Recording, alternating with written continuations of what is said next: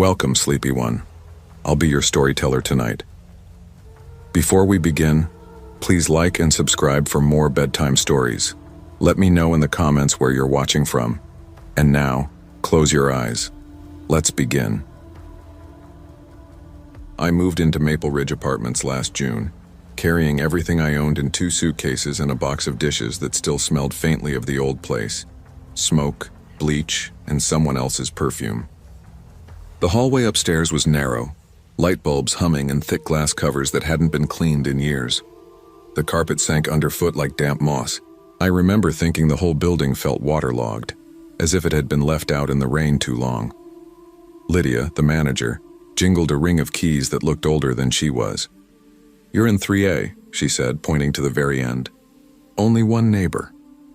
She lowered her voice as though sharing gossip with a stranger she didn't trust. 3B, Mr. Crow, keeps to himself."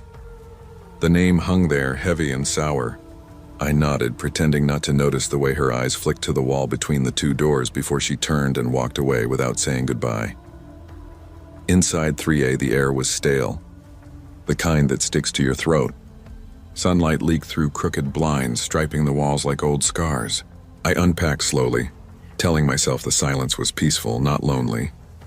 At 3 that morning, I learned the difference. A long scrape shuddered through the wall, wood on wood, chair legs across a bare floor. Then another, then nothing. I lay still, counting my heartbeat until it slowed. Old building, I thought. Pipes, maybe. The next day, I asked Lydia if 3B had hardwood. She blinked too quickly. "I don't remember," she said. "Mr. Crow doesn't like people asking questions."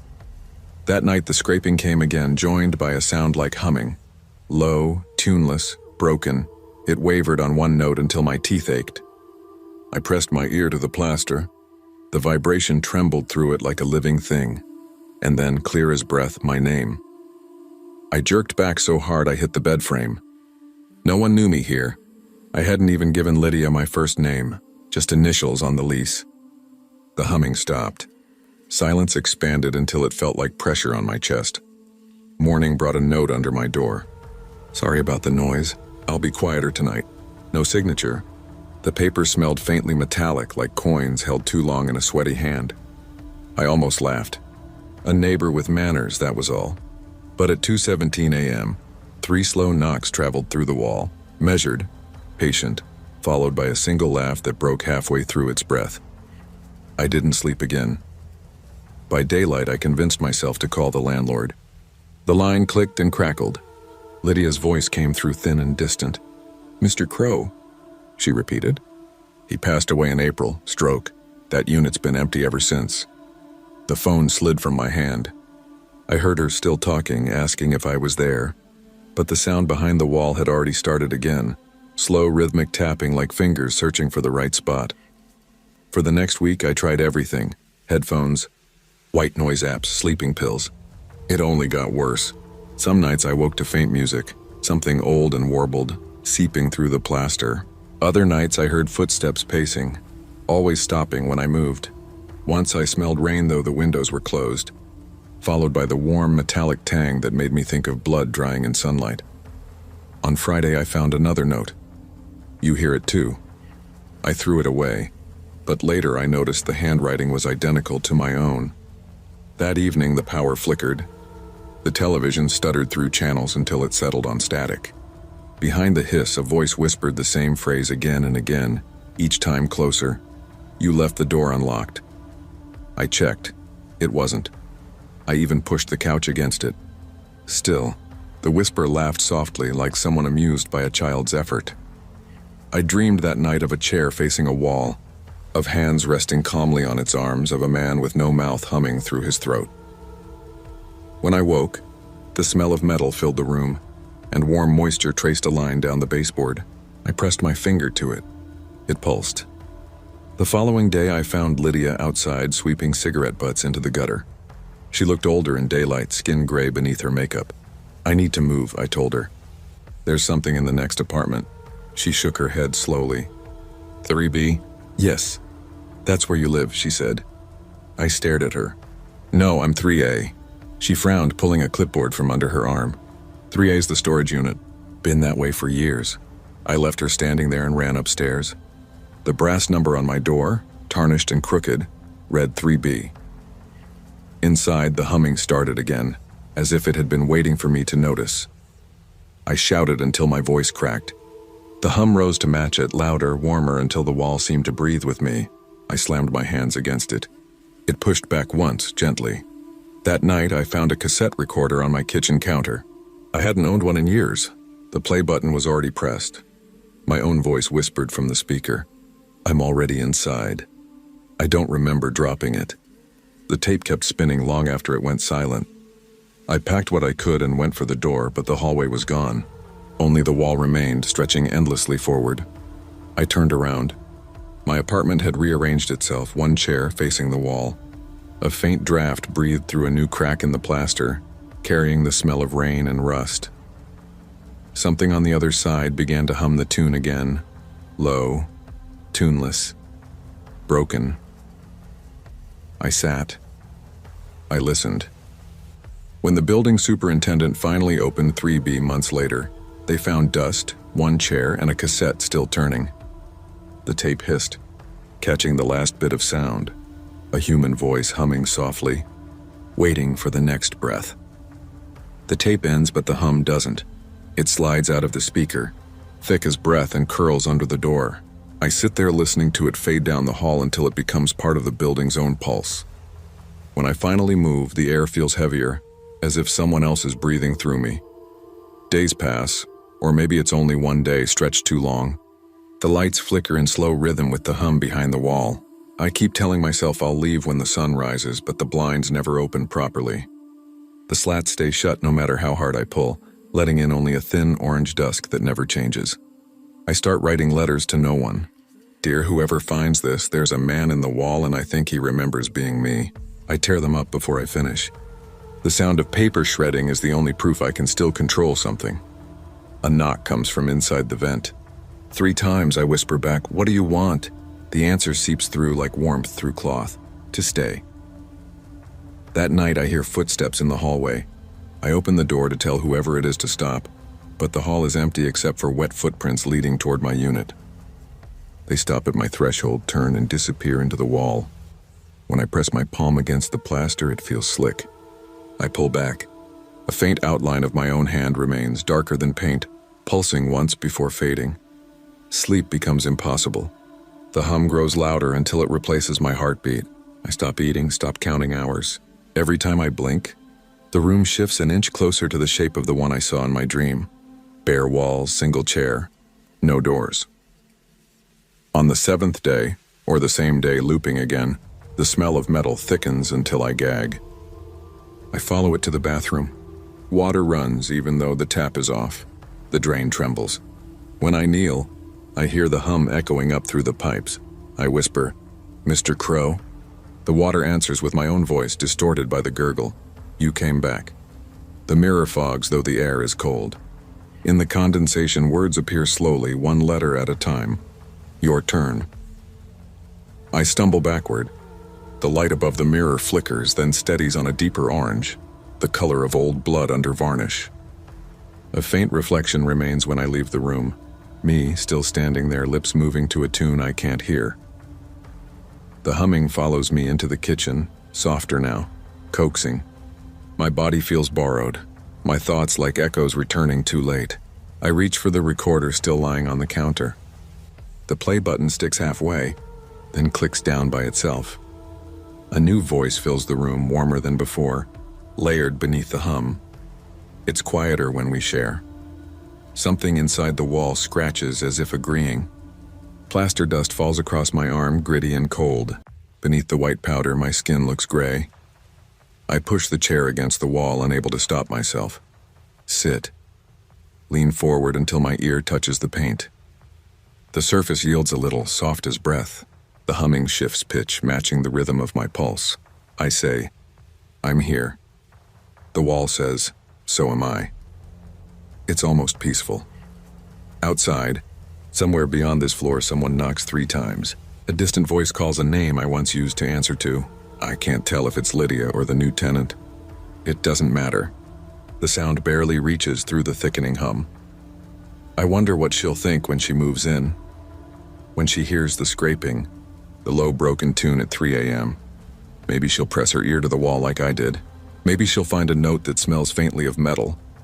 Sorry about the noise. I can feel him smiling now, or maybe it's me. The difference has thinned to nothing. The lamp flickers once, twice, syncing with the breath that passes between the walls. My last clear thought slides away as easily as the air leaving my lungs.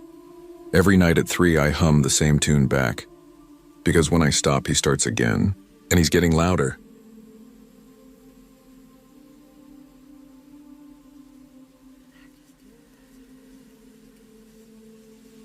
The first thing I noticed about Unit 5B was the smell. Not bad exactly, just old. Damp carpet, cigarettes that had burned down to their filters and left behind ghosts in the wallpaper. The kind of smell that seeps into your clothes so you carry it out with you, like a secret you didn't agree to keep. It was quiet, though. That's what mattered. After months of living downtown above a bar that never slept, the silence felt almost holy.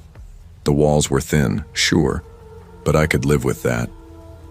You tell yourself every apartment has a trade-off. Space for quiet, quiet for safety, safety for rent you can afford. The woman next door introduced herself my first night. She knocked softly, 3 times, barely audible. And when I opened the door, she was standing there barefoot, wrapped in a robe that looked older than the building. "Mara," she said. Her voice rasped, like she hadn't used it in a while. She smiled, small and tired. Glad to finally have company. Her eyes were gray, the kind that always look like they've seen the end of something. I smiled back, because what else do you do? "I'm Claire." "Good to meet you, Claire," she said, and the corners of her mouth twitched like it was harder to smile than it should have been. "I've been here a long time." Then she turned and disappeared into her apartment. I didn't see her again. Not in the hallway, not at the mailboxes, not at all. But I heard her. It started the 3rd night, around midnight, faint through the wall that separated our living rooms. At first it sounded like someone talking on the phone. A woman's voice, low, steady, sometimes laughing softly, sometimes breaking into quiet sobs. I figured Mara had friends she talked to late, or maybe she was just one of those people who thinks better out loud. But after a few nights, I realized I never heard another voice. Just hers. One night I pressed my ear against the wall. Her voice was clear now, sharp even through the plaster. She was whispering, words running together in a strange rhythm, like a prayer or a confession. Then she said my name. Once. Soft. Then again. And again.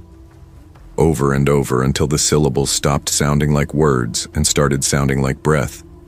I pulled away from the wall, heart pounding. It could have been coincidence.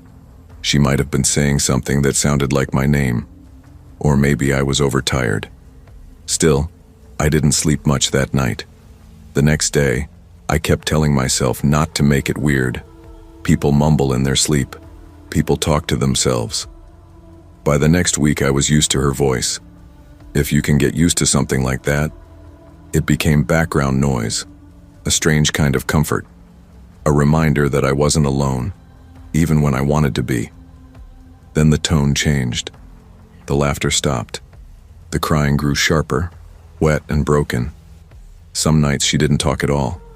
She just made a sound like someone dragging their fingers along wallpaper, slow and steady. I started leaving the radio on low just to drown her out. When that didn't help, I bought earplugs. They dulled everything except the one thing I didn't want to hear. Her voice, clear, intimate, like it was right beside me. Claire. I sat on the couch holding my breath. The whisper came again. "I hear you." I turned the radio up until the dial cracked under my fingers. The next morning, I caught the landlord in the hall, a short man with a comb-over that never quite hid the truth. I told him about the noise. "She's just lonely," he said. "Old tenants get that way." "She's not old," I said. 30, maybe 40. He frowned. Mara, no one's lived in 5A since Christmas. I laughed automatically, waiting for the punchline that didn't come. He shrugged. The place is empty. I locked it myself. My stomach turned. Then who? He raised a hand. Old pipes, thin walls. You'll hear echoes. Happens all the time. That night I sealed every crack in the wall with tape, around outlets, along the baseboard, even around the vent. Anything that might let sound through. At 12:03 a.m., the voice returned, muffled, desperate, not whispering anymore. Crying, "Help me." I pressed my hands to my ears. The sound only grew louder, not through the wall this time, but inside the room, right behind the couch. I turned slowly. A faint draft brushed my neck, cold and damp. I moved the couch and saw it, a hole in the wall, a perfect circle, drilled clean through plaster, about the size of an eye. I crouched, shining my phone light through. Darkness, then movement. An eye stared back at me, wide, still, watching. I screamed and stumbled backward. For a moment everything was silent except my own breathing. Then a voice slipped through the hole, familiar but wrong. It was my own voice. "Don't close the hole. I like hearing you too." I called the landlord again at sunrise, told him I needed the unit next door checked. He sighed, said he'd come by later. He didn't. That evening, I pushed furniture against the wall, everything heavy I could move. The sound didn't stop. The whispers came from every direction now, through the vent, under the floor, behind the light switch. I left my apartment for the first time in days and spent the night in my car. When I came back the next morning, the hole was gone. Someone, or something, had patched it. The plaster was smooth, too smooth, a different color than the rest of the wall. I should have felt relieved. Instead, the silence felt heavier. That night, I didn't hear her at all. No whispers, no laughter. Just the faint hum of the refrigerator and the creak of settling wood. Until 3 a.m., when the air vent rattled once. I stared at it from the couch, frozen. Then, faintly, through the ductwork, came breathing. Slow, wet, close. I covered the vent with a towel, taped it tight. It didn't help. The breathing turned into humming, a tune I recognized. Something I'd hummed to myself while unpacking weeks ago. I lay awake until morning, staring at the patched spot on the wall. The paint was darker now, like it was damp from the inside. When I touched it, it felt warm, like skin. By morning, the wall had cooled. The mark where I'd pressed my palm was still visible, though, faint, like a bruise that wasn't mine. I told myself I'd imagined the warmth. Sleep deprivation can do that. I called the landlord again, but the call went straight to voicemail. My message came out half coherent. Something about holes and voices and someone breathing through the vents. When I hung up, I realized I was shaking so badly I'd dropped my coffee. That evening, I sat on the couch, phone in my hand, staring at the wall. The patched circle looked smoother than ever, the paint now matching perfectly. Whoever fixed it had been inside while I was gone. At 11:55, the lights flickered. At 12:03, the whisper started again. It came from inside the wall, the exact spot of the patch. Soft at first, just breath. Then words. "It's lonely in here." I pressed my hands against the plaster. It felt cold again, pulsing slightly beneath my palms, like something moving behind it. "You shouldn't have left me alone," the voice said. I stumbled back, heart pounding, and grabbed my keys. I was halfway to the door when I heard something new. Fingernails scraping, slow, deliberate, from inside the wall. I froze. A single crack appeared across the patch, a thin, dark line running from ceiling to floor. The sound stopped. Then softly, the whisper came again. "Let me see you." I backed away, hitting the edge of the kitchen counter. A glass fell and shattered, but the noise barely registered. The crack in the wall widened with a dry pop, and something pressed through from the other side. pale and trembling. Fingertips. I screamed, but no sound came out. The fingers curled and scraped against the surface, dragging downward, leaving streaks of something dark and wet. "Don't shut me out," the voice whispered. I ran into the bedroom and slammed the door. My hands shook as I shoved the dresser in front of it. I could still hear the scratching moving from the living room to the hallway now, closer, dragging itself along the baseboards. Then silence. My phone buzzed. An unknown number. I answered without thinking. On the other end, my own voice said, "Claire, can you hear me?" I threw the phone. It hit the wall and clattered to the floor, screen cracked but still glowing. My voice kept speaking from it, calm and rhythmic, repeating the same question over and over. "Can you hear me?" The lights flickered again. The bulb over the dresser popped. The room went dark. In the dim flash of the dying light, I saw the closet door shift open an inch. The voice whispered from inside, closer now, not muffled at all.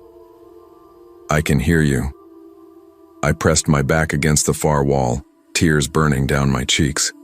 The air was colder in the corners, heavy with the smell of damp plaster and something metallic. The whisper grew louder. "It's better when we talk together." The closet door opened wider, slow, creaking. From the darkness inside, a faint light glowed, pale blue-gray like moonlight filtered through fog.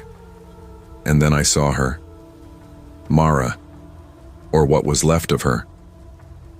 She was folded into the space, her body half buried in the wall behind the closet, like she'd been absorbed by it. Her skin was the color of plaster, her eyes dull and glassy. The light wasn't around her. It was inside her, flickering beneath the surface like a heartbeat. She smiled. "You listened?" she said. Her mouth didn't move with the words. They came from everywhere. The vents, the walls, the phone still glowing on the floor. I couldn't breathe. She reached out one hand, and the wall around the closet rippled like water. "Come closer," she whispered. "You already know how." I shook my head, whispering no over and over, backing toward the door. But the door was gone. Just seamless wall where it had been, smooth and pale. The light in Mara's chest pulsed faster. "Talk to me, Claire." I turned and ran to the window. The night outside looked wrong, the street too still, the buildings across the alley sagging inward like reflections in water. Behind me, the wall bulged. Something pressed out from inside. Two hands, a face forming under the paint, lips parting, whispering my name in a perfect imitation of my own voice. "Don't run. Stay." I grabbed the nearest thing, a chair, and slammed it against the wall. The plaster cracked, flakes falling like snow. The voice screamed high and distorted, then cut off abruptly. I stumbled back, panting, staring at the hole I'd made. Nothing moved. The apartment was silent except for the slow drip of something from the crack. Thick, red, and wet. I left everything behind and ran. I didn't stop until I was 3 blocks away, standing barefoot in the street. The sky was gray with dawn. When I looked back at the building, every window on the 5th floor was glowing faintly from within. Later that day, I went back with a maintenance worker to grab the rest of my things. The apartment door was open when we arrived. The air inside was dry and still, the smell of dampness gone. But the wall where the crack had been was pristine, freshly painted, smooth. The worker frowned. "They already repaired it?" I nodded weakly. When I walked closer, I saw something faint beneath the new paint, a shape pressed just under the surface, an outline, a face. My face. That night I checked into a motel 2 towns over. I told myself I'd never go back, never think about 5B again. But at midnight, just as I was starting to drift off, the wall behind the motel bed made a faint, familiar sound. A single knock, then a whisper. "I found you." I sat up, frozen. The air smelled of damp plaster again, and then softly, my own voice spoke through the darkness. "Don't close the wall, I like hearing you too."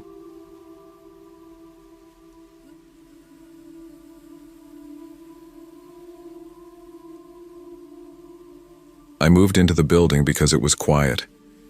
That was the only thing I wanted then. Quiet. The kind that presses against your skin until it feels like a weight. The brick was old, red faded to brown, the windows thick with grime that filtered the daylight into a dull amber. The smell of the hallway, dust, coffee, something faintly metallic, reminded me of a church basement. My apartment was small but warm enough. Second floor, a single window looking out over the narrow alley that ran between buildings like a forgotten vein. The ad had said second floor available. When I signed the lease, the landlord, Mr. Halpern, smiled too long, that polite landlord smile that says, "I know something you don't." "You'll like it here," he said. "Everyone keeps to themselves." Everyone. I didn't think to ask if that included the woman upstairs. The first night, I unpacked to the rhythm of pipes ticking and floorboards sighing. Around midnight I heard her. Soft steps above me, slow and uneven. Then the drag of something heavy across the floor. I smiled. Old buildings talk. People move furniture. Life has noise. But the sound didn't stop. The same pacing, the same drag, the same pause. Over and over, like a loop. I lay in bed counting each step. 12 across, pause, 12 back. It went on until 3 in the morning. When I woke, sunlight slipped through the blinds, and everything looked ordinary. I made coffee, stood at the window. The building opposite had a fire escape that went nowhere, ending just below the roofline. There was laundry hanging there, frozen in place, fluttering without wind. That afternoon I saw Mr. Halpern in the courtyard, sweeping leaves into a pile that never seemed to grow smaller. I asked about the woman upstairs. "Oh," he said, pausing. "You hear her already?" "She keeps late hours," I said, trying to sound casual. He chuckled but didn't look up. "You'll get used to the old noises." That was all. That night, the pacing began again. I lay on my back staring at the ceiling, watching the faint vibration of the overhead light fixture with each step. 12 forward, 12 back. Then a pause. Then the sound of something heavy sliding across the floor, slow, deliberate, as if whatever she was moving fought her for each inch. The smell of damp wood filled the room. I told myself it was plumbing, wind, imagination. By the third night, the rhythm had changed. Footsteps first, then a low sound. Not quite crying, not quite humming. It was the kind of sound someone makes when they think no one can hear. I sat up, my chest tight. The sound moved above me, to the corner of the ceiling directly over my bed.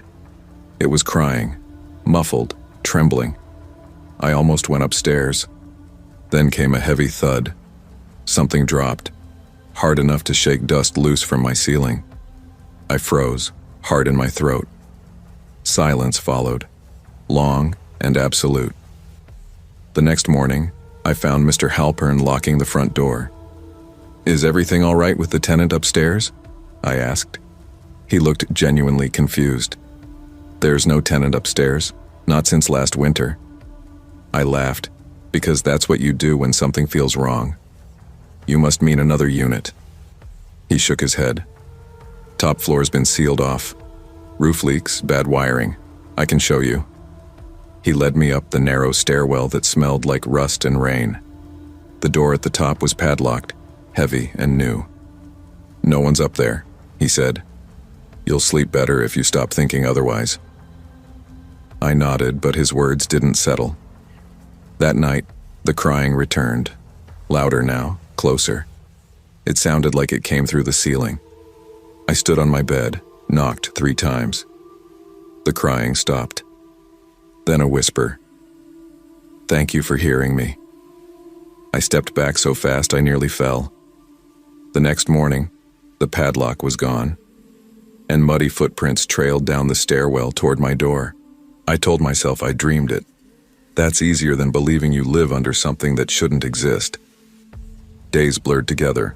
The sound of pacing became part of the air. The pipes groaned when she moved. The light above my bed swayed as if pulled by her weight. Once, while showering, I felt a drop of water from the ceiling. I looked up. A hairline crack ran across the plaster, dark and wet. When I touched it, the water tasted like rust. That night I taped my ceiling with black paper, thinking if I couldn't see it move, maybe I could pretend it didn't. At 12:07 a.m., the paper shifted. One sheet at a time, peeling itself free until I saw the faint outline of something pressed against the ceiling from above. A hand, 5 pale shapes dragging slowly across. The sound came again, the soft crying, followed by a low voice, as if speaking through fabric. "You hear me?" I didn't sleep at all after that. The next day, I tried to leave. I packed 2 bags, went down to the main door, but it was stuck, swollen by humidity, or maybe something else. Through the crack beneath it, I could see the shadow of Mr. Halpern's shoes. I called his name. No answer. When I knelt to look, the shadow didn't move, but the air smelled wrong, like wet plaster and something sweet. When I finally got the door open, the hall outside was empty. I ran down the steps to the street, breath clouding in the cold air. But the moment I crossed the threshold, the quiet hit me like a wall. No cars, no wind, no sound at all. The world outside the building was frozen, still, gray, unmoving, not dead exactly. Paused. I stepped back inside. The door closed itself behind me. The humming began again. The humming threaded through the walls like a pulse. It wasn't loud. It didn't need to be. It found its way into every corner of the apartment, a low vibration that turned the air thick enough to taste. I tried playing music, turning on the TV, anything to drown it out. The sound just bent itself around the noise, slipping under the dialogue and between the notes, humming in harmony with whatever I put on. By 2 in the morning, I gave up. I sat at the kitchen table, the light flickering every few seconds, and wrote a note to myself. "You are awake. You are alone. There is no one upstairs." I left it on the fridge where I'd see it in the morning, but when morning came, the note was gone. In its place was another scrap of paper, same handwriting, same ink. "Thank you for hearing me." I tore it up and threw it away, but the pieces didn't look right in the trash. They looked old, as if they'd been sitting there for years. That evening, I made myself go up to the 3rd floor. The door that had been padlocked now hung slightly open. The smell hit me first. Damp, mold, something sour beneath it. A long hallway stretched out beyond, lined with peeling wallpaper the color of bone. The floor was covered in mud. Footprints led from the door toward the apartment directly above mine. I followed them, the boards creaking under my weight. The door at the end was half shut. Inside, the air was colder. A faint light came through the window, enough to see dust suspended like snow. There was nothing inside but a single wooden chair, and above it the ceiling was broken open, splintered lath and hanging plaster, a jagged hole that looked down into my own bedroom. I could see my bed through it. My blankets were still in the shape of my body. I stepped backward, breath catching in my throat. The floor under me moaned like it had lungs. From somewhere behind, a soft sob broke the silence. I turned. In the corner stood a woman, hair hanging over her face, her dress gray with age and damp. She was looking down, arms wrapped tight around her stomach. She said very softly, "It hurts." Her voice wasn't angry. It was small, human.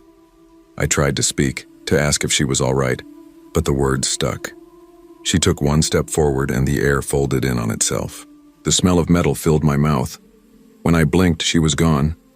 Only the sound remained, her footsteps moving overhead again above my bed, the rhythm I'd come to know too well. I stumbled downstairs. Every wall in my apartment seemed to breathe. The ceiling bulged slightly with each step she took above it. I called the police. They came, they checked. No one upstairs, no footprints, no sign of anyone ever having been there. They left, politely confused. I sat on the bed for hours after, waiting for the sound to start again. It didn't. The silence was worse. Then, just before dawn, a soft rustling. A photograph slid under my door. A picture of me, asleep. The angle was wrong. It was taken from above. I stared until the sun came up.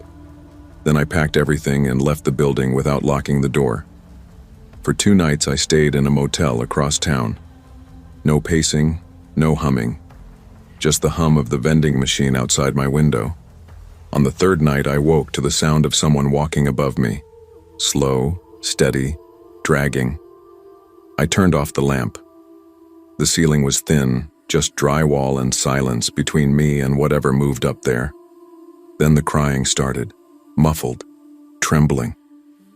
I sat up, knocked once on the ceiling. The crying stopped. Then a whisper, soft enough to make the air in the room shift. "Thank you for hearing me." The hum of the vending machine flickered out. The ceiling above me creaked. Dust fell across my blanket, warm to the touch like breath. I looked up.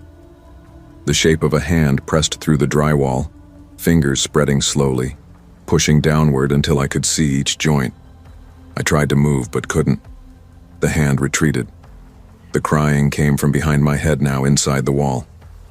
I whispered, "Please stop." The crying stopped.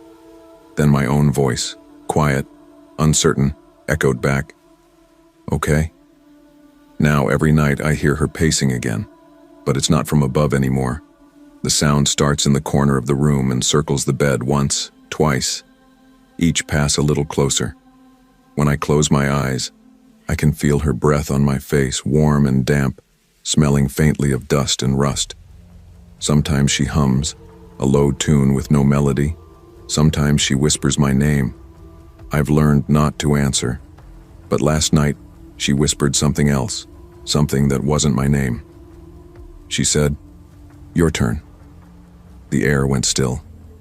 Now, when I breathe, the walls breathe back. The ceiling trembles with each heartbeat. And just before dawn, when the world should start to wake, I hear her voice again, closer than it's ever been, right above my head.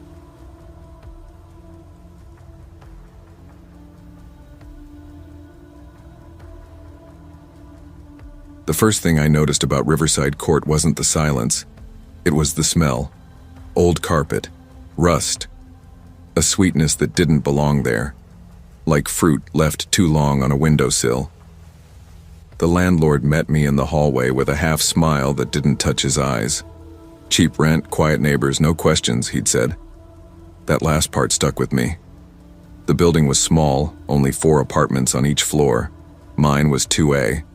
Across the hall, 2B. The door was shut, the peephole stuffed with tissue, a strip of light barely leaking from underneath. The air in the hallway always felt warmer by that door. I never saw the tenant, but I heard him. Small noises at first, glass clinking, something heavy sliding over the floor. Once a faint hum, a tune I couldn't place, and the smell. It started sweet, like honey or rotting peaches, then turned sour, then metallic. The kind of smell that settles on your tongue before you even breathe it in. I told myself it was plumbing, or garbage, anything ordinary. Until one night, I woke to a sound, a wet drip, steady and slow. It was coming from the ceiling above my bed. When I reached up, my fingers came away sticky, warm. The smell hit harder, thicker. It made my eyes water. Something between rust and decay. I sat there for a full minute before I could move. Finally, I got up, dragged the chair from the kitchen and climbed onto it. The light bulb buzzed overhead as I leaned close to the ceiling. The plaster was darker in one spot, soft to the touch. I pressed, and a drop fell, landing on my wrist. Red. I stumbled back, heart pounding, wiped it away, and stared up as another drop gathered, heavier this time, before falling. I grabbed the broom and banged on the ceiling. No answer. Then, faintly, through the wall, humming, low, calm, like a lullaby. I banged again, harder. The humming stopped. Silence. then 3 slow knocks from the other side of the wall. I didn't sleep the rest of the night. By morning, the stain on the ceiling had spread. I called the landlord. He showed up an hour later, sleeves rolled up, eyes half-lidded like he hadn't slept. "It's the pipes," he said after one glance. "Rust, maybe mold, happens every summer." "It's not rust," I said. "It's wet." He gave me a tired smile. "I'll have maintenance look at it." He didn't write anything down. After he left, the humming started again. That afternoon, I saw the maintenance guy in the hallway, a big man in overalls, smelling like bleach and cigarettes. "2A?" he asked. "Yeah." "Complaints about smell?" I nodded. He sighed. "Been getting those for weeks. Probably from 2B. Guy in there never opens a window, keeps to himself. Don't worry, we'll handle it." That night, the smell got worse. I taped towels under the door and around the vent, but it didn't help. The air itself felt thick, heavy. I opened the window, leaned out for fresh air, and that's when I noticed something strange. The window of 2B was open too. No lights on inside. Just darkness. But I could hear it. That humming again, drifting out into the night. I whispered, "Hello?" The humming stopped. Then, soft as breath, "You shouldn't be listening." I stumbled backward, tripped on the rug, and slammed the window shut. The sound didn't come again that night, but the smell stayed. Sweet. Rotting. Almost human. The next morning I found something new. A small brown stain spreading down my wall, starting near the ceiling corner, right where it met the shared wall with 2B. When I leaned closer, I saw the faint outline of moisture seeping through. I touched it, then jerked back. It was warm. I called the landlord again. No answer. I left a voicemail, angry, rambling, then sat in the kitchen with a towel over my mouth to block the smell. It didn't work. By evening, I couldn't take it anymore. I stepped into the hallway. The air was worse out there, almost tangible. The door to 2B looked swollen, the wood dark around the edges, as if it had been wet for days. I pressed my ear against it. Silence. Then a single sound. A low, slow click, like a jar lid twisting open. I backed away. The next morning, a heavy knock shook my door. When I opened it, the maintenance man was standing there. His face looked pale beneath the fluorescent light. "Need you to stay in your apartment," he said. "We're checking 2B. Been too many complaints." He didn't wait for an answer. I followed anyway. He shoved a crowbar into the doorframe of 2B, pushing hard until the wood cracked and gave. The smell that hit us was like a wall. Thick, wet, sweet, and wrong. He gagged, covered his nose with his sleeve. "Jesus," he muttered. "What the hell?" The light flickered as we stepped inside. The walls were damp, streaked black with something that glistened in the light. The floor sagged, warped from moisture. In the center of the room stood a chair, facing the door. On it sat a man, or what had been one. He was still upright, head tilted slightly, skin gray and shiny like wax left too close to heat. His eyes were open. I couldn't move, couldn't breathe. The maintenance man stumbled backward, knocking over a table. Glass jars rolled across the floor, some shattering, releasing a thicker, sharper version of the same smell. Inside them, dark, congealed liquid. Something floating. He grabbed my arm. "Out. Now." We ran into the hall. I bent over, coughing, the air burning my throat. He called the landlord from his radio. No answer. We waited. Minutes passed. Finally, he said, "Stay here," and went downstairs. I didn't stay. I walked to the door of 2B again. It was open, swinging slightly, the air inside shifting with each movement. The humming had started again, soft, from deeper inside. I took one step over the threshold. The smell was unbearable now, sweet and rotting and metallic all at once. The light bulb above the chair flickered, buzzing. The man's head moved, just slightly. A twitch. His mouth opened. and from somewhere in the walls, faint and steady, came the sound of dripping. I stumbled back into the hall and slammed the door shut. The humming stopped. When I looked down, something had seeped out from under the door. Dark. Red. I ran. I didn't stop running until I reached the stairwell. I leaned against the banister, breathing through my sleeve, but the air there was no better. Every breath carried that same cloying sweetness. It coated my tongue, filled my throat. I wanted to scream, to leave, but my legs wouldn't move. Somewhere below, the maintenance man shouted my name. Then nothing. Just the hum of the lights overhead, and that slow, steady drip echoing up through the building's hollow bones. When I finally made it outside, the night air felt thin, too cold. I doubled over and threw up on the sidewalk. A woman walking her dog crossed the street without looking at me. I slept in my car until dawn. By the time I worked up the nerve to go back inside, the hallway smelled of bleach and metal polish. Yellow tape fluttered over the door of 2B, and a plastic sheet covered half the ceiling above my bed. Someone had handled it, but the smell never left. No matter how many candles I burned, it always crept back, faint at first, then heavier, thicker, until it lived in the walls. That afternoon, the landlord came by. His shirt was freshly ironed, eyes bloodshot. "Everything's fine now," he said. "Just some plumbing corrosion." I asked what happened to the tenant. He blinked once, slow. "There was no tenant." I laughed, but it came out dry. "I saw him. In the chair." His smile didn't change. "You should get some rest. These old places, sometimes they hold smells." He left the key on my counter and walked out. I stood there for a long time. The silence felt heavier than the smell. That night I dreamed of jars, hundreds of them, lined along a wall, each one filled with something dark and moving. When I woke, the apartment was hot. The vent above the stove rattled softly, like someone breathing inside it. I climbed onto the counter, unscrewed the grate, and peered in. Nothing. Just blackness. I tapped the edge of the metal. It echoed back too quickly, as if the space inside was smaller than it should have been. Then faintly, a click.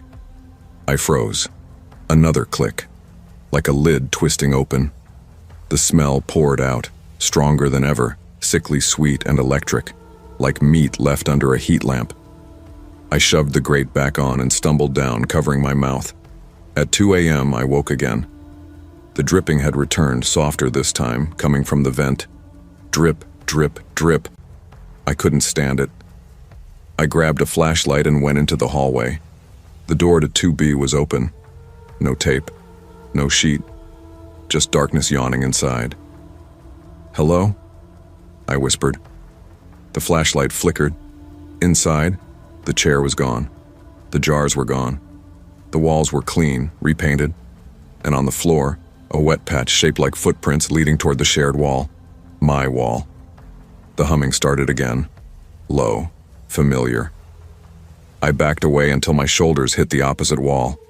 The humming grew louder, clearer, forming words that didn't make sense until they did. It was my name. I ran back to my apartment, slammed the door, locked it, shoved a chair beneath the handle. The humming didn't stop. It came through the wall, steady, calm. Then, from inside the vent, click. I turned the flashlight on it. Something shimmered behind the grate. Wet, moving. A hand, pale, trembling. Fingertips dragging slow lines through the dust. My breath caught. The hand matched mine. Same ring, same scar across the knuckle. Then it curled inward, gripping the edge of the vent. The humming paused. A whisper slid out, soft and wet. "You left me." The flashlight died. For a moment, there was nothing. No sound but the hiss of the air through the ductwork. Then the grate fell open. I didn't see what came through, only felt the rush of hot, sweet air against my face. I must have blacked out. When I woke, the apartment was bright with morning light. Everything looked normal. The grate was screwed back in place, spotless, except the smell. It was stronger than ever, coating every inch of the air. I went to the door, grabbed the knob. It turned, but the door wouldn't open. Something sticky held it shut. I looked down. A thin smear of dark red had seeped out from the baseboard, curling toward my feet. And somewhere behind the wall, the humming started again. Two voices now, blending perfectly. My phone buzzed. Unknown number. A text. "See you downstairs." I dropped the phone. The smell grew sweet again. Then the dripping began, not from the vent this time, but from the ceiling right above me. Warm, steady, rhythmic. I didn't look up, I didn't have to. I could feel it. Thick drops landing on my shoulder, sliding down my arm, and from the vent, that voice, no longer whispering, but singing. A slow, wet lullaby that ended with a breath not my own.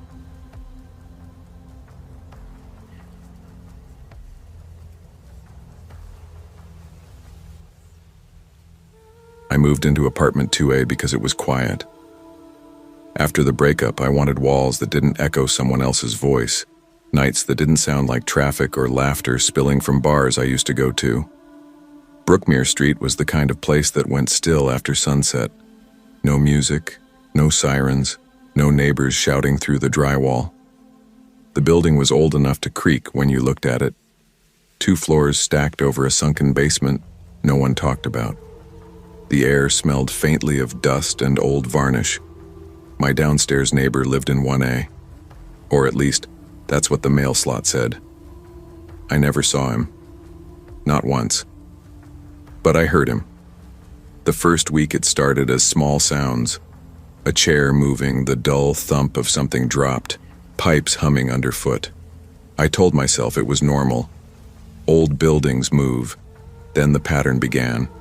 Every night around 2 a.m., a single thud, followed by dragging, then silence.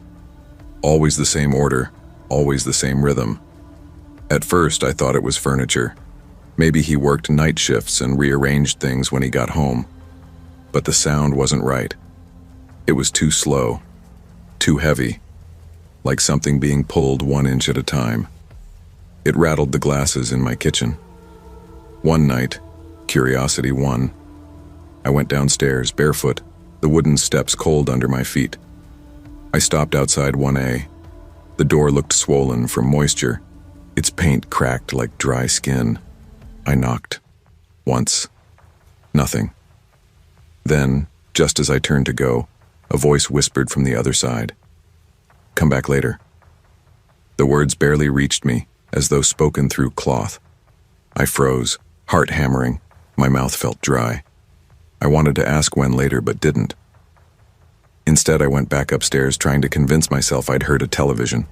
The next night, the noise came earlier, 1:45 this time. I lay in bed, staring at the ceiling, counting each thud, drag, silence, over and over, like breathing. Then came the smell. Metallic, sweet, wet. I sat up, the taste of copper filling my throat. The sound below stopped. Then footsteps began to climb the stairs. Slow, careful. The wooden boards beneath my hallway groaned. I turned off the light, crouched beside the door and listened. The steps stopped outside my apartment. Silence. A faint scraping followed, like fingernails brushing the underside of the door. I didn't move until dawn. When I finally opened the door, nothing waited on the other side. Only a folded piece of paper slipped under the crack. "Sorry about the noise. You shouldn't have listened." The handwriting trembled like it had been written by a hand too weak to hold the pen steady. I called the landlord. He answered on the second ring, voice thick with sleep. "There's someone in 1A, I said. They're making noise all night, leaving notes." He sighed. "No one's in 1A. Then who?" "That unit flooded 2 years ago. We sealed it off. Can't rent it again. Too much damage under the floor." I sat in silence. "Are you sure you're not hearing the pipes?" he asked gently. "Old buildings talk." "I'm sure," I said. But he'd already hung up. That night I checked the door to 1A myself. A thick layer of dust covered the knob. When I touched it, the metal felt damp and cold, as if something behind it breathed moisture through the cracks. I leaned close, listening. Nothing. No hum, no movement. Just silence deep enough to feel like pressure. I went back upstairs. At 2:11 a.m., the noise returned, but it wasn't below anymore. It was in the walls. A faint scraping moving horizontally now, tracing the outline of my living room from inside the plaster. When I pressed my ear to the wall, the sound stopped. For a moment, I thought I heard breathing. Then, so faint it could have been imagination, 2 knocks from inside the wall. I knocked back. Twice. The second I did, something knocked again. Closer this time. I didn't sleep that night either. By morning, I noticed damp spots spreading across the floorboards. When I knelt to touch one, the wood was soft, like skin left too long in water. I told myself I'd call the landlord again, maybe get out of the lease early. But I didn't. Some part of me wanted to know what was underneath. That evening, I sat on the floor above the spot where the noise usually started, flashlight in hand, phone recording. At 1:50, the thudding began, soft, rhythmic, deliberate. Each impact sent a faint vibration through the boards. The smell came next, metal and mold, then dragging, long, wet, steady. I whispered into the dark, "Who are you?" No answer, just another thud. I tapped the floor once with the flashlight handle. Something tapped back. Once, then twice. Then silence. When I checked the recording later, I expected to hear static. Instead, I heard my own voice asking the question, followed by something beneath the floor whispering back a single word. Hungry. I deleted the file. The next morning, a maintenance worker came to check the pipes. He was young, nervous, whistled as he worked. After a few minutes, he frowned and pointed at the ceiling of 1A through the open vent shaft. "You got water damage again," he said. "But that's not from a leak. Looks like something's seeping up." He shivered. "Smells like the flood never left." When he was gone, I sat in the silence he left behind, waiting for night to fall. At dusk, I heard movement downstairs again. Not the dragging this time, but the faint rhythm of someone pacing. The boards beneath my feet trembled as if following the same path. Then 3 knocks. I knocked back once just to see. The answer came instantly. 2 knocks. Faster this time, like excitement. I stepped back, heart pounding. The smell of wet earth filled the room. I turned on every light, but the brightness only made the shadows darker at the edges. From somewhere beneath, the dragging began again. Louder now, closer. Something was coming up. The dragging stopped directly under me. The air thickened until it felt hard to swallow. I crouched, pressing my palm to the floorboards. The wood was wet, and something beneath it moved.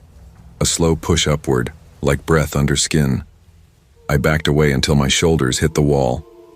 The light flickered once, twice, and then steadied again, dimmer than before. From below came a creak, then another. Footsteps. Someone, something, was walking around beneath the floor. I whispered, "Stop." The sound paused, as if listening.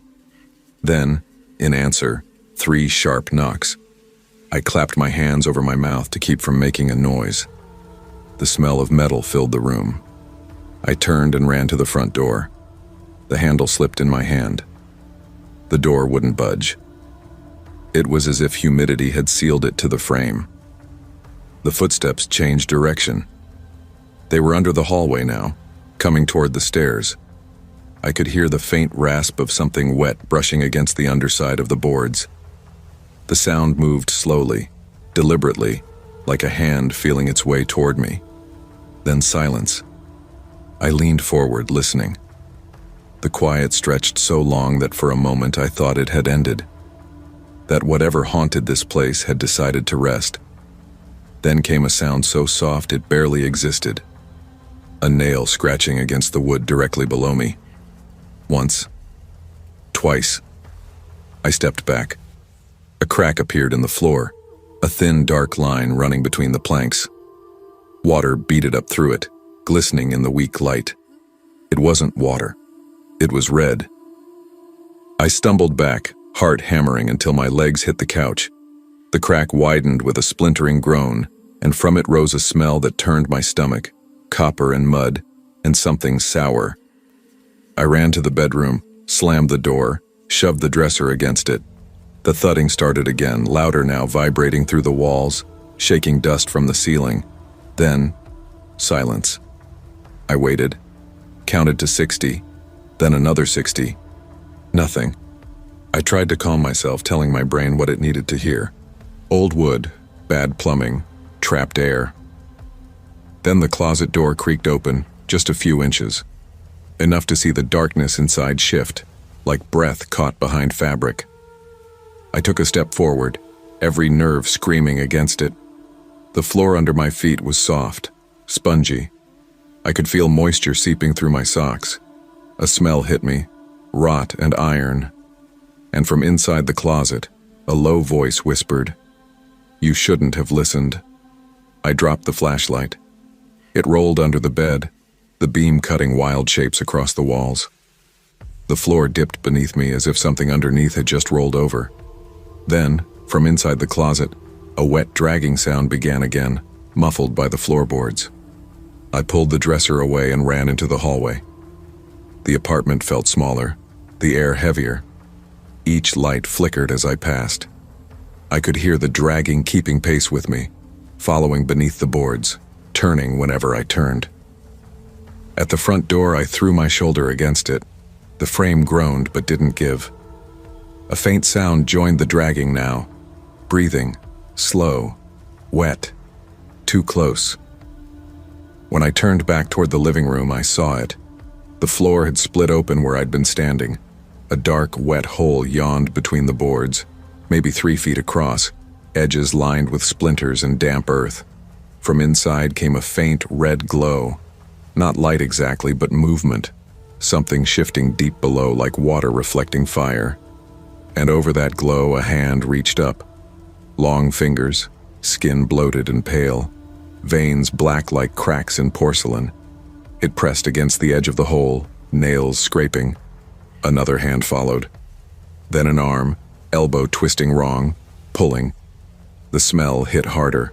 Mud, rust, something ancient. I wanted to run, but my body wouldn't listen. I could only watch as it hauled itself upward, a head emerging next, hair slicked flat against gray skin, eyes blank and open.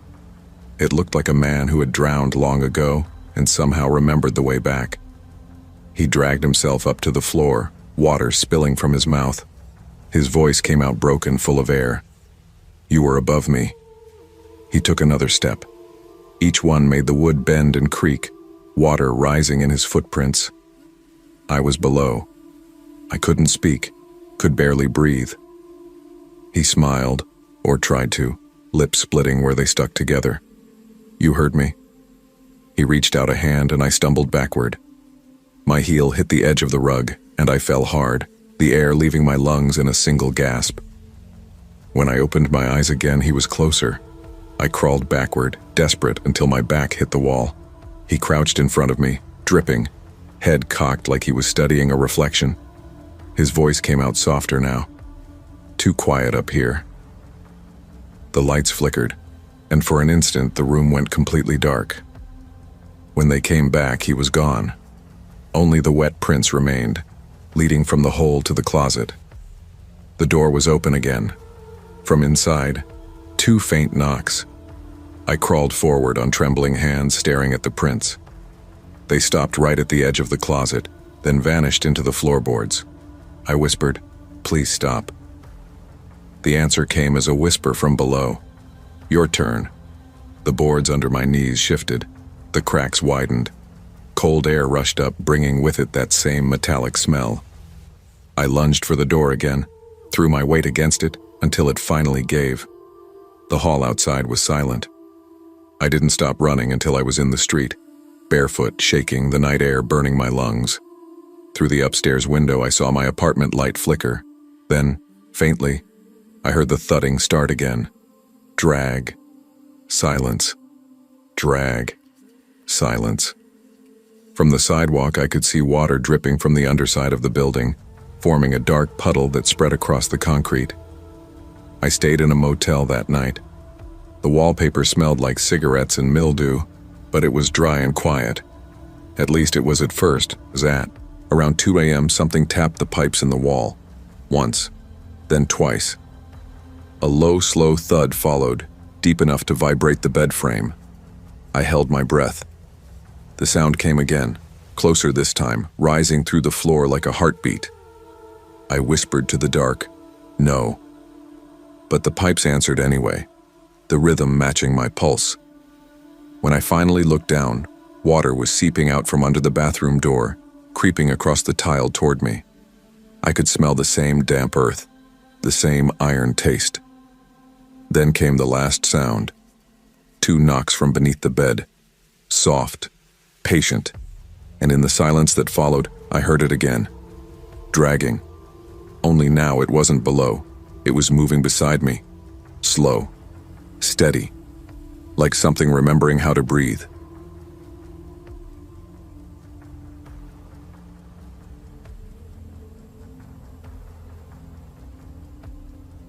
The house had been empty for 6 months when I moved in.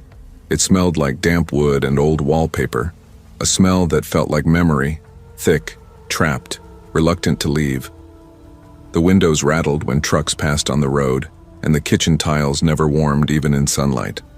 I told myself that was what I wanted, a house with no history that cared who lived in it. The landlord had met me at dusk. He was thin, shoulders bowed like someone protecting himself from invisible rain. "It's old," he'd said, jangling the keys. "Basement's locked. Not part of the lease." That door caught my eye the first night. Gray paint, rusted handle, a single bolt above the knob. When I leaned close, I thought I smelled metal and earth, the way a graveyard smells after rain. I tried to laugh it off. Divorce had left me jumpy. I heard ghosts in every silence. My only neighbor was Mr. Avery, a man I saw but never met. He lived next door in a house that mirrored mine. Same porch, same cracked siding. Every evening I'd glimpse him through the window, standing perfectly still behind thin curtains, face hidden in shadow. Sometimes he raised a hand in greeting, though it never looked like a wave, more a test to see if I'd respond. For a while, life settled into the quiet I'd wanted. Mornings with coffee on the porch, afternoons cleaning corners that stayed dusty no matter how many times I swept. Nights with the hum of the refrigerator filling the house like a small heartbeat, until the power went out. It was around 10 on a Sunday. Everything died at once. The fridge, the hum, the soft light of the street lamp. The entire street fell black except for Mr. Avery's house. His windows glowed a dull orange, as if something burned slow inside. I stepped outside with my flashlight. The air was wet and heavy, the kind that keeps sound close. That's when I noticed my basement door was open just a crack, wide enough for a draft to sigh through. The beam of my flashlight trembled on the edge of the door frame. "Mr. Avery?" I called. "Did you lose power too?" No answer, only a faint scraping sound rising from the dark below, metal against wood, slow and patient. The smell that came with it made my stomach turn. Wet soil, rust, something sweet underneath, like fruit starting to rot. I closed the door, turned the bolt, shoved a chair against it. At 2:11 a.m., the sound returned. Footsteps on the basement stairs, soft at first, then heavier, closer. The wood creaked beneath them as if it had been waiting years to remember that sound. I whispered to myself that it was pipes, that old houses groan, that fear is just imagination doing overtime. But the chair against the door trembled once, as though nudged from the other side. The footsteps stopped. I stayed awake until dawn. When light finally came, I found muddy prints on the kitchen floor leading from the basement door to the front door, stopping there like a trail waiting to continue. A note was taped above the knob. "Don't worry. I closed it for you." The handwriting was neat, deliberate. The paper smelled faintly of earth. I went next door. No one answered. Mr. Avery's curtains were drawn tight, the glow gone. That afternoon I called the landlord.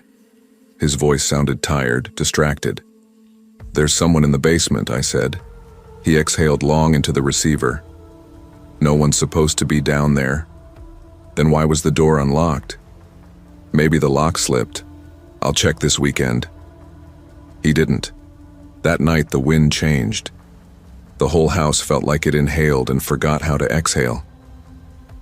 I sat on the floor beside the couch, listening. Somewhere beneath me, wood creaked in slow rhythm, too even to be random.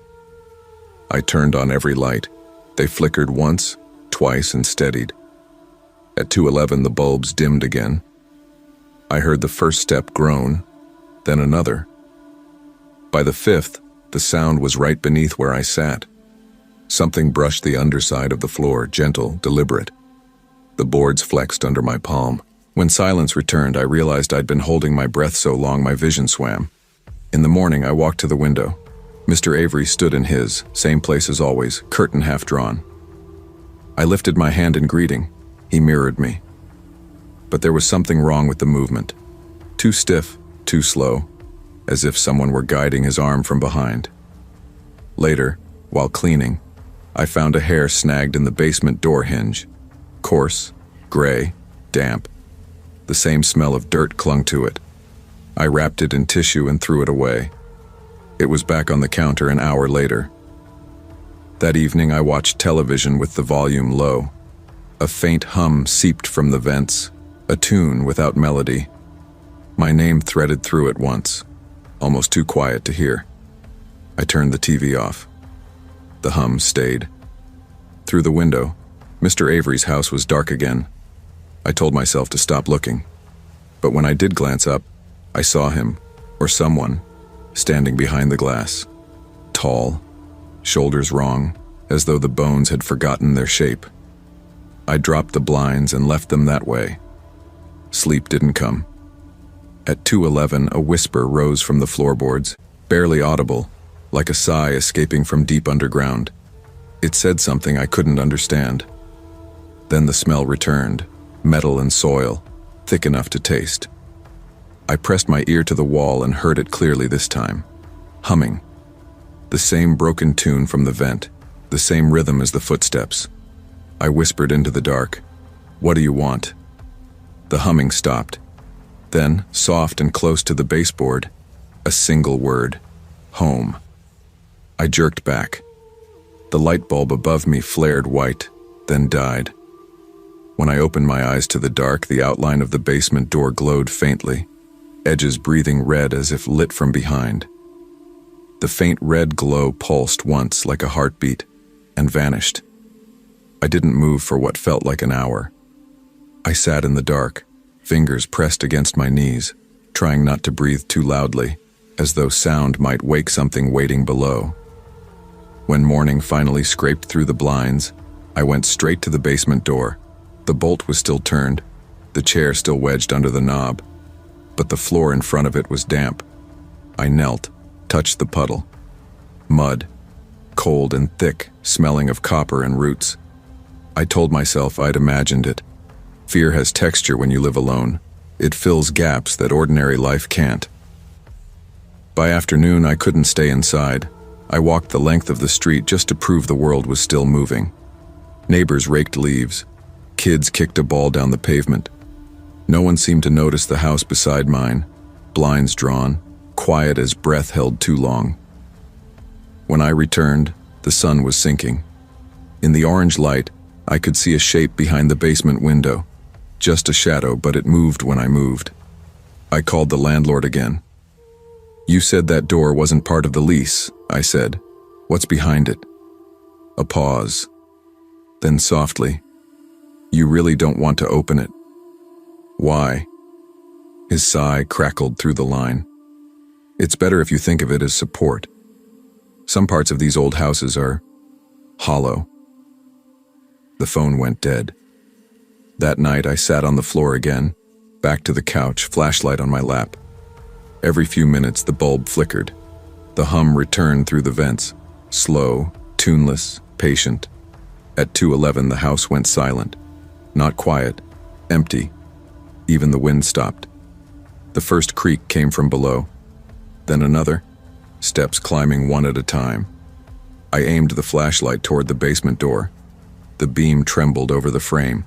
The bolt slid upward by itself, smooth as a breath. The chair scraped aside. The door opened a few inches. Cold air spilled out, smelling of soil and something faintly electric. I whispered, "Mr. Avery." The darkness didn't answer, but something moved just out of sight, heavy and wet. The door opened wider. The flashlight died. I ran to the kitchen, heart hammering, grabbed the only thing that could serve as a weapon, a rusted hammer from the drawer, and turned back. The basement door was closed again. Nothing moved. The hum had shifted. It was coming from the walls now, crawling through the pipes surrounding me. Beneath it, a whisper that almost sounded kind. "It's your house now." I didn't sleep. At sunrise, I drove into town, found an old hardware store, bought a padlock and 3 meters of chain. The clerk joked about ghosts in old basements. I didn't laugh. When I returned, I chained the door shut, loop after loop until my hands blistered. For the first time in days, the air felt still. I made coffee, sat by the window. Across the yard, Mr. Avery's curtains moved. His face appeared between them, pale in the daylight. He smiled. I tried to wave, but the window pane was cracked from the inside, the fracture cutting straight across where his eyes should have been. That night the chain rattled once, twice. Then the humming stopped entirely.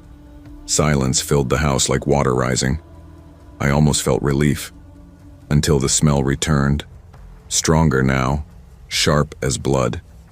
When I turned, the floor behind the couch bulged upward, boards warping as though something pushed from underneath. I backed toward the door, hands shaking. The boards split with a groan, releasing a breath of wet earth. Something pale pressed through the crack, fingers, long and soft, curling for grip. I bolted for the exit. The front door refused to open. The knob turned freely in my hand, but the door wouldn't move, as if the air itself held it shut. Behind me, wood snapped. The smell of soil filled my lungs. When I turned, the hand was gone. Only a smear of mud across the floor, trailing toward the basement door. I followed it, heart thudding against my ribs, unable to stop myself. The chain was still there, stretched tight, links humming under tension. Then, one link at a time, it began to uncoil. The bolt slid free. The door opened outward, not inward, like it had been waiting for me all along. I leaned over the threshold, flashlight trembling in my grip. The stairs descended into black. The smell of dirt was overwhelming. At the bottom, something glimmered faintly, metallic, round. I took one step down, then another. The boards moaned. Halfway down, the light caught on glass. Jars, dozens of them stacked on shelves. Inside each jar floated something pale and shapeless, curled like wet cloth. The humming started again, deeper now, coming from beneath the floor. I heard the whisper once more. Home. Then I saw him. Mr. Avery. Standing at the far end of the basement, face half lit by the weak beam. His eyes were open but dull, skin gray and stretched. Dirt clung to his clothes, heavy and wet. He smiled the same wrong smile I'd seen through his window. "You kept it clean," he said. His voice came from the walls, not his mouth. My throat closed. "You're dead." He tilted his head as if thinking. "Not anymore." The humming became a roar. The jars rattled, lids popping one by one, air hissing out like breath held too long. He stepped toward me. The earth around his feet moved with him, rising like water around ankles. I turned and ran up the stairs. Something grabbed my leg, cold and slick, but I kicked free, slammed the door, threw the chain back through the handle. From the other side came 3 knocks, then silence. I collapsed on the kitchen floor, gasping. The walls pulsed faintly, a heartbeat slow and steady. At dawn, I packed a bag and left. I drove until the sun disappeared behind me, until the road names changed and the map no longer mattered. That was 2 weeks ago. I'm writing this from a motel outside of town. The wallpaper peels, the air smells of mildew. but at least it's quiet, except when it isn't. Last night at 2:11 the lights flickered. The heater coughed once, then hummed. A low, broken tune I recognized. I opened the closet this morning and found a patch of dirt on the carpet, small but damp. The air here smells like home. He's been quiet tonight, but I can still smell the dirt.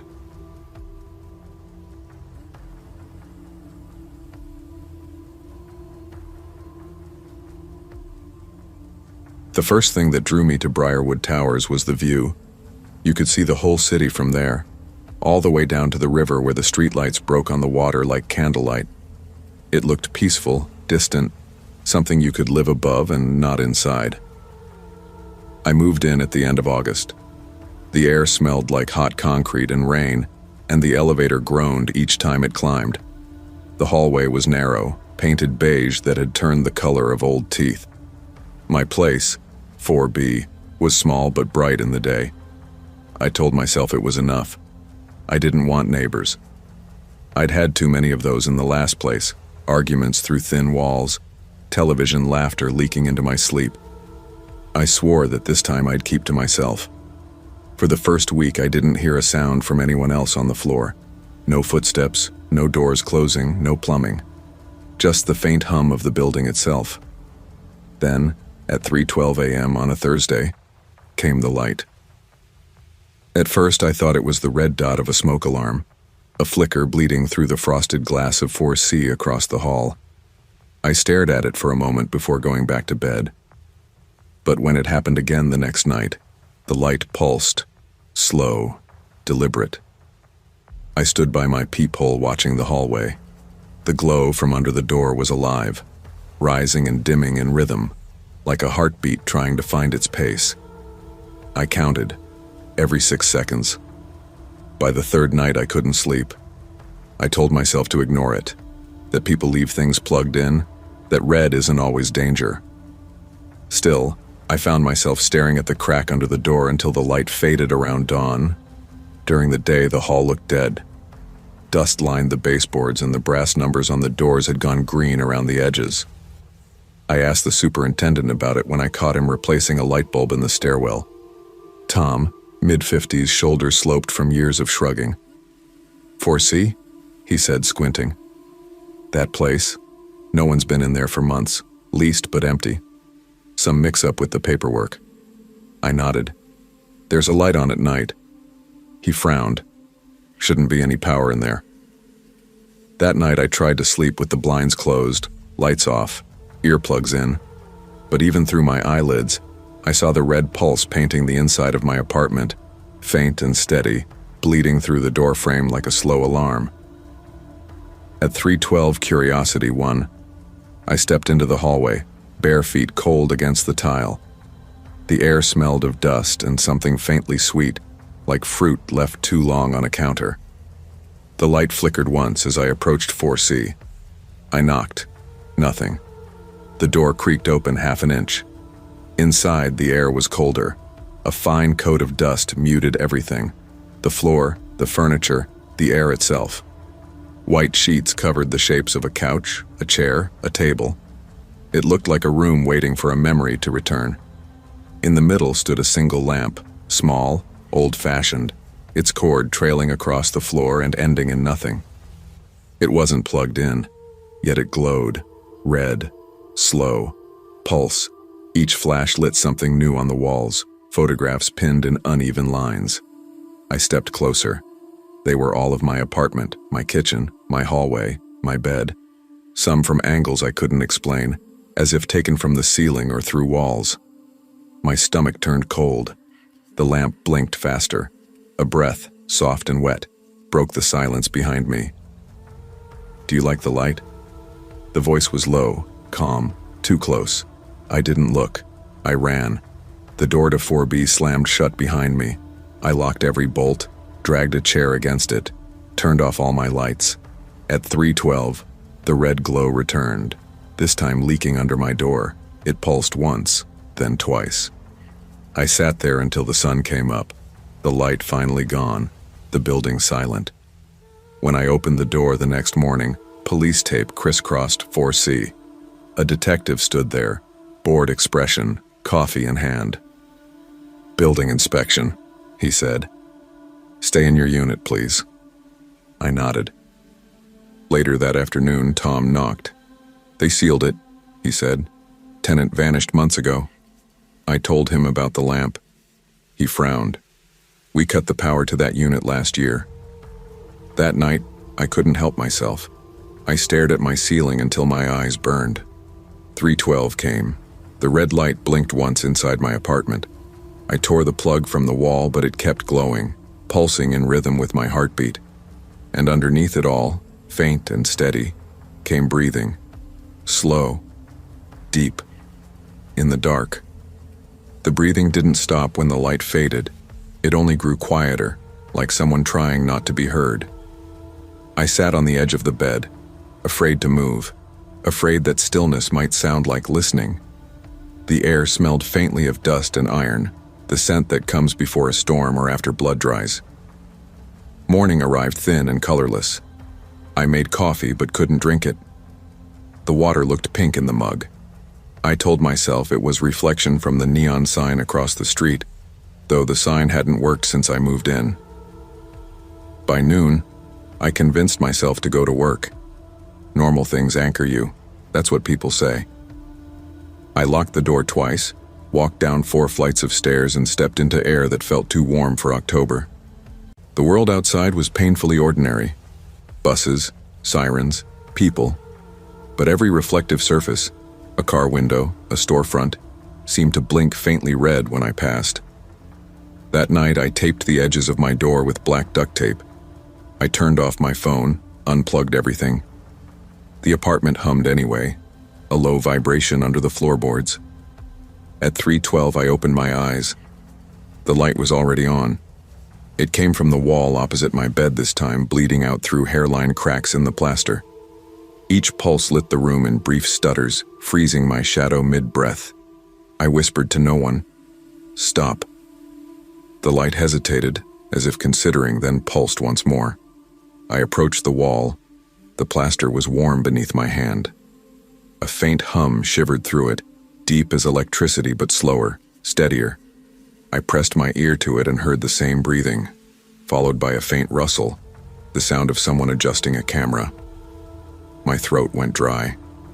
I backed away, stumbled into the kitchen, turned on every light. The bulbs flickered in the same rhythm as the pulse. I called Tom, the superintendent. The line rang until the machine picked up. His recorded voice was drowned under static, but one sentence came through clear. "You shouldn't have gone in there." When I hung up, the hallway light outside my apartment blinked twice and died. I stayed awake until sunrise. The next day I found an envelope wedged under my door. Inside were photographs, grainy, printed on cheap paper. Everyone was of me standing somewhere in my own apartment, cooking, brushing my teeth, sleeping. Each image had a faint red tint, as though developed in darkroom light. The last photo showed me at that exact moment, standing at the counter, envelope in hand. The shot was taken from the window behind me. I turned around. The glass reflected nothing but the room, but on the sill lay a small lamp, the same one from 4C.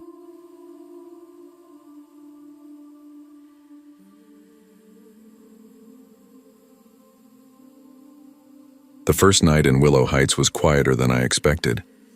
No traffic, no distant TV hum, not even the usual city murmur that seeps through cracks in the walls of old buildings. Just the faint hiss of air drifting through the vents and the occasional pop of wood settling somewhere above me. The landlord had warned me as he handed over the keys. "Walls here are thin. Be respectful of privacy." I thought he meant noise. The apartment itself wasn't terrible. A one-bedroom with faded wallpaper, scuffed wooden floors, and that strange sweetness that always hangs around old places. Dust and cinnamon, like someone once baked too much and never opened a window. The vents hummed all night, a soft metallic breath that kept me company as I unpacked. For the first few weeks, everything felt normal, quiet, predictable. Then came the clicking. It started small. a sharp mechanical tick that echoed faintly through the dark. At first I thought it was pipes or maybe the ceiling fan shifting against old wiring, but when I turned off the lights it came again. Click, then silence. Another click, sharper this time. It was faint but rhythmic, too deliberate to be random. When I traced the sound, it led me to the vent above the couch, a narrow rectangle of metal grillwork humming faintly with cold air. I dragged a chair beneath it, climbed up, and pressed my ear against the slats. Nothing. Then, just as I started to pull away, another click, right in my ear. I jerked back so hard I nearly fell. Something glinted behind the metal. A pinpoint of reflection, small and round. I grabbed my phone, turned on the flashlight, and aimed it through the slats. There, deep inside the ductwork, was a tiny black circle, a lens. I stared until my vision blurred. The realization came slow, spreading like nausea. A camera. Someone had put a camera in my vent.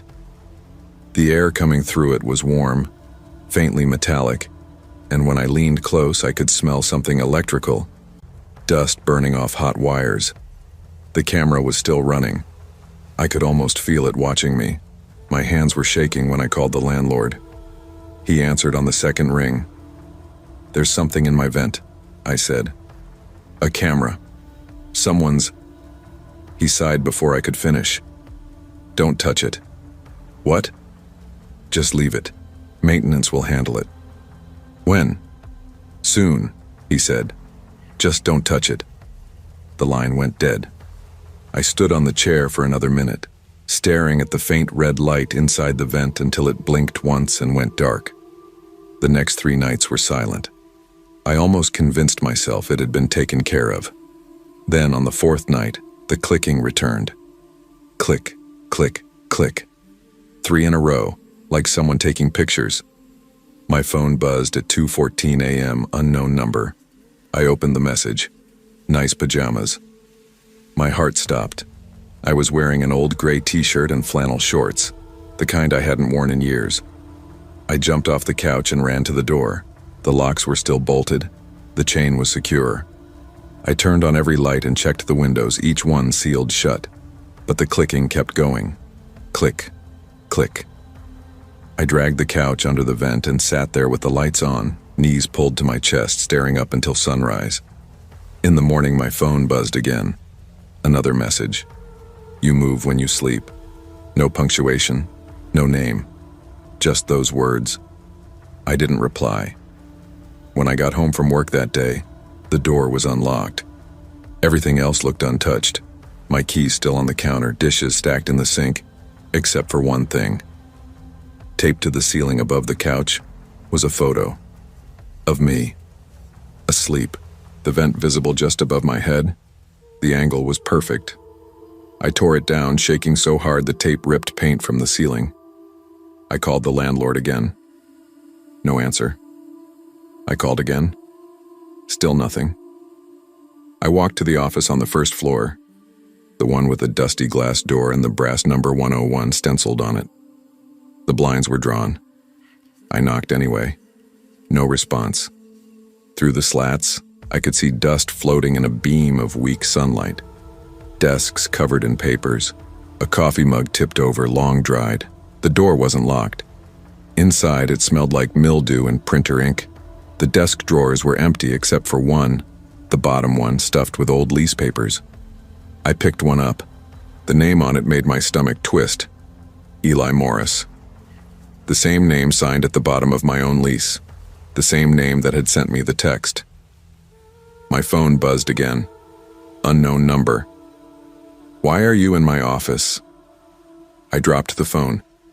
The air in the room felt thick, heavy with something I couldn't name.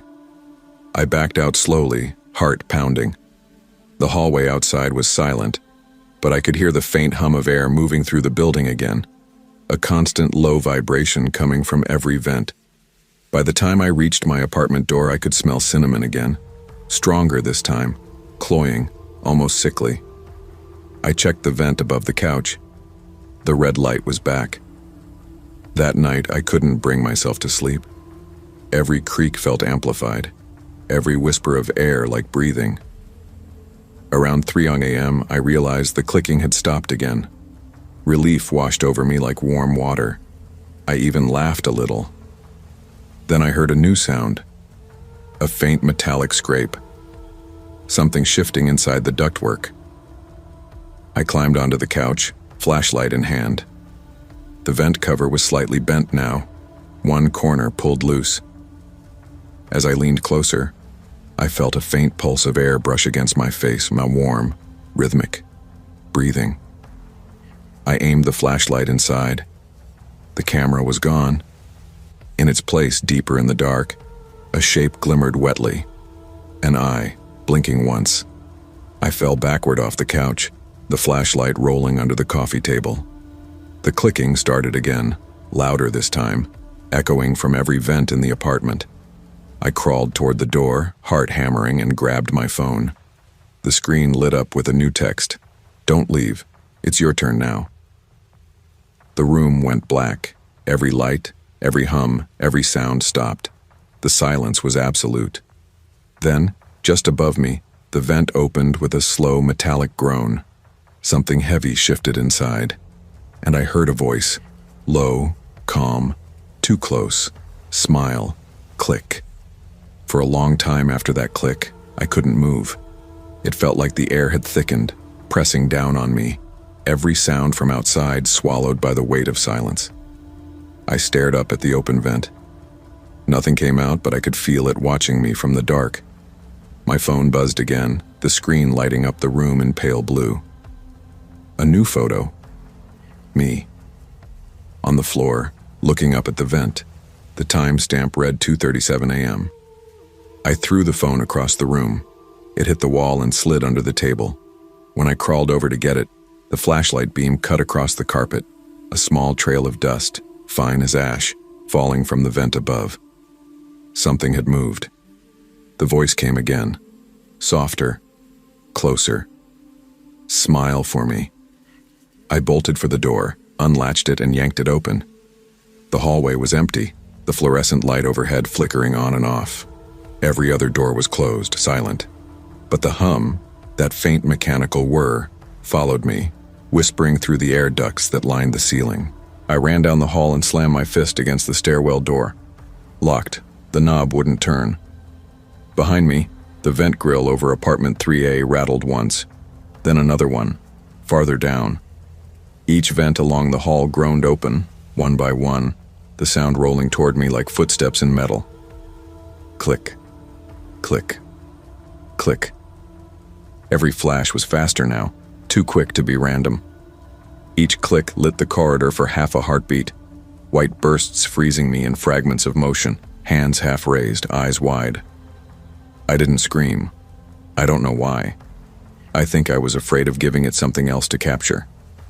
The light at the end of the hall flickered, and I saw someone standing there. A silhouette. Still, tall enough to brush the vent above him. He raised something to his face. Click. I turned and ran the other way. The hallway looped. I swear it wasn't supposed to. I'd walked it dozens of times. But the doors just kept repeating. 3A, 3B, 3C, over and over. My chest tightened, breath ragged. The smell of cinnamon grew stronger, clinging to my skin. When I looked back, the silhouette was gone. The clicking stopped. I stood there shaking, trying to catch my breath. Then a vent above me sighed open. A small piece of paper fluttered out and landed at my feet. I bent down. It was a photograph. Black and white. Me again, running down the same hallway I was standing in. But in the photo, someone was right behind me. I dropped it and sprinted toward the stairwell again. This time, the door opened easily, like it had never been locked. The stairwell was dark, the only light coming from below, faint and orange. I took the steps 2 at a time, barefoot, heart hammering in my ears. When I reached the lobby, I froze. The office door was open, the one with the brass number 101. Light spilled from inside, a flickering bulb swinging from the ceiling, shadows jumping across the walls. I stepped inside. The desks were gone. The floor was covered in photographs, hundreds of them, overlapping like scales. All of me, sitting, sleeping, eating. Every moment I'd lived in that apartment captured in grainy monochrome.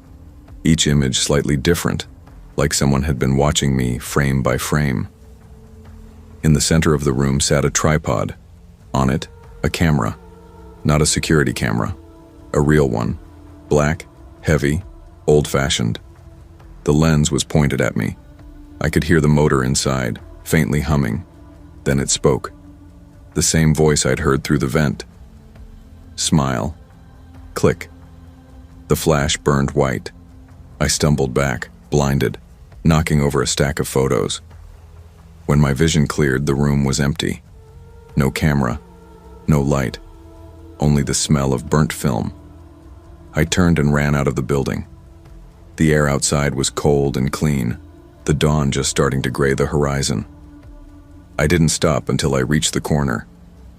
When I looked back, every window in Willow Heights was glowing red. I called the police. They searched the building for hours, found nothing but dust and wiring. No camera, no photographs, no sign anyone else had been living there. They told me maybe it was a prank, maybe exhaustion, maybe too much stress. But one of the officers, a woman with tired eyes, lingered as the others packed up.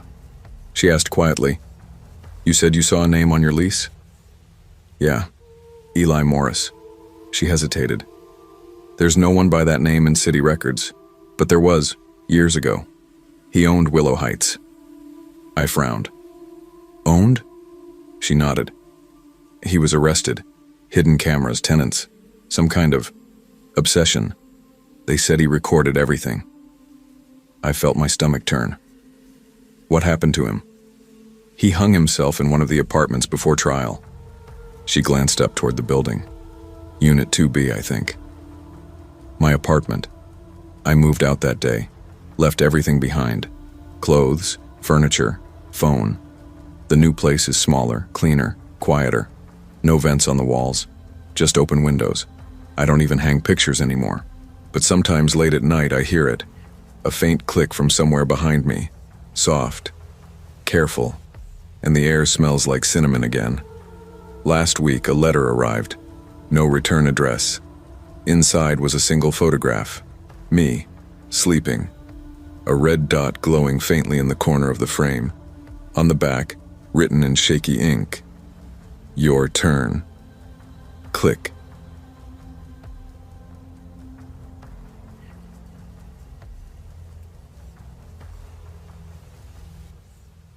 The day I moved into Brookline Court, the wind carried the smell of old rain through the open windows.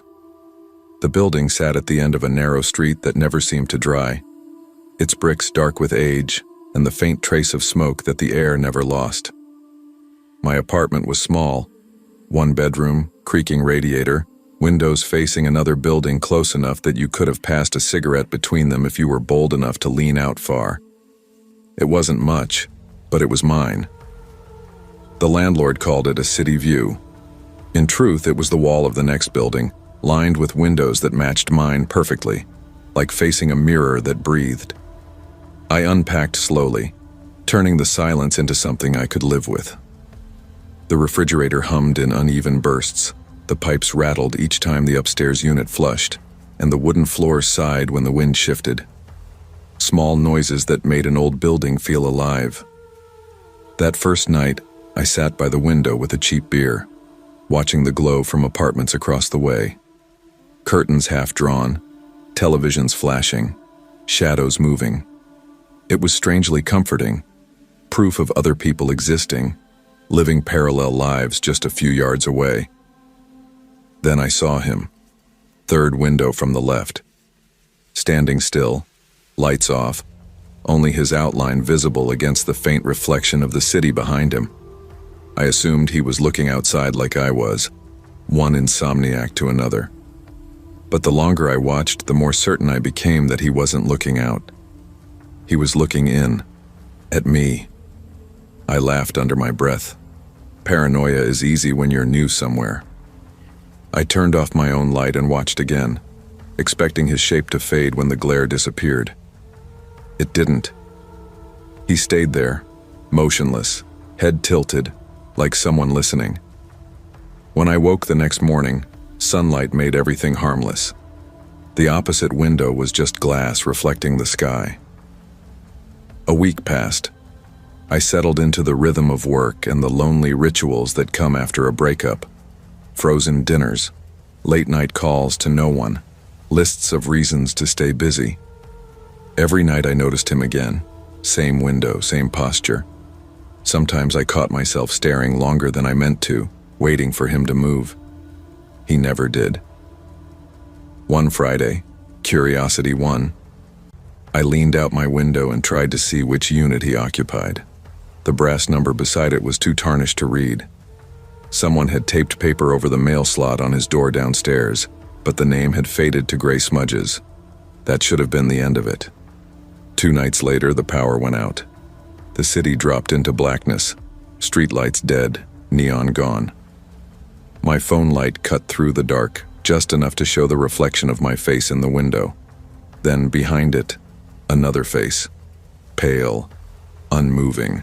The man in the opposite building was still there. No lights, no reflection to blame.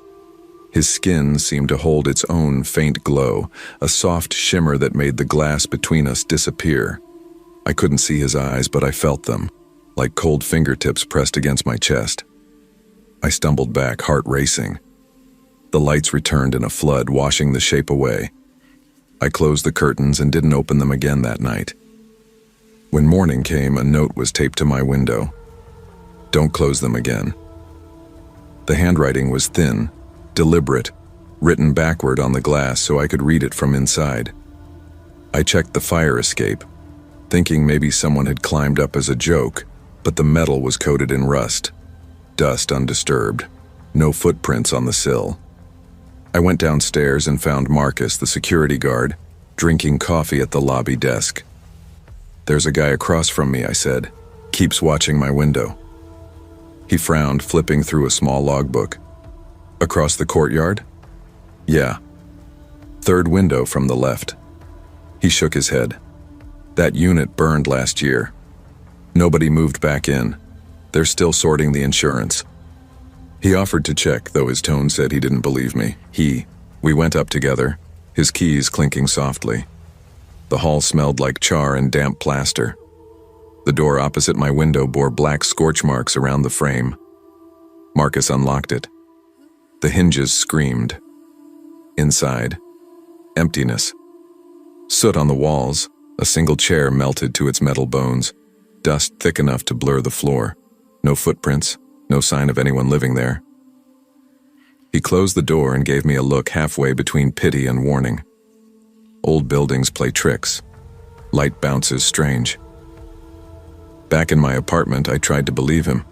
That night, rain traced thin silver lines down the glass. I kept the curtains shut, but I could feel the other window waiting beyond them. At 2:09 a.m., thunder cracked. The lights flickered. When I finally dared to look, the glass was fogged from the inside, words written backward so I could read them. You look just like her. I wiped the steam away, heart hammering, but the letters remained, etched into the surface. I moved away from the window and spent the rest of the night sitting on the kitchen floor with the lights on. Morning brought sunlight, warmth, and the illusion of safety. I convinced myself it was vandalism, a leftover mark from whoever had lived there before the fire. Still, I taped cardboard over the window. 2 days passed. No light, no messages. I started to breathe normally again. Then, Sunday evening, as I was washing dishes, a sound like glass cracking echoed through the apartment. The window. The cardboard fluttered as I approached. Behind it, a single spiderweb fracture spread across the pane. The break came from the inside. I peeled the tape away slowly. Through the crack, the opposite window stared back, intact, spotless, reflecting nothing.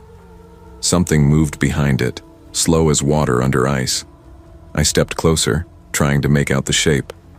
It tilted its head the same way the man used to. The glass in front of me vibrated once, sharp enough to sting my fingertips. Across the way, the window fogged again. Letters appeared, backward, uneven. "Why did you leave me?" I stumbled away, knocking a glass off the counter. It shattered, the sound small and bright against the thick silence. I didn't sleep that night. Each time I started to drift, the faint rasp of breathing came from the direction of the window. Slow, deliberate, matching mine until I couldn't tell which was which. By morning, I decided to move. The landlord didn't argue.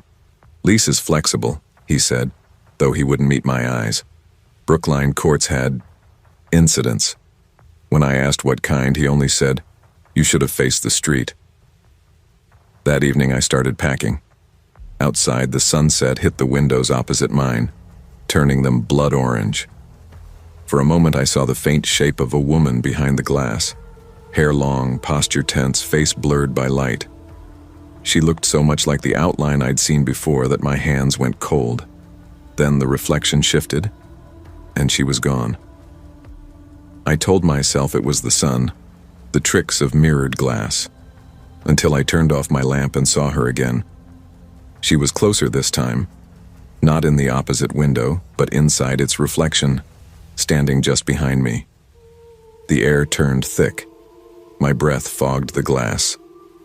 On the other side, a fingertip traced along the same line of steam, matching my movement exactly. I stood frozen, one hand against the cold glass. The shape in the reflection didn't move until I did. When I stepped back, it stepped closer. The line of its fingertip lingered in the fog, a perfect mirror. I whispered, "Who are you?" But the word dissolved against the window pane. The glass answered with a faint tapping, like nails on the other side of a coffin. The tapping followed me to bed that night. I left the lights on, blinds drawn tight, television flickering without sound. I must have dozed for a moment because I woke to darkness and the soft sound of breathing right beside the window. I could see it through the thin fabric of the curtain, a pale outline, neither tall nor short, just wrong in the way it filled the space. The curtain brushed inward once, as though touched from outside. The building was 3 stories up. There was no ledge. I didn't open the window. I sat on the floor until sunrise, eyes burning, waiting for the shape to fade. When morning came, the curtain hung still, no footprints on the sill. But in the center of the glass, a new message had appeared, written backward in thin streaks of ash. "Look closer." I did. For a second, the reflection made sense. My room, my lamp, my face. Then the angle shifted, and behind my own reflection was the man again. The one from before, features pale and stretched, standing exactly where I stood. His mouth opened as if to speak, but the sound came from inside my apartment. "Why did you close them?" I stumbled backward, knocking over the lamp. The bulb burst, and darkness swallowed the room. In the brief afterglow, I saw his hand pressed against the other side of the window, palm to palm with mine. The skin was too smooth, the fingers too long. The smell of smoke filled the air. I ran, down the hall, through the stairwell that reeked of burnt paint, to the lobby where Marcus usually sat. The chair was empty, the coffee cup overturned, steam still rising from it. I called out. My voice echoed against the tiled walls, hollow, unanswered. When I looked up, every security monitor behind the desk showed the same image, my apartment window. The curtains were open. A figure stood inside. I left the building. The cold hit me like water. I walked until my legs ached, until I couldn't see Brookline Court behind me. I found a small cafe that opened at dawn and stayed there until the world felt solid again. By noon, I convinced myself I'd had a breakdown, stress, isolation, insomnia, old trauma wearing a new mask. I returned that afternoon to pack what was left. The hallway smelled of wet ashes. My door was ajar. Inside, everything was as I'd left it, except the window. The glass was shattered outward, shards littering the floor. Cold air rushed through the empty frame. Across the courtyard, the burned-out unit stared back, empty and black. But something flickered deep inside it, a faint orange glow, like firelight behind thick smoke. I took one step closer, drawn without meaning to be. For an instant, I saw her clearly. A woman, skin pale, hair matted with soot, eyes fixed on mine. She lifted a hand as if to touch the glass. Behind her, a shadow moved. Taller, thinner. The man. He leaned forward until his face filled the window. His lips moved soundlessly, shaping words I couldn't hear. The glow behind them brightened, turning their outlines to silhouettes. The air around me grew hot, dry, metallic. Then the light went out. Only my own reflection remained. I left that day. I didn't tell anyone where I was going. The landlord kept my deposit without argument. He didn't ask why. It's been 3 weeks.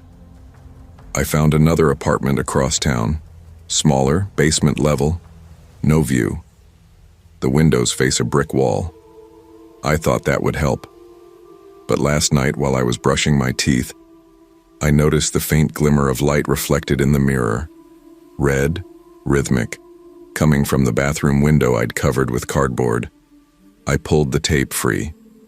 Through the slit, I saw a window across the narrow gap of alley. Too close, too familiar. A pale face watched from the other side. It smiled. The letters began to form on the glass, backward, one by one, as if traced by invisible fingers. You moved. My hand shook so badly the toothbrush fell into the sink. I turned off the light, hoping darkness would erase it. It didn't. The words glowed faintly in the dark, the spaces between them breathing like open mouths. I backed into the hall. The air smelled of rain and smoke. From the other side of the window, a whisper came, soft enough to slip under the door. Don't close them again. I haven't slept since. Every few hours, the reflection shifts. Sometimes it's the man, sometimes the woman, sometimes both, standing behind me in the glass. And when the wind moves just right, the curtains sway, though the windows are sealed, and I hear it again, slow, steady breathing, filling the space between my walls and theirs. It sounds closer every night.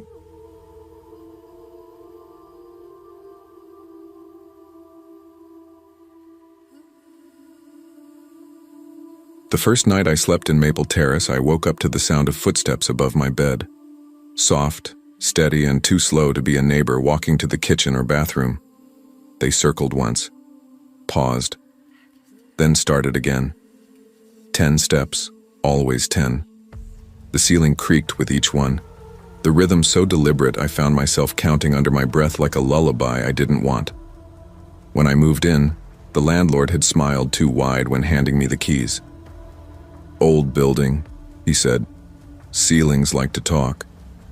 I thought he meant pipes, water, settling beams. But pipes don't breathe. The apartment smelled faintly of dust and citrus cleaner, the kind that tries too hard to hide something sour underneath.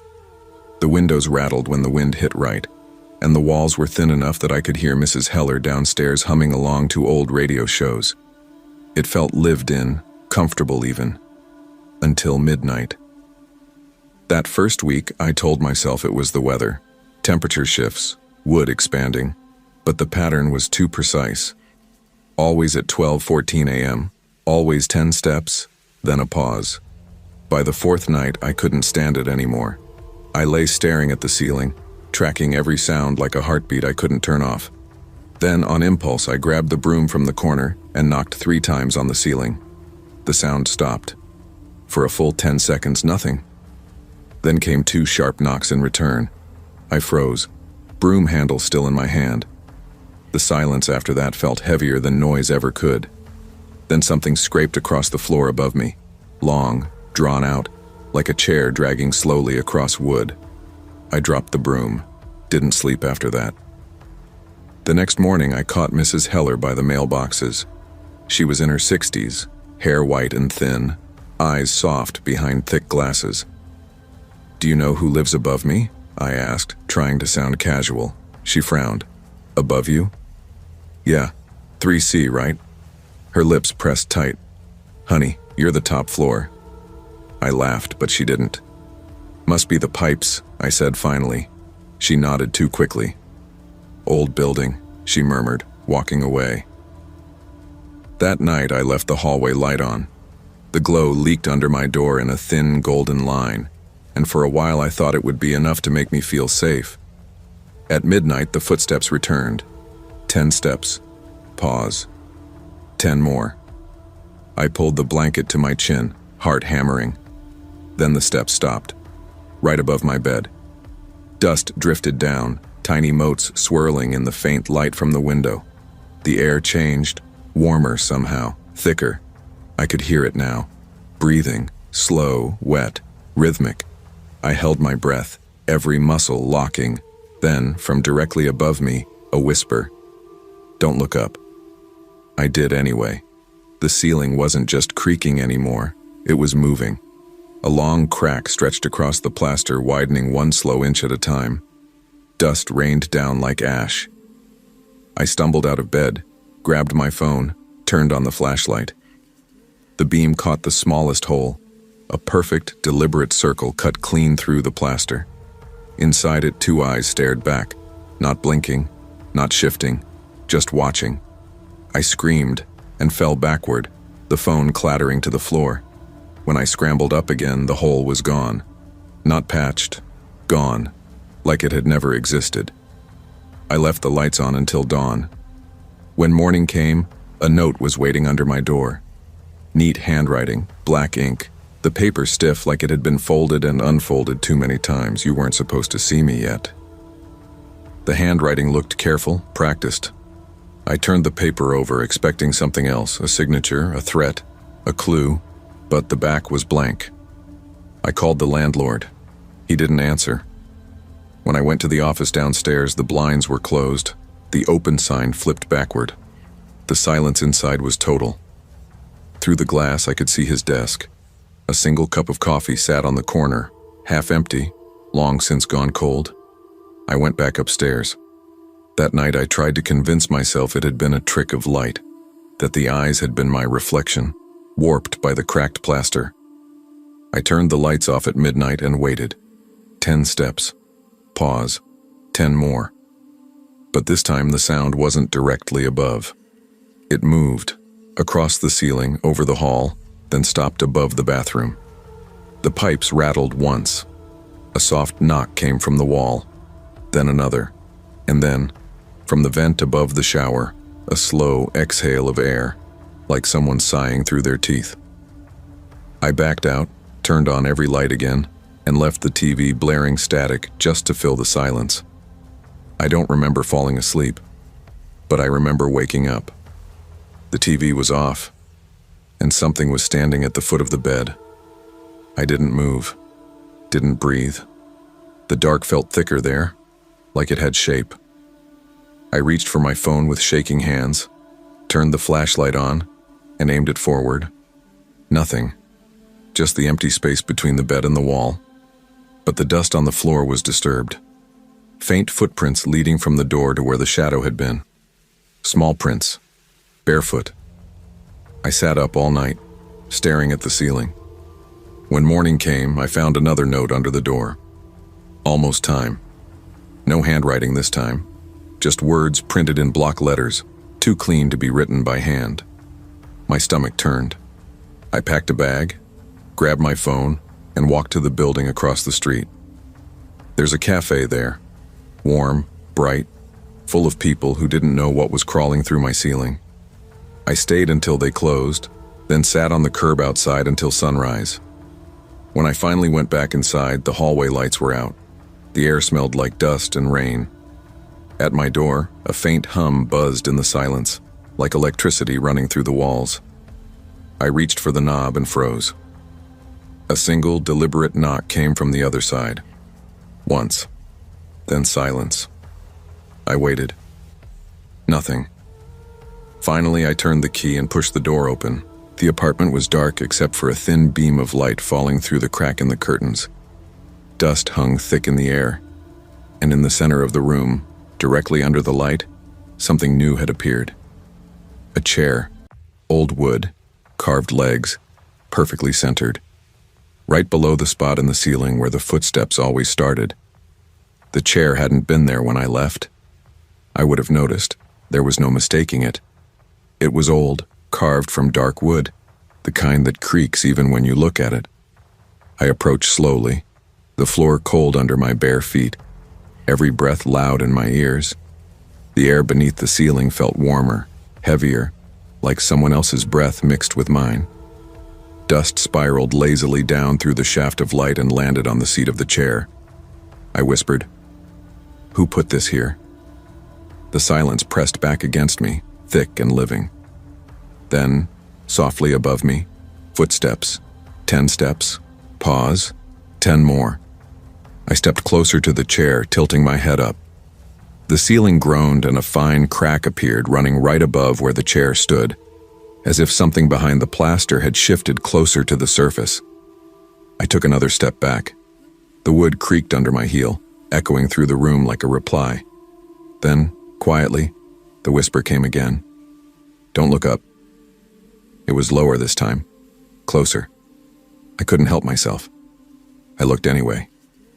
The crack widened. A thin line of dust spilled down, and behind it, movement. Not fast, not human. Just a slow, heavy ripple through the ceiling, like something inside was pushing against it. I grabbed my phone and turned on the flashlight. The beam caught a faint depression above the chair, as if hands were pressing out from the inside. Then the voice again, softer, trembling almost like laughter. "You're early." I stumbled backward, my shoulder hitting the wall. The footsteps started again, circling, faster this time, right above the bed. Dust rained down in a steady stream. The air was thick with it, dry and hot. I bolted for the door, fumbling with the lock. It didn't turn. My keys slipped from my fingers and clattered to the floor. I twisted the handle again, harder. Nothing. Behind me, the ceiling let out a long, drawn-out groan. The plaster bulged, swelling downward like something inside was taking a breath. Then a single voice, almost gentle. "Sit down." The chair creaked once. I froze. The bulge in the ceiling pulsed again, and a sound followed, wet, slow, like fingers dragging through thick paint. I turned and ran to the window, shoved the curtain aside. The glass was fogged from the inside, the words scrawled across it in broad, uneven letters. "Look up."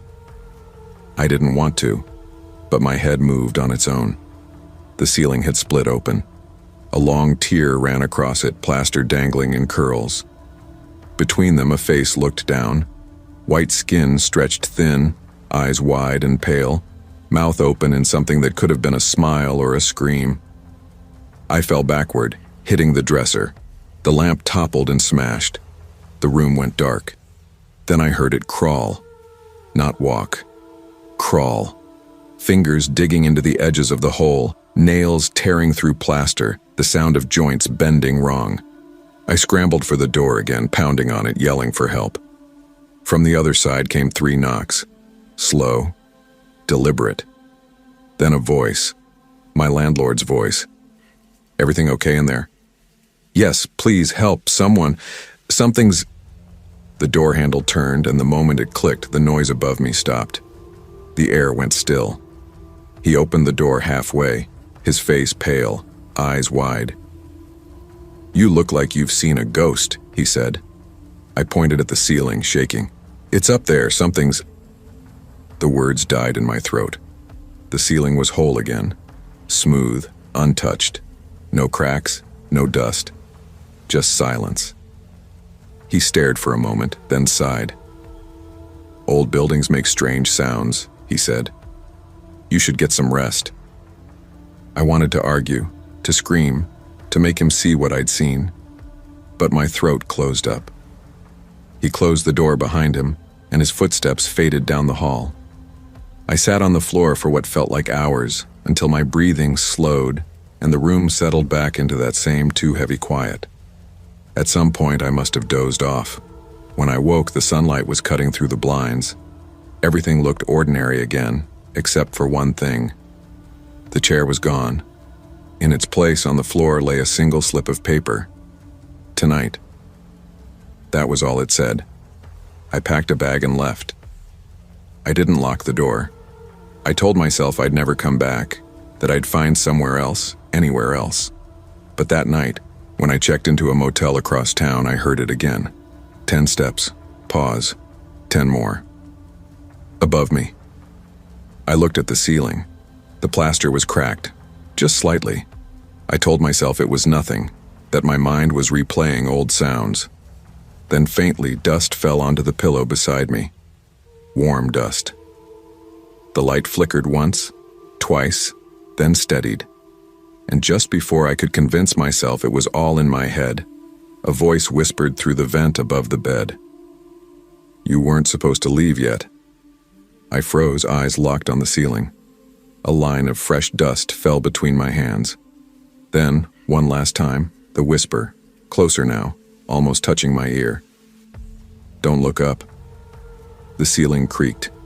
Warm air brushed my cheek, and something small landed on the blanket, light as ash, soft as breath. I didn't dare move, because it wasn't dust this time. It was a fingertip.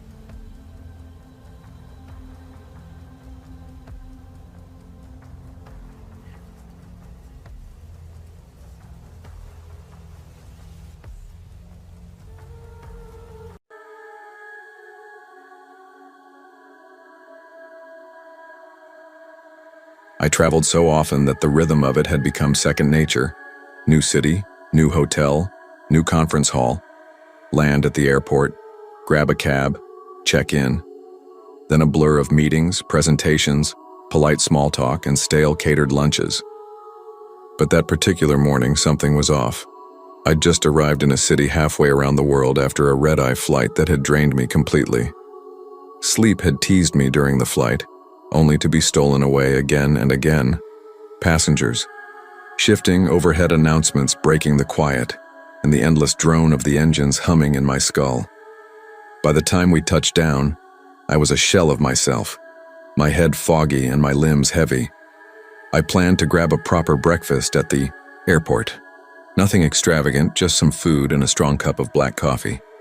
A chance to anchor myself before the whirlwind of the day began. But glancing at my watch, panic set in. The conference was scheduled to start in less than an hour. No time to sit down, no time to breathe. I flagged down a cab outside the terminal, tossing my suitcase into the trunk with a frustrated grunt. "Conference center, please," I said, rubbing my temples. "If you know a good coffee spot nearby, even better."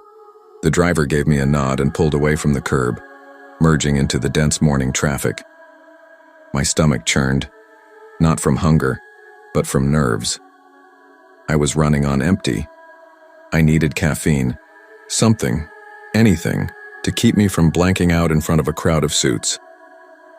As we neared the venue, I caught sight of a small cafe nestled tightly between two larger brick buildings. It wasn't a Starbucks or any chain I recognized. The sign above the entrance was matte black with faded gold letters that read, "Riverside Coffee." Through the wide windows, I saw a handful of customers, most with laptops open or hunched over, newspapers. It had the feel of a hidden gem, quiet, unfussy. "Here's good," I said quickly, handing the driver a crumpled bill and hopping out. The moment I stepped inside, a wave of warmth and the rich, earthy scent of coffee beans hit me. It was cozy in a deliberate way. Polished wooden floors, hanging pendant lights with amber bulbs and soft jazz crackling through old speakers. It felt grounded, real. I relaxed just a bit. Behind the counter stood a young woman, maybe mid-20s, with dark hair pulled back into a bun and a brown apron over a fitted black t-shirt. Her name tag read, Mara. She looked up and smiled, her expression calm, but slightly distant. "Good morning," she said softly. "What can I get started for?" "You?" "Just a black coffee," I replied, my voice raspier than I expected. "Large, no sugar, no cream." She nodded and turned to the espresso machine. Her hands moved efficiently, practiced, grabbing the cup, pressing buttons, steaming something. I stepped aside and pulled out my phone, thumbing through notes for the presentation. My eyes scanned bullet points I'd written in a haze the night before. Nothing stuck. I glanced up toward the counter. That's when I noticed something strange. Mara had paused over my cup. She held a small, narrow packet. Not the brown paper packets for sugar or sweetener, but something white and unmarked. She tore it open quickly and poured the contents into my coffee. Then, without hesitation, she stirred. My stomach tightened. I blinked, trying to rationalize what I'd seen. Maybe it was sugar. Maybe she didn't hear me. I had said no sugar, hadn't I? But she hadn't grabbed it from the sugar jar near the register. She pulled it from beneath the counter. Her eyes shifted quick and nervous as she stirred the drink, glancing once toward the old man reading his paper by the window, then toward the couple murmuring in the corner. I straightened up slowly, my throat dry. Maybe I was overreacting. Maybe I was just exhausted and jumpy from the flight. But something about the way she'd done it, the speed, the secrecy, set off an alarm in my head that refused to quiet down. She returned to the counter with a practiced smile and slid the cup toward me. "1 black coffee," she said. I reached for the cup but didn't lift it to my lips. Instead, I looked her in the eye, trying to keep my tone casual, even friendly. "Hey," I said, fingers lightly gripping the paper sleeve. "Just double-checking. You didn't put anything in this, right? No sugar or anything?" Her smile froze for just a second, so quick most people might have missed it, but I didn't. She hesitated, just a fraction of a second, then shook her head. "Nope, just black coffee, exactly how you wanted." Her smile twitched. It didn't reach her eyes. Something about it felt rehearsed. "I see," I said slowly, glancing down at the cup in my hands. "It's just, I thought I saw you put something in it." Her fingers jerked slightly, betraying a flicker of nerves. I didn't. It's just coffee," she said, voice thinner now, stretched tight over something unspoken. A cold, creeping sensation traced its way down my spine. Still, I forced a smile and gave a small nod. "All right, thanks." I turned toward the door, heart hammering. Every instinct screamed at me, "Don't drink it. Don't trust her. Get out." Then, suddenly, the door slammed shut behind me. I froze and turned. Mara was there, standing in front of the door, arms stiff at her sides, blocking my way. Her demeanor had changed completely. The warmth in her eyes, the softness in her voice, it was gone. "You can't leave," she said. Her voice was flat, cold, mechanical. My stomach dropped. "What?"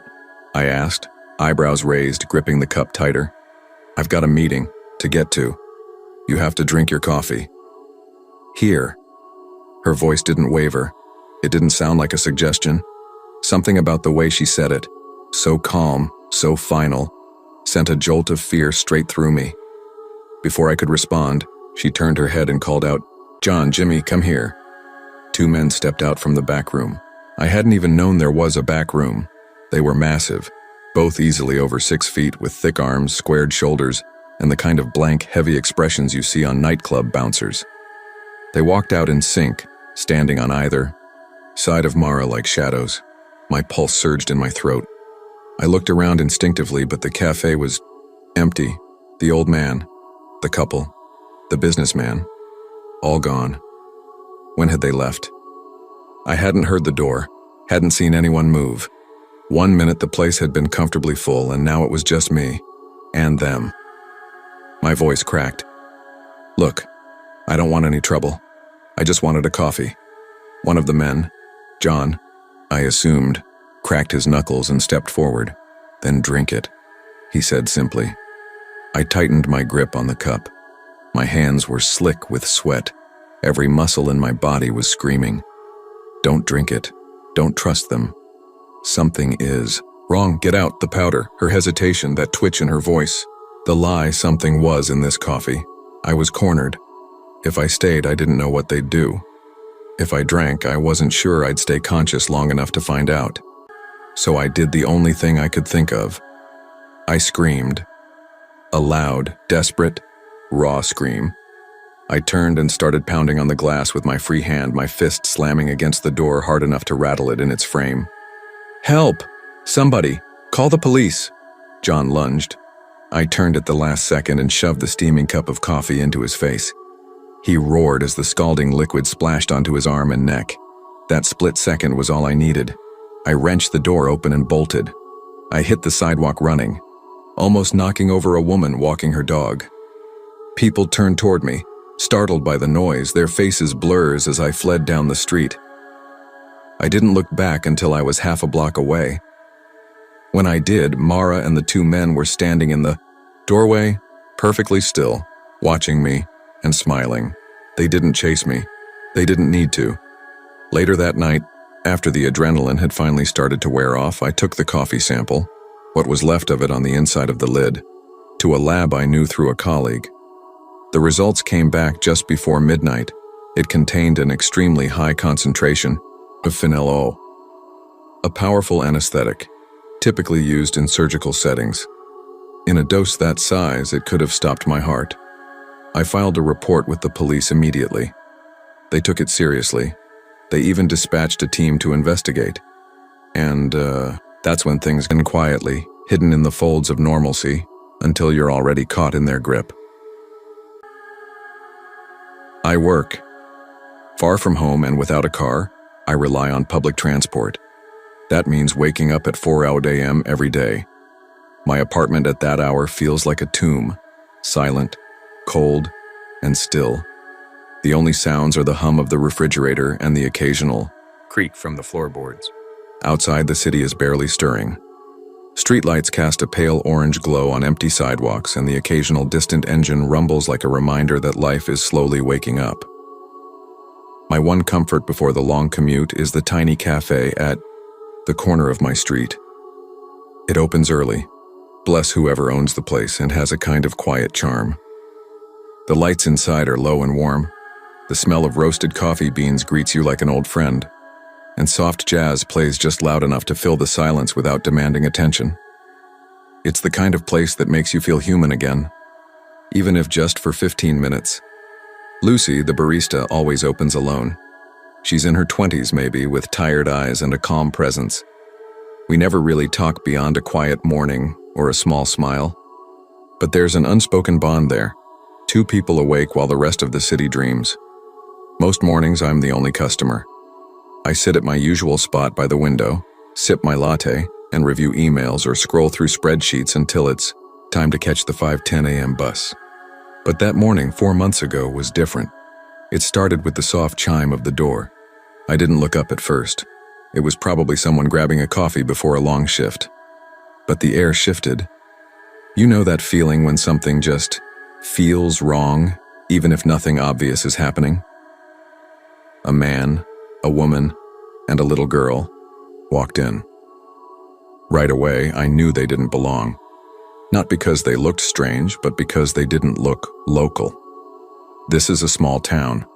You tend to recognize the regulars, or at least familiar faces. But these three? Total strangers. The parents were dressed far too nicely for this neighborhood at 4:30 in the morning. The man wore a tailored coat. Real wool, not something off a department store rack. The woman had a silk scarf draped around her shoulders, the kind you'd expect at a fashion show, not a corner cafe. They looked polished, glossy, almost too perfect. But the girl, she was the opposite. Her dress was thin and worn, not nearly warm enough for the crisp morning air. The hem was frayed. Her shoes looked too small. She clung to her mother's coat like she was trying to disappear into it. I noticed her arms, bare from the short sleeves, were covered in faint bluish bruises, some old, some fresh. My stomach. They sat a few tables away, and I tried to refocus on my laptop, but their behavior kept pulling my attention back. The man and woman kept whispering urgently to each other. The woman's eyes flicked toward the windows every few seconds, as if expecting someone to burst through them. The man kept checking his phone and glancing around like he was being followed. Felt my pulse pick up. I didn't know what I was looking at, but every instinct screamed that something wasn't right. I took a slow sip of my latte and tried not to be obvious as I stole another glance. The girl had noticed me watching. Our eyes met for the briefest moment before she looked down, her shoulders tensing.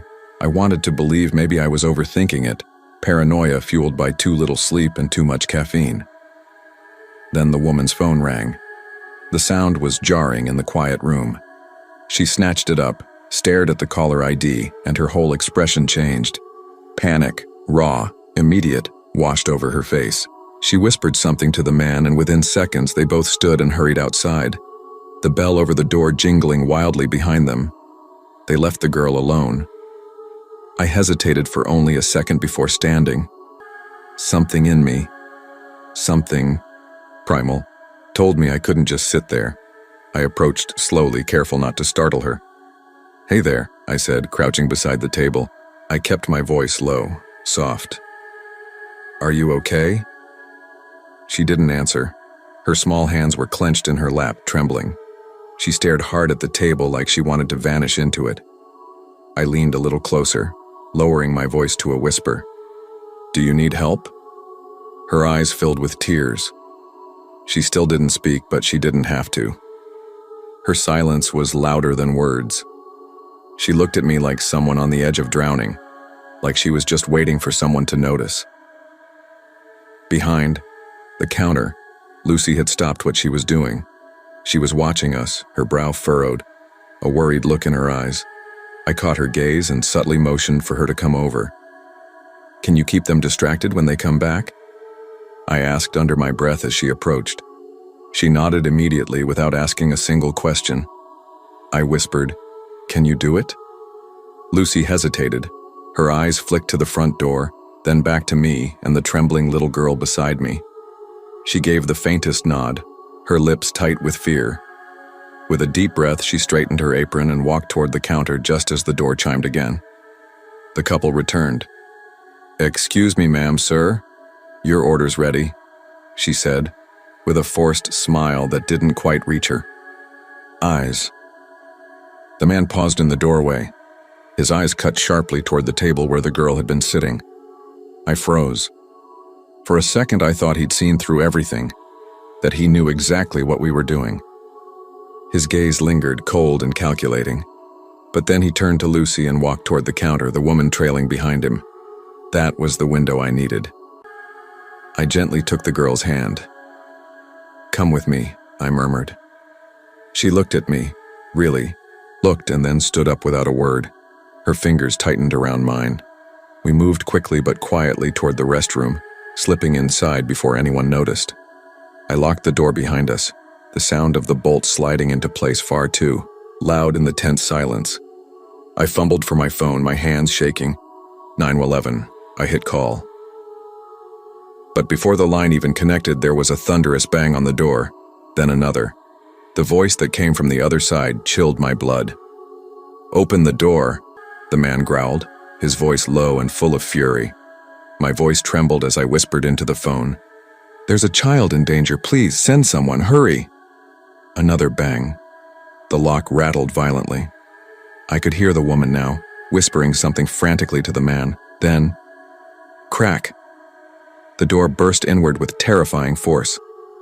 I barely had time to turn before he was on me. He slammed me back against the wall, his hands tightening around my throat like iron clamps. My lungs screamed for air. I clawed at his arms, kicked blindly, but he was stronger than I expected. Too strong. The woman grabbed my legs, pinning me down. I couldn't move, couldn't breathe, the girl screamed. And then, shattering glass. A loud crash. The pressure disappeared. I collapsed to the floor, gasping for breath, my throat burning. Lucy stood in the doorway, her face pale and wild. At her feet was the shattered remains of a coffee pot, steaming and broken. Blood dripped from the man's scalp where she had smashed it over his head. "Run!" she shouted. The little girl didn't hesitate. She bolted from the restroom like a frightened animal. Lucy grabbed my arm, hauling me up. We stumbled together, barely making it to the counter before I heard movement behind us. The man was back, on his feet. Blood dripped down the side of his face, his expression twisted in pure rage. He reached inside his coat and pulled out a knife. "Lucy, get the girl out of here," I shouted. She hesitated, but only for a second, then turned and ran toward the back exit with the child. I turned just in time to see the man charging. I dodged, heart slamming in my chest, and grabbed the nearest thing I could, a metal tray, from the counter. I swung it with every ounce of strength I had. It connected with his face, the loud clang echoing through the cafe. He stumbled backward, but I wasn't safe yet. A burning pain sliced across my arm. The woman. She had something sharp, a box cutter maybe, and had slashed me from behind. I cried out, the sting unbearable, and stumbled away. They were both on me now, snarling, cornering me like predators. Then, sirens. Red and blue lights flashed across the windows, the sound of tires screeching to a stop. The couple froze mid-step. For a moment, none of us moved. And in that second of hesitation, I ran. The door burst open as officers stormed in, weapons drawn, and voices commanding. The man and woman tried to bolt. Too late. They were tackled to the floor, handcuffed, and dragged away as they screamed and kicked. I collapsed near the counter, blood dripping down my arm, my chest rising and falling in sharp, ragged breaths. Lucy and the girl were safe. That was all I could think. Later at the police station, an officer showed me photos, pages of missing children.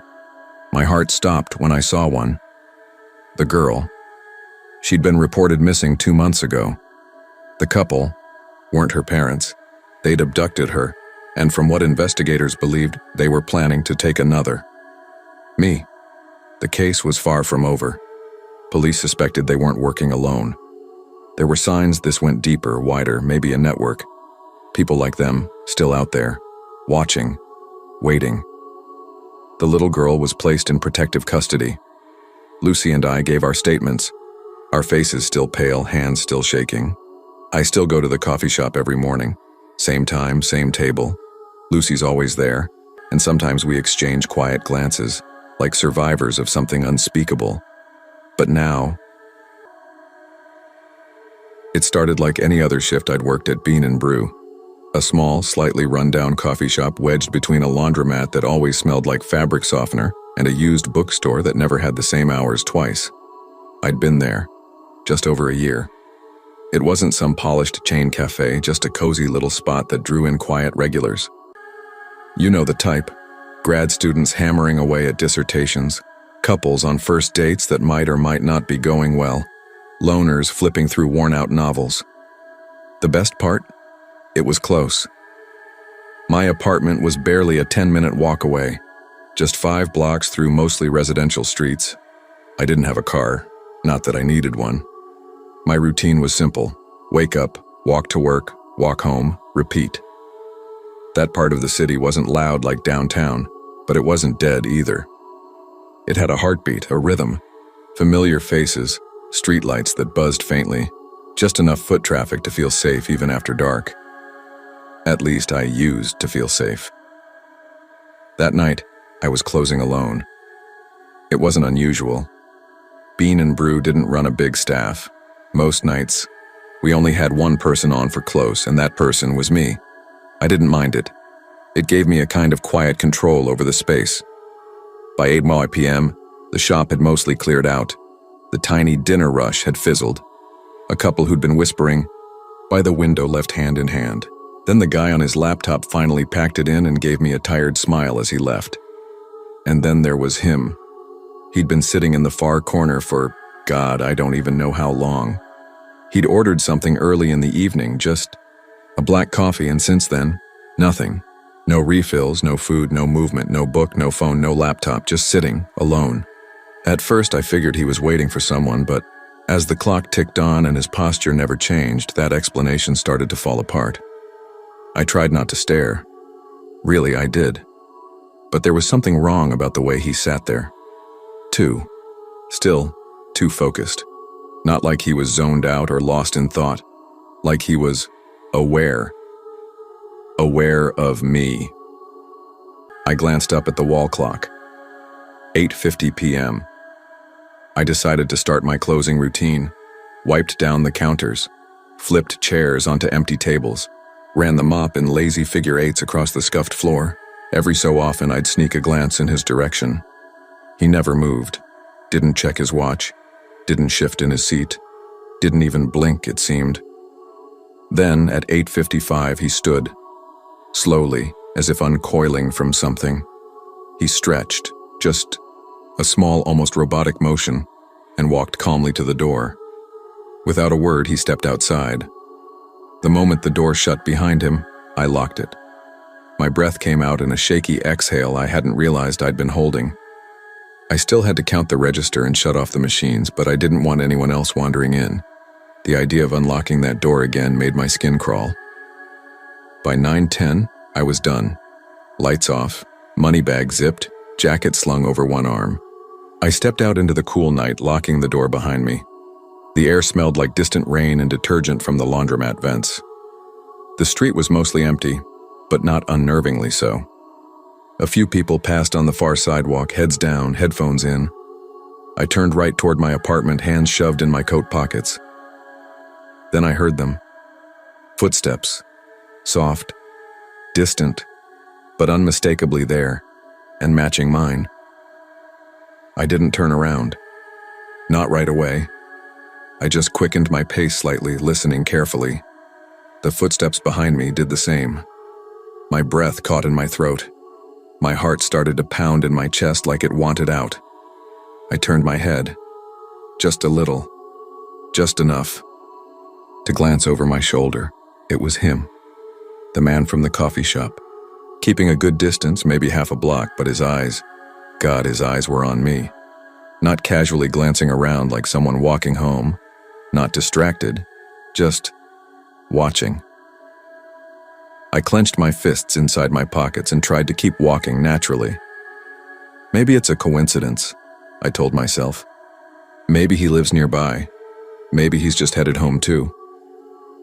But then I remembered how long he sat there, the way he left only after I started closing, how he lingered outside when I locked the door, and now he was tailing me, matching my every step. No, this wasn't a coincidence. I picked up my pace again. So did he. I felt the panic rising, cold and electric in my limbs. I couldn't go straight home. If I did, he'd know where I lived.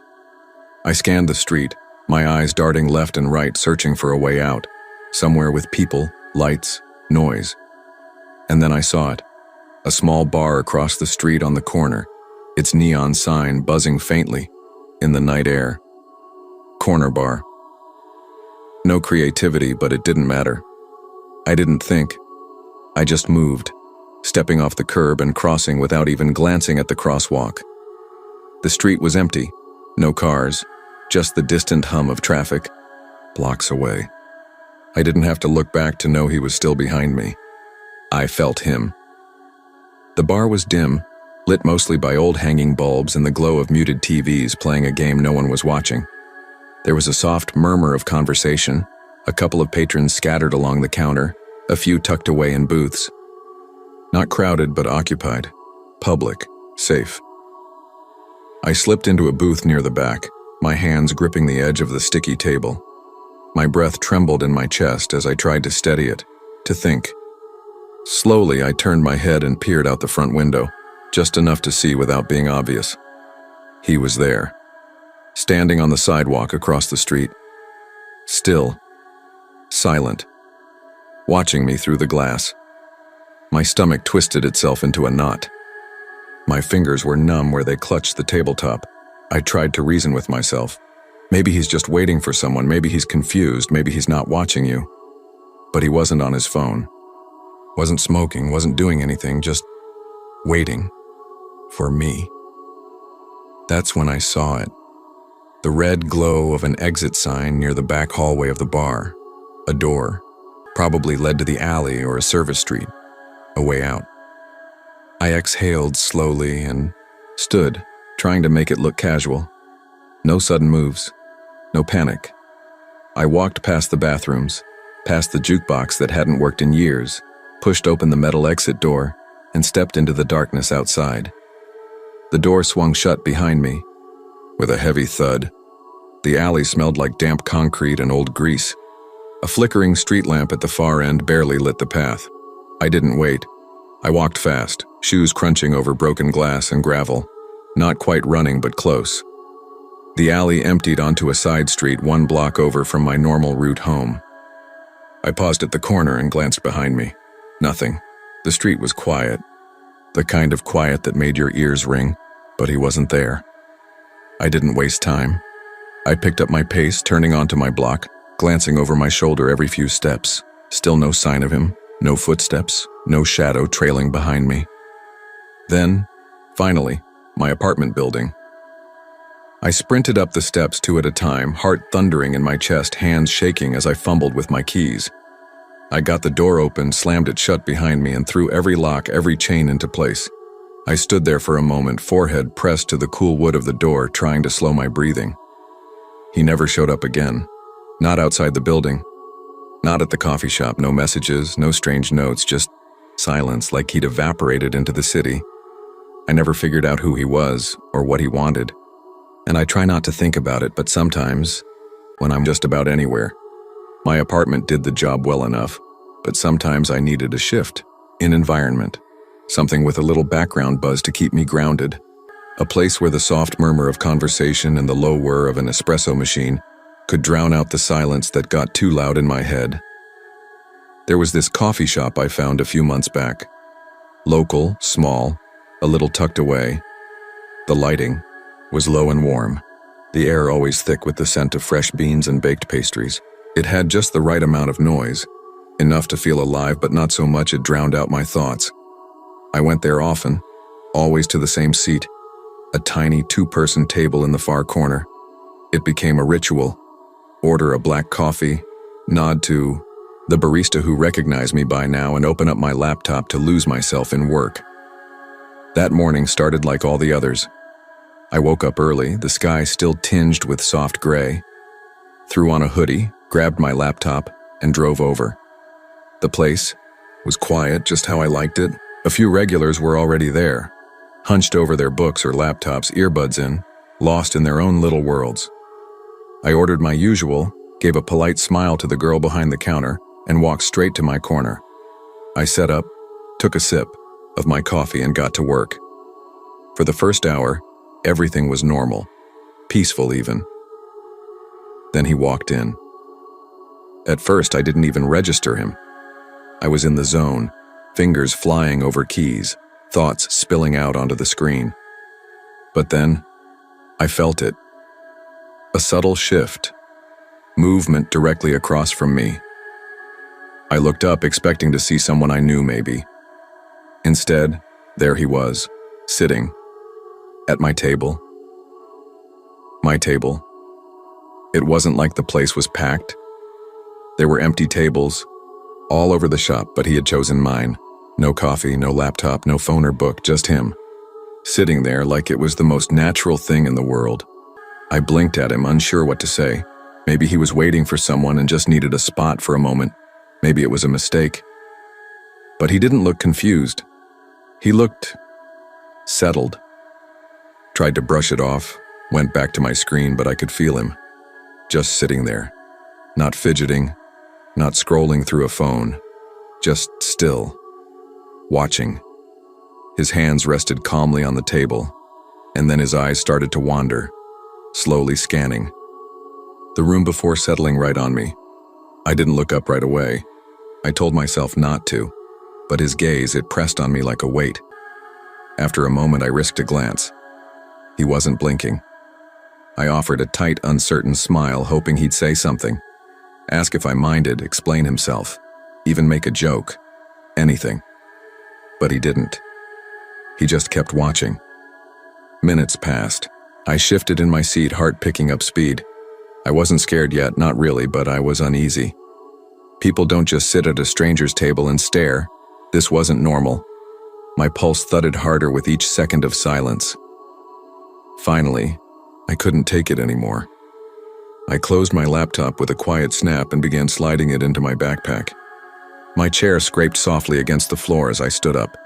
That's when he moved. He stood too, like a mirror image. And then finally, he spoke.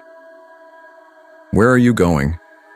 His voice was soft, conversational, almost friendly, but it didn't match the tension that had built between us. My body froze for a second, then I forced myself to smile. "I need to head home," I said evenly, keeping my tone calm. "Don't escalate. Don't show fear." He nodded slowly, as if that made perfect sense to him. Then he tilted his head, eyes still locked onto mine. "Can you give me a ride?" My stomach dropped. For a heartbeat, I thought I'd misheard him. "A ride?" I repeated, trying to keep my voice neutral. "Where to?" "Just a quick one," he said, the same calm tone as though we were old friends discussing plans. But something was wrong, off. He didn't sound desperate or even sheepish, just certain, like he already knew I'd say yes. He had this look, steady and blank, like he was playing a part in a script I didn't have access to. "I'm sorry," I said quickly, stepping back. "I really can't. I've got somewhere to be." He didn't frown, didn't scowl, just watched me. For a moment I thought he might argue, but instead he stepped back slightly, not far, just enough to show he was giving me space. And then his hands moved behind his back, fingers loosely clasping together. Something about that simple motion chilled me. It was too casual, too rehearsed. I didn't wait to find out what came next. It wasn't a normal stance, not relaxed, not defensive. It was calculated, like something you'd see in a police interrogation video. That subtle, eerie, calm, standing still with hands folded behind his back, just out of view, like he hadn't yet decided what he was going to do, but he would. I didn't wait to see what came next. I turned and walked, brisk, controlled, no sudden panic in my pace, but faster than before. I could hear him, not close, not running, just a half step behind, deliberately matching my rhythm, but staying just far enough to keep from drawing attention. The second I stepped outside, the morning light hit my face, bright, too bright, but I didn't stop.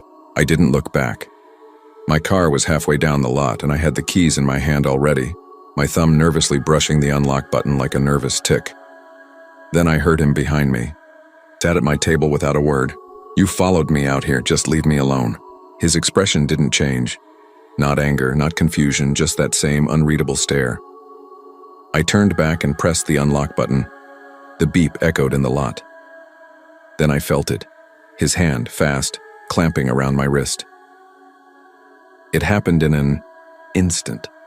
My skin jolted at the sudden contact, fingers clenching hard, digging in like he'd done it 100 times before. He yanked, trying to pull my arm away from the car door. Panic flared in my chest. My mind went blank. Then instinct took over. I twisted sharply, wrenching my arm back, hard enough to break free. His grip slipped, but so did my keys. They hit the pavement with a sharp clatter. We both went for them. I dropped to my knees, heart hammering, reaching blindly. His hand was right there, almost touching mine, but my fingers closed around the fob a split second before his did. I surged up, clutching the keys, and he grabbed me again. Harder this time. I didn't think. I couldn't think. I pulled back with everything I had and shoved him away with all the force my body could muster. He stumbled, just enough to lose balance. That second, that tiny, fragile second, was everything. I flung open the car door, dove in and slammed it shut. Click. I locked it just as his hand hit the handle. He pulled hard, testing it, face pressed near the glass, eyes wide, mouth curled into something not quite a snarl, not quite a grin either. It was both. Like this was a joke to him, a sick little game. My hands were shaking so badly I fumbled with the ignition. The engine roared to life as I reversed, tires screeching faintly on the asphalt. He didn't move, just stood there, watching. And then, as I sped out of the lot, he smiled. Not a startled, sheepish smile, not a sorry I was being weird smile. A slow, deliberate, knowing smile, like he knew something I didn't. I didn't go home, no way. I didn't want him to follow me, didn't want him knowing where I lived. Instead, I drove to the closest grocery store, pulled into the farthest corner of the lot and sat there, hands locked around the steering wheel, breathing in shallow, ragged bursts until I could think straight again. Then I called the police. They took my statement, asked me to describe him, height, hair, clothes, anything I could remember. They sent someone to the coffee shop to pull the security footage, but by the time they got there, he was gone. The cameras caught him walking in, sitting at my table, following me out. But the footage was grainy, distant, no clear face, no ID, no name, just a man. A man who had picked me. For weeks after, I couldn't shake the feeling that he was still out there, watching, waiting. I stopped going to the coffee shop. I changed my routine, parked in different places, checked over my shoulder constantly. I never saw him again. But late at night, when I'm lying in bed and the house is silent, I think about that smile. Evenings where the chill creeps under your clothes no matter how many layers you wear. Business had been slow all day, just the usual morning regulars, a modest lunch rush. By 7:30 p.m., the place was empty. I was drained. My back ached from standing and my eyes stung from too many early mornings and late nights. Leaning against the counter, I rubbed the back of my neck and glanced at the clock. 7:50 p.m. We closed at 8 am, but I had a habit of locking up a few minutes early if the place was dead. I grabbed the keys and walked to the front door. As I turned the deadbolt, movement across the street caught my eye. Someone was standing there, still, not walking, not pacing, just standing.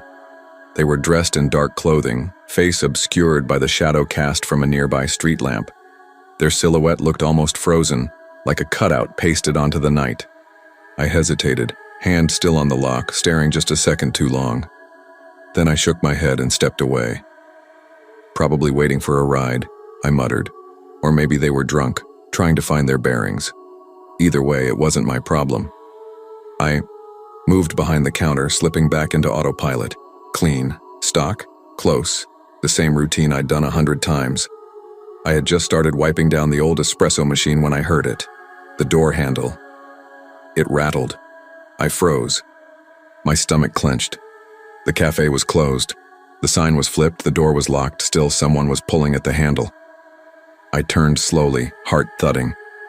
I couldn't see the front clearly from where I stood, but I saw the shadow again, closer now. Then, just as suddenly, it was gone. The figure stepped away, vanishing beyond the window frame. I exhaled sharply, forcing a nervous chuckle. Late customer, I said out loud, trying to convince myself. Saw the sign and left. But something still felt wrong. Then the sound of glass breaking shattered the silence, sharp, loud, violent. I dropped the rag. For a split second I was paralyzed. Then footsteps, deliberate, unhurried, echoed on the cafe floor. Someone was inside. I ducked behind the counter, heart pounding so loud I could hear it in my ears. I pulled out my phone with shaking hands and dialed 911. 911, what's your emergency? I kept my voice low. Someone just broke into my coffee shop. I'm behind the counter, hiding. Are you safe? The dispatcher asked calmly. Do you see them? I swallowed hard and peeked through a crack between the floor and the wood paneling. Shoes, not sneakers, not boots. I was taking out the trash, a routine I'd done 100 times. But that night, I felt it before I saw it. A figure, at the far end of the street. Same height, same build, half hidden in shadow. Not moving, just watching. My hands went cold. I backed up slowly, eyes locked on the silhouette, and slammed the door behind me. Locked it, turned off every light. Then I peeked through the window. He was still there. Minutes passed. Then he walked away. I didn't sleep that night. Paranoia settled into my bones. I started carrying a knife in my pocket. I kept my phone on me constantly. I stopped walking home alone. Every time a customer came in late, my chest clenched. My fingers itched toward the bat. I was jumpy, irritable, wired on fear and caffeine. And the worst part? I never saw his face. Not once. Just a silhouette. A shadow in the night. Which meant it could be anyone. Any stranger on the sidewalk. Any customer who smiled too long. Any voice that sounded a little too familiar. Then came the night I broke. It was just after 7:30. The shop was dead. I was sweeping near the counter, trying not to let my mind spiral again when I heard it. The handle.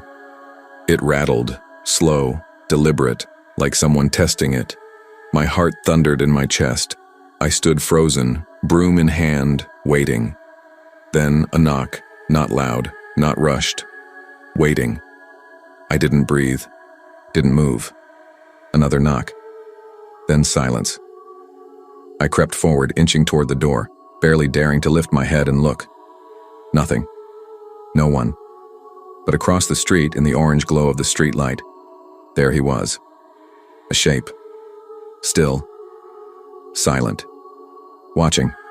That was it. That was the last straw. I didn't wait for morning. That night I listed the shop for sale. Within months it was gone. New name, new owner, new paint. I told myself I was letting go, moving on, that whatever he was, I'd left it behind. But the truth? Some things follow you. Some things don't stay behind glass and brick and espresso machines. Even now, long after the cafe is gone, I still wake up in the middle of the night, heart pounding, breath shallow, certain that someone is standing just outside the bedroom door. And sometimes, God help me, sometimes I still hear it, that slow, deliberate rattle of the door handle. What gleamed like glass, not a scuff in sight. His hair was slicked back in a style that belonged in a 19th century painting. He wore a faint, polite smile, but something about it was off. It wasn't warmth, it was rehearsed, like he'd practiced it in the mirror over and over again. "Good morning," he said smoothly, his voice like silk with a hint of old money. "Could I trouble you for a coffee?" I hesitated, my gut twisted. We weren't open. The door had still been locked, hadn't it? But he was polite, standing there calmly.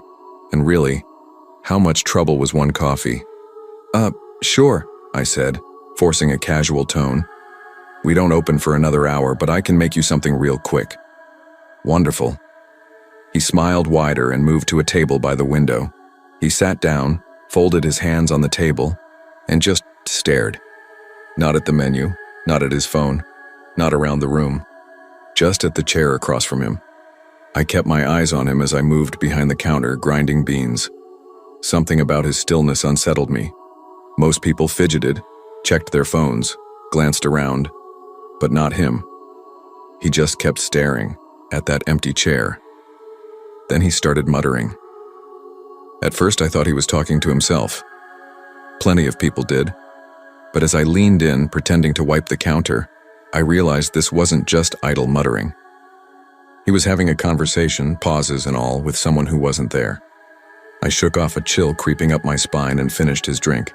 "Here you go," I called out, setting the cup on the counter. He didn't move, didn't blink. "Sir?" Still, nothing. His lips were still moving, his fingers clasped so tightly they were turning white. With every instinct screaming, I picked up the cup and slowly walked it over to him. I set it down in front of him with deliberate care. He finally looked up, his eyes locked onto mine, calm, steady. "Thank you," he said. Then he gestured to the empty chair. "And my wife's?" I blinked. "I'm sorry?" "My wife's order," he repeated, his voice just a notch sharper. "You didn't bring her coffee." My mouth went dry. I looked around the shop again, half expecting, half hoping to see someone I'd somehow missed, but there was no one. Just us. "Sir," I said gently, "there's no one else here." His eyes hardened. Something in him shifted like a mask slipping. "You're like them," he whispered. My breath caught. He slammed his palm on the table, hard enough to rattle the coffee cups, hard enough to make me jump back. "You think I'm crazy," he barked. "No, I didn't," I began, hands raised instinctively. But he was already on his feet. The chair clattered to the floor behind him and his face contorted, not with sadness, not with confusion, but with fury. Rage like I'd never seen. "Where is she?" he bellowed, his voice raw with fury as he kicked the table with such force, it nearly flipped. The crash echoed through the cafe, the legs screeching against the floor. I stumbled backward, my heel catching on a rubber mat. I nearly went down. Then he grabbed a chair. There wasn't even time to scream. He hurled it, straight at me with terrifying strength. The wooden frame splintered against the counter, shattering one of the glass display cases. Shards of glass and pastries flew everywhere. Jesus, I ducked, shielding my face, heart hammering in my chest. But he wasn't done. Another chair, he snatched it up and swung it violently, knocking over tables like they were cardboard. Napkins and sugar packets erupted into the air, floating down like confetti in a nightmare. "You're like them," he screamed, voice cracking, eyes wild. "You don't see her." That was it. I bolted. I sprinted toward the back, adrenaline, hijacking my senses. Behind me another crash, glass breaking, metal clanging. Maybe a display, maybe the front window. I didn't dare look. My mind screamed, "Get out! Just get out!" I slammed my shoulder into the back door and yanked it open, nearly wrenching it off the hinges. Then I heard it, that sound. A low, guttural growl. Not human. Not fully. Something primal. I risked a glance over my shoulder. He stood there, bathed in the pale light from the cafe, blood streaming down his right arm. He had punched clean through the front window. His hand was mangled. Shards of glass embedded deep, fingers torn, but he didn't flinch. He didn't even seem to notice. And then he bent down and picked up a jagged piece of the window. My stomach twisted. He was coming. I didn't wait. My legs moved on their own, pure instinct now. I threw myself into the alley behind the cafe. The door slammed against the brick wall, behind it with a deafening crack.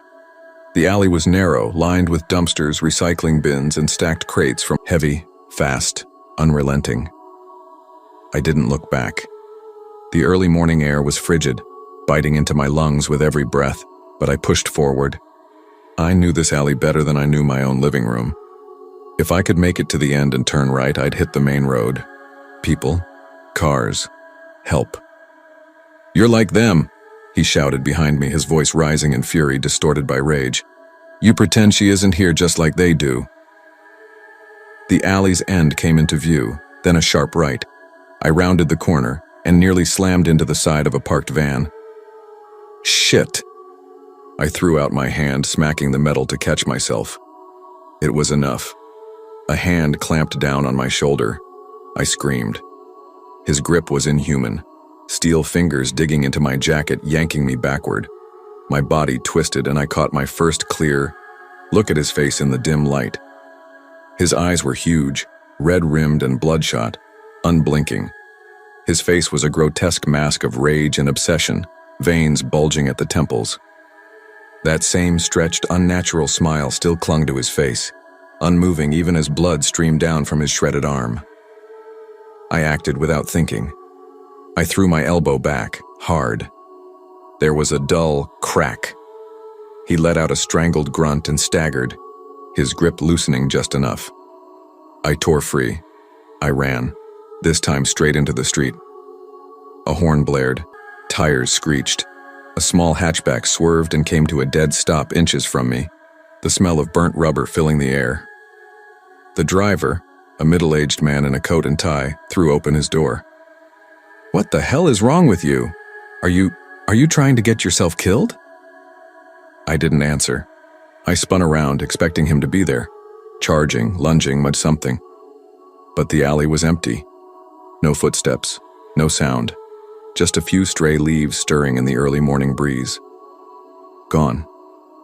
I stood there, shaking, my chest heaving with panicked breaths. I scanned the alley again, every shadow, every doorway. Nothing, it was like he'd vanished into thin air. The driver was still shouting, but I barely registered it.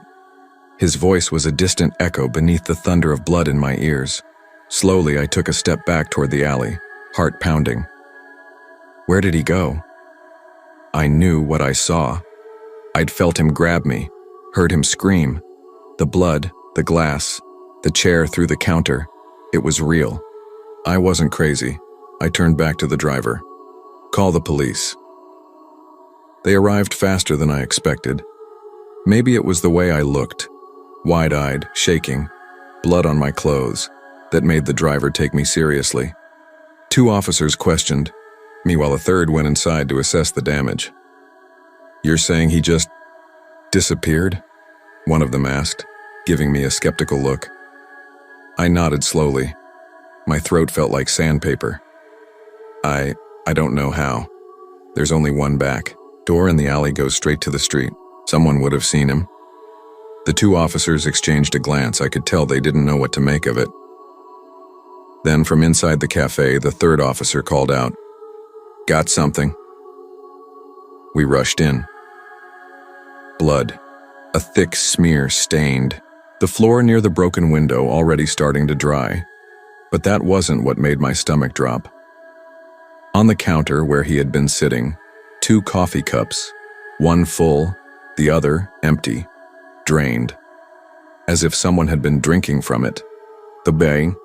Police never found him. There were no working cameras in the alley. The shop's CCTV had been smashed in the chaos. No witnesses, no leads. No one else reported seeing a man matching his description. It was like he'd never existed. But I know what happened. I know what I saw. They took my name, location, a few other details. 10 minutes later, red and blue lights flashed through the windows. 2 officers arrived and took our statements quickly, then approached the door. "Ma'am," one of them called through the wood, "we need you to open the door."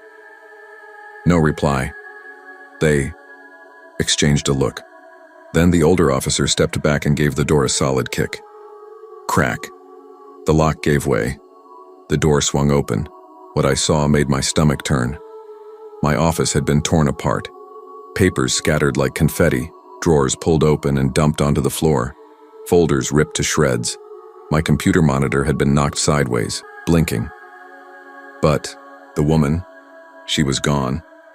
My chair was tipped over, lying awkwardly on its side among the mess. Papers everywhere, files like fallen leaves, drawers pulled out like someone had been desperate, searching.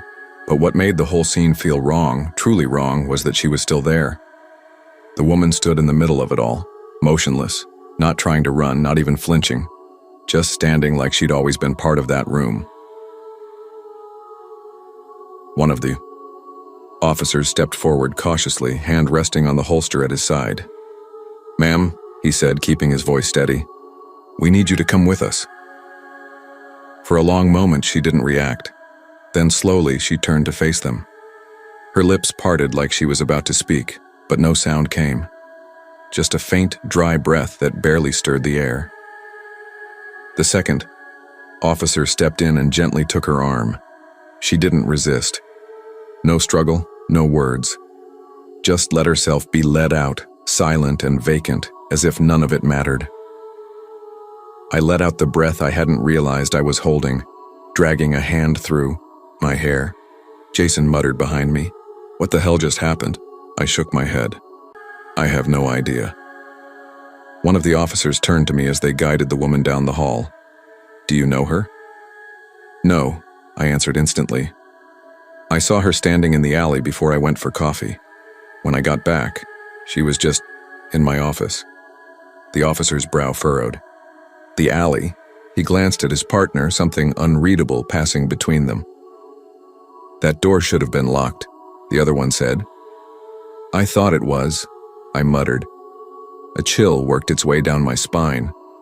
The whole thing felt off, like I was missing something important but couldn't quite place it. They didn't ask much else.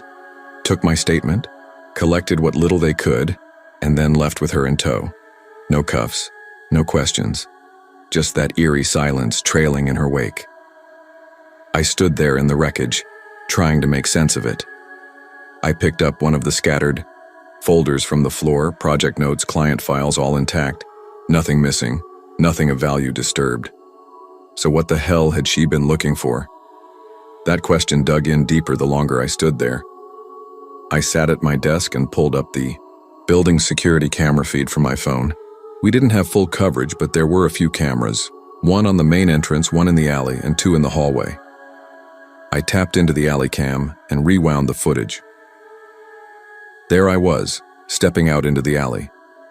I watched myself, past the woman, standing exactly where I remembered. I walked to the coffee shop. A few minutes later, I came back, alone. I stared at the screen. The woman never moved, not once. She hadn't followed me, hadn't even turned her head. But somehow, She had ended up inside my office. My skin prickled. A cold, weightless feeling settled over me. How? If she never came in through the alley, how had she gotten inside? I replayed the footage slower. Same result. Me. Alone.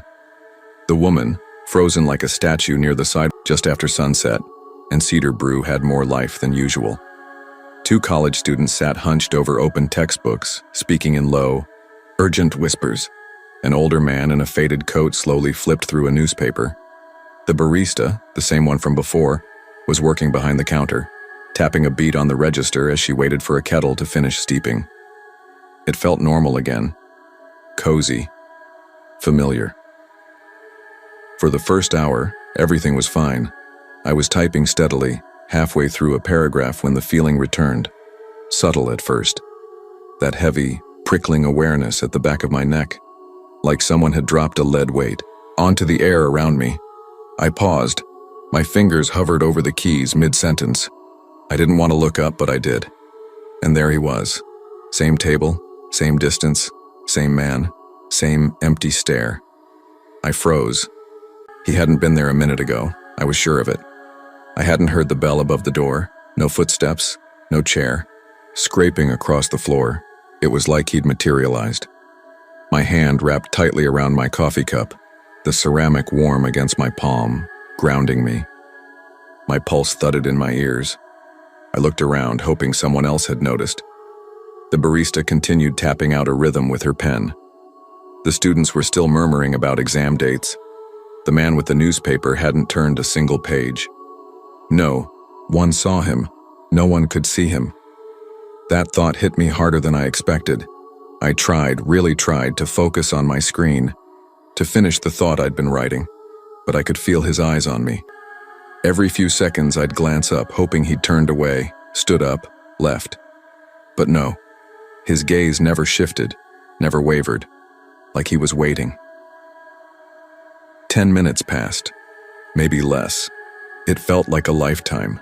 I couldn't take it anymore. I closed my laptop with trembling hands, slid it into my bag and stood up, heart thumping like a warning drum. I kept my eyes down, telling myself to walk slow, to breathe, but then, stupidly, reflexively, I glanced up. He was looking straight at me, not just at me, into me. And then, he moved. Only slightly. Just enough to curl the corner of his zamba lips into that same half-smile I'd seen in the airdrop photo. It wasn't friendly. It wasn't even threatening. It was patient, like someone who'd been waiting a long time for something to start. My throat tightened. I turned and walked out, legs stiff, pace just shy of a run. The moment I stepped outside, it was like the spell broke. The cold air hit my face. The pressure lifted. I sucked in a shaky breath and dared to glance back through the cafe window. His table was empty. Gone, like he'd never been there. That was the last time I went to Cedar Brew. At least for a while. But here's the thing. Avoiding the coffee shop didn't stop him. A few nights later, I was in my apartment, hunched over my desk in sweatpants and an old hoodie, trying to finish a proposal before midnight. The apartment was quiet except for the soft tapping of my keyboard and the occasional creak of the radiator. I was deep in the work when it happened. A chime. Soft. Familiar. AirDrop request. I blinked, confused. I hadn't turned Bluetooth on. In fact, I knew I'd disabled it after that night. I checked my settings. It was on. Somehow it was on. The sender. Unknown. Same as before. My stomach knotted. I sat frozen, staring at the notification. I didn't want to touch it. My body felt tense, like a wire stretched too tight. But before I could stop myself, my hand moved, almost involuntarily. I clicked accept. The image appeared instantly. Same grainy quality. Same man. Only this time, the background wasn't black. This time, I recognized it. It was my hallway. Right outside my apartment door.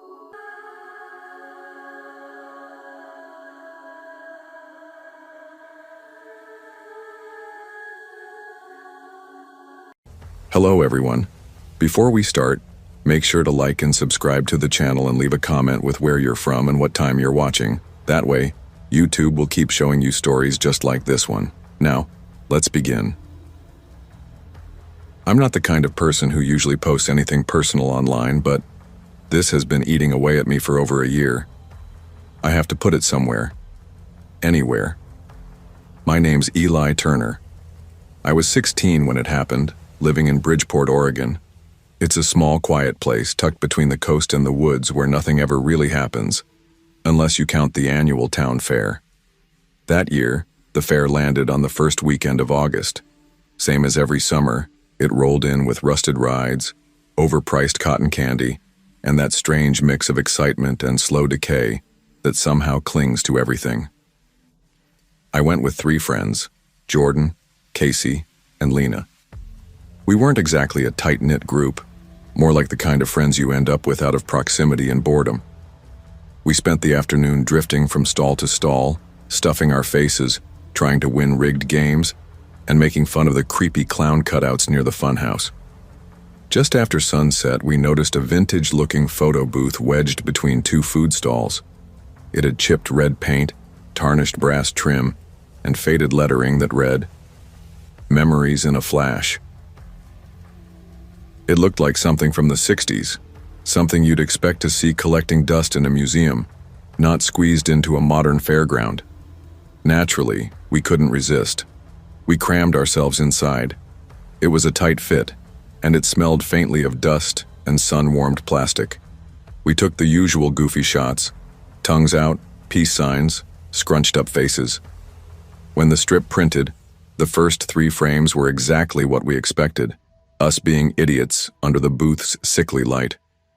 But then there was a 4th photo. At first we all just stared at it, confused. Same clothes, same angle, still inside the booth. But none of us remembered taking it. Our expressions were stiff, unnatural, like we'd been posed. And behind us, in the shadowed corner of the booth, stood a man. He was tall, with slicked back hair and a blank, far-off expression. His eyes weren't aimed at the camera. They were just slightly off to the left, like he was watching something outside the frame. We tried to make sense of it. Maybe it was a glitch? A prank? One of those booths rigged for scares, like a cheap haunted house gimmick? But it didn't feel like a joke. Lena got quiet, just staring at the stranger's face. She muttered that he looked familiar but couldn't say from where. Jordan laughed, but there was a crack in his voice. My chest felt tight, like the air had suddenly thickened. We scanned the crowd, but no one matched him. The vendor, a bearded man with mirrored sunglasses, was sitting behind the booth's control box. When we showed him the photo, he barely glanced at it before shrugging. "Not possible," he said. "This model only prints 3 frames. Always has." We left soon after, walking in silence. I remember the photo strip crumpled in Casey's sweaty hand, the edges damp. By the time we split off to our own houses, it was like we'd all silently agreed not to talk about it. That night my phone buzzed. A text from Jordan, just a zoomed-in picture of the 4th frame. "Look at his hand," he wrote. I did, and my stomach twisted. The man's hand wasn't resting naturally. It was reaching toward Lena's shoulder, fingers stiff, stopped mid-motion like he'd been about to grab her and froze. That's when it stopped feeling like some dumb fair gag, and more like something we shouldn't have seen at all. The next morning, Lena wasn't at school. No texts, no posts. Her mom thought she'd stayed at Casey's. Casey thought she'd gone home early. Jordan and I told ourselves not to panic, but by lunch, teachers were whispering, and a police officer had come to speak with the principal. By the time school let out, cops were already at the fairgrounds talking to vendors. Casey told them about the photo. She brought it the next day, creased, but still clear enough to see that 4th frame. The officer taking her statement looked skeptical, until he asked where we'd taken it. Casey pointed straight at the booth. When they checked, the vendor, Jerry or Gerald, something like that, acted like he'd never seen us before. Said plenty of kids used the booth. He couldn't remember everyone. But when the cop asked about a fourth frame, he bristled. "That machine's been in my family since '72, he said, voice sharp. "It's mechanical. Analog. There is no fourth frame." He even opened the back of the booth to prove it, rolled the film forward so we could see for ourselves. Sure enough, it was a classic 3-frame setup. No hidden mechanisms, no digital inserts, nothing fancy. I remember watching the officer's face shift. He looked like he couldn't decide whether we were playing some elaborate prank or if Jerry was holding something back. The air felt heavier, like everyone sensed something was wrong, but no one knew the next move. By the weekend, the booth was gone. Just gone. That entire row of vendors was still there. Funnel cakes, corn dogs, racks of cheap sunglasses. But the spot where the booth had been was empty. No tire tracks, no tarp, not even a dent in the grass. Jordan and I went back on Saturday afternoon hoping to see it again. But it was like it had never been there. When we asked around, people just shrugged or stared at us blankly. One older guy even said, "Photo booth? Haven't seen one of those here in years." That didn't make sense. We'd used it less than a week ago. We still had the photo strip, but when we tried to show it, the last frame looked different. Darker, almost overexposed. You could still make out our shapes, but the man's face had blurred, like it was melting into the shadows. After Lena disappeared, things spiraled fast. Her face was everywhere. On flyers taped to stop signs on the school bulletin board, even zip-tied to the fairground fence. But there were no leads, no witnesses. No one had seen her leave. Her phone went dark the same night she vanished. The police kept coming back to us, asking about the last time we saw her, what she said, how she was acting. We told them everything, the booth, the fourth photo, the man. But the more we insisted, the more they looked at us like we were making it up, Detective Barlow especially. He had this way of pausing before writing anything down, like he was weighing whether it was worth the ink. Then, a few days later, it happened again. Jordan was gone. The night before, he'd texted me saying he couldn't sleep, that every time he closed his eyes he saw the man's face. He said he kept dreaming about being trapped in the booth, the door jammed shut, the flash going off again and again. I told him it was stress, maybe guilt. He didn't answer. The next morning his mom said he'd left early for school, but he never showed, just gone. I brought the photo back to the police. This time I noticed something I hadn't before. In the fourth frame, Jordan looked different. His expression wasn't just stiff, it was scared. His eyes were wider, like he'd seen something right before the flash, and the stranger's hand, the one that had hovered near Lena's shoulder, was now hovering near his. That's when I finally said it out loud to the officer. "I think it's taking us. One by one." The cop didn't answer at first, just stared at the photo for a long moment, then asked if I had the original strip. I did. We compared it to the one I'd shown them earlier that week. It wasn't the same. Jordan's face was blurred now too. Casey was the only one left besides me. She said she wanted out, wanted to stay with her cousins in Bend until everything calmed down. I told her leaving wouldn't help, that if we ran, it would just follow. But she didn't listen. She left that night. 2 days later, she called from a burner phone, whispering like she was hiding. "It's here," she kept saying. I saw the booth, near a gas station. Same red paint, same lettering, but it wasn't plugged in, not even close to a power source. Then the line went dead. The number didn't work when I called back. The next morning, I checked the frame again. Casey's smile looked wrong. Crooked, her body angled slightly away from us like she was already starting to slip out of the picture. After she vanished, I stopped sleeping properly. I kept the photo strip in a taped envelope, locked in a drawer, but I could still feel it there, like it was humming, or watching. Every night I swore I heard the faint click of a shutter somewhere in my room. No flash, just the sound. The fear wasn't loud, it was quiet, patient, always in the corner of my vision.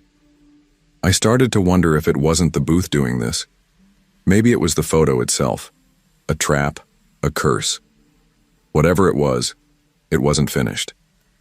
Eventually, I did what scared teenagers do when nobody believes them. I went back. It was stupid, I know that now. But I thought if I could see the booth again, maybe I could stop it. The fair was long gone. The lot was empty. Trampled grass, scraps of trash swirling in the wind. But the booth was there, same spot. No lights, no vendor, just waiting. I don't know what I planned, burn it, smash it, bargain with it, but I stepped inside, closed the curtain, sat down. Nothing happened at first. Then, click, first frame, second frame. I didn't move, didn't smile. On the third flash, I felt a cold breath crawl down my spine. I turned, no one there. Fourth frame. I caught the faint reflection of the man's eyes in the booth's glass. I bolted, strip in hand, and didn't look back until I was home. In the first 3 frames, I was alone. But the fourth, I wasn't in it at all. Just the booth. Empty. And the man, standing dead center, staring straight into the camera. The next day, I gave the police everything, photo, story, all of it. I don't know what changed, but that week, they reopened a cold case from 1985. Same fairground, same booth, 3 missing teens. 1 photo with an unexplained 4th frame. The vendor vanished back then too. I still don't know what the booth is. Haunted. Cursed. Something worse. But it hasn't come back to our town. Not yet. I keep the photo locked in a metal box in my closet, wrapped in cloth. I haven't looked at it in over a year. Sometimes, late at night, I hear the soft rustle of paper inside, like another frame being added. And I know it's just a matter of when, because I was in that 4th frame once too. And whatever it is, it doesn't forget. It doesn't.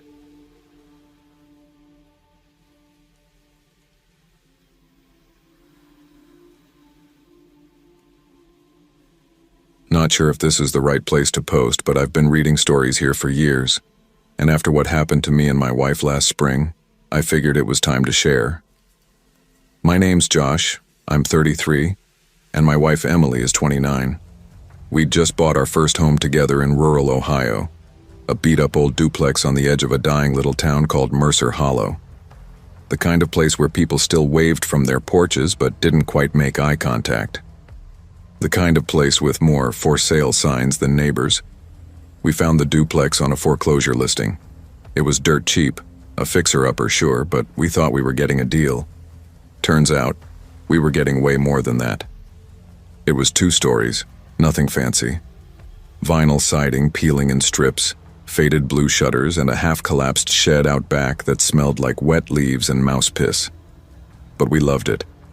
It had potential. Hardwood floors hidden under grime, clawfoot tubs, wide porches. Emily wanted to paint murals in the guest room. Me?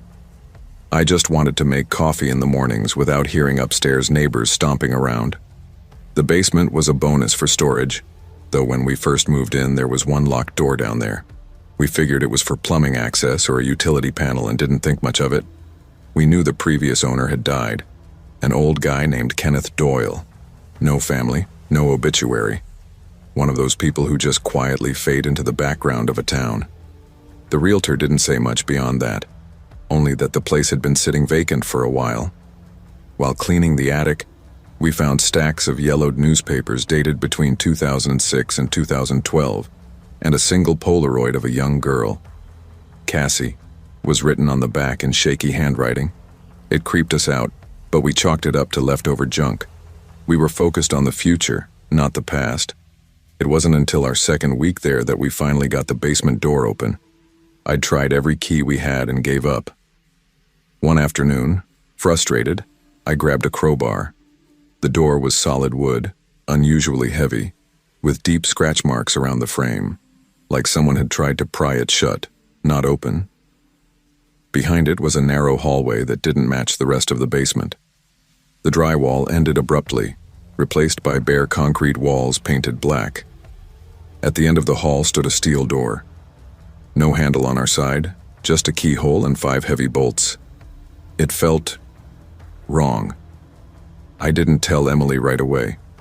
That night, while she was upstairs brushing her teeth, I went back down with a flashlight. None of our keys fit. Eventually, I used a drill to break the lock. Stupid in hindsight, but I needed to know what was in there. When the door finally gave, a wave of damp metallic air rolled out. Not the musty smell of mold, as more like rust, sweat, and something sour. The air was thicker in there. The room was about the size of a small bedroom. No windows, no light fixture, just concrete walls, an old stained mattress in the corner, and a heavy-duty shelf bolted to the wall. It was the shelf that froze me. 5 glass jars lined up neatly. Each had a white label, written in black marker. Lindsay, Tasha, Aaron, Mara, Isabel. Inside each jar was something different. One looked like it held a hair ribbon. Another, I swear, had baby teeth. I was still staring when Emily came down the steps. She looked at the jars, then at me, and her face went completely blank. Not scared exactly. Cold. She didn't scream. She didn't cry. She just whispered, "Josh, this room isn't on the blueprint." We called the police that night. I didn't want to. It felt like trespassing on something old and ugly that should have stayed buried. But Emily insisted. The deputy who showed up barely looked old enough to shave. But when he saw the jars, his hand went straight to his radio. Backup arrived fast. They taped off the basement, brought in a forensic team, and took everything. We spent 3 nights in a motel while they processed the scene. When we were finally allowed back, one of the detectives, a woman named Riley, pulled us aside. She told us one of the names matched a missing person case from 2008, a girl named Mara Elliott. Last seen walking home from school, 2 towns over. She was 11. That's when everything blew up. News vans started parking across the street. Strangers knocked on our door asking if we'd seen ghosts or felt any evil energy. One guy even tried sneaking in through the basement's back window. Overnight, we weren't Josh and Emily anymore. We were the couple who lived in that house. The murder house. Or worse, the collector's house, like the media started calling it. Emily stopped sleeping.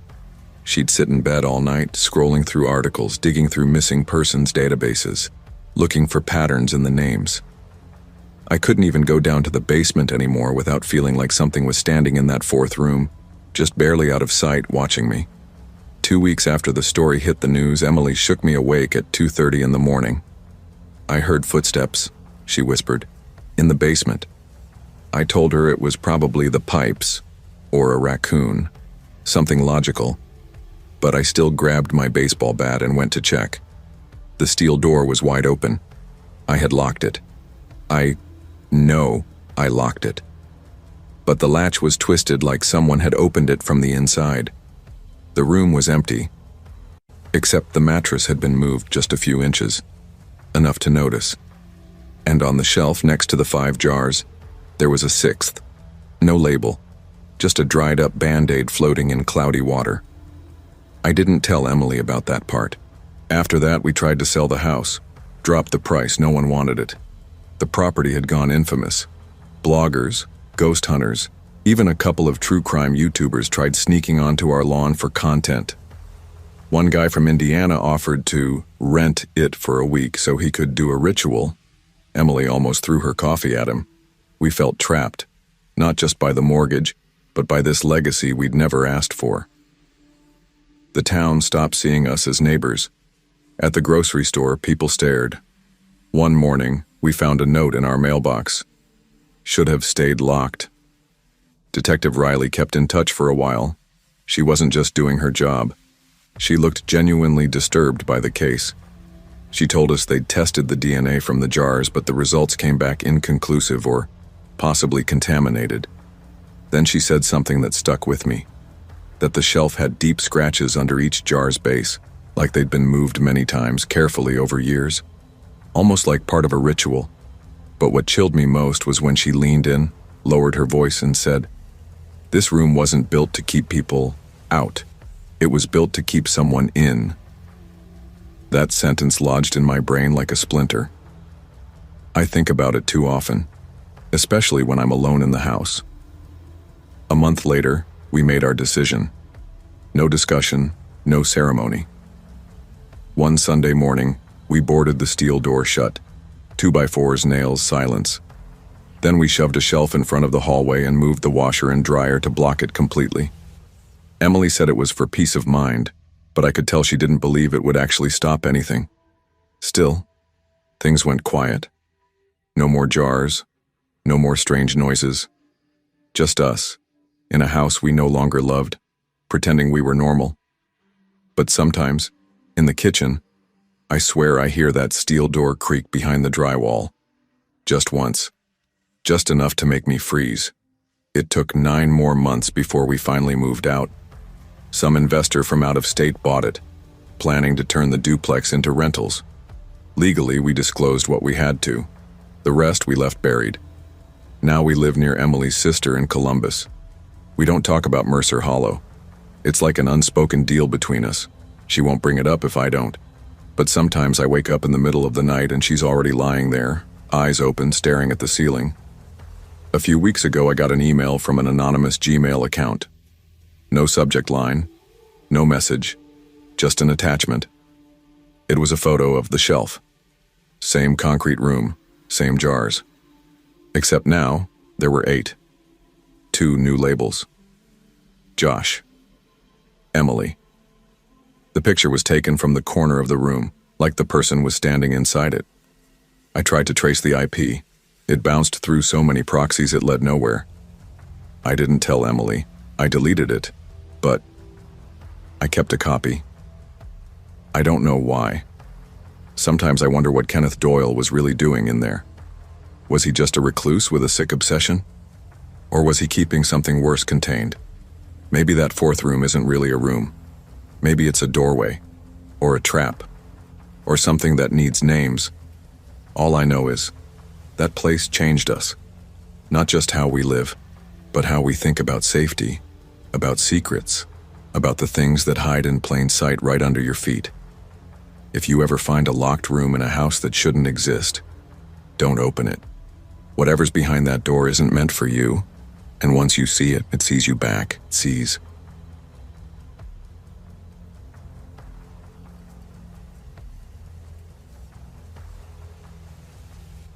I used to drive the night route for the county transit here in Caldwell, North Carolina. Not much to it. Mostly quiet roads, small towns, and the occasional late shift nurse or drunk college kid heading back to Lenoir. My name's Dale McCready. Back in 2016, I'd been with the transit authority for almost 9 years. Divorced, no kids, just me and my border collie, Riggs. I took pride in knowing every back road, every stop sign, and every one of the regulars, if not by name, then at least by face. My life was uneventful in a way I used to find comforting. That changed one Thursday night in late March, the kind of evening where the woods seemed too quiet, and the air still clung to the last bite of winter. I had just dropped off my final passenger before Hollow Creek, and what happened after that? I still can't explain. I remember pulling out of the last official stop, an old grocery store off Route 90, and checking the rear view. Only one passenger remained, Walter. He was an elderly guy with dementia who sometimes rode the bus just to get out of the nursing home. Usually a nurse came with him, but that night he was alone. He sat 2 rows back, mumbling under his breath. I couldn't catch a word of it. When he rang for a stop on Hollow Creek Road, I almost ignored it. Nobody gets off there anymore. That stretch isn't even on the route. It used to lead to hunting cabins, but those have been abandoned for years. Still, I slowed to a stop just in case.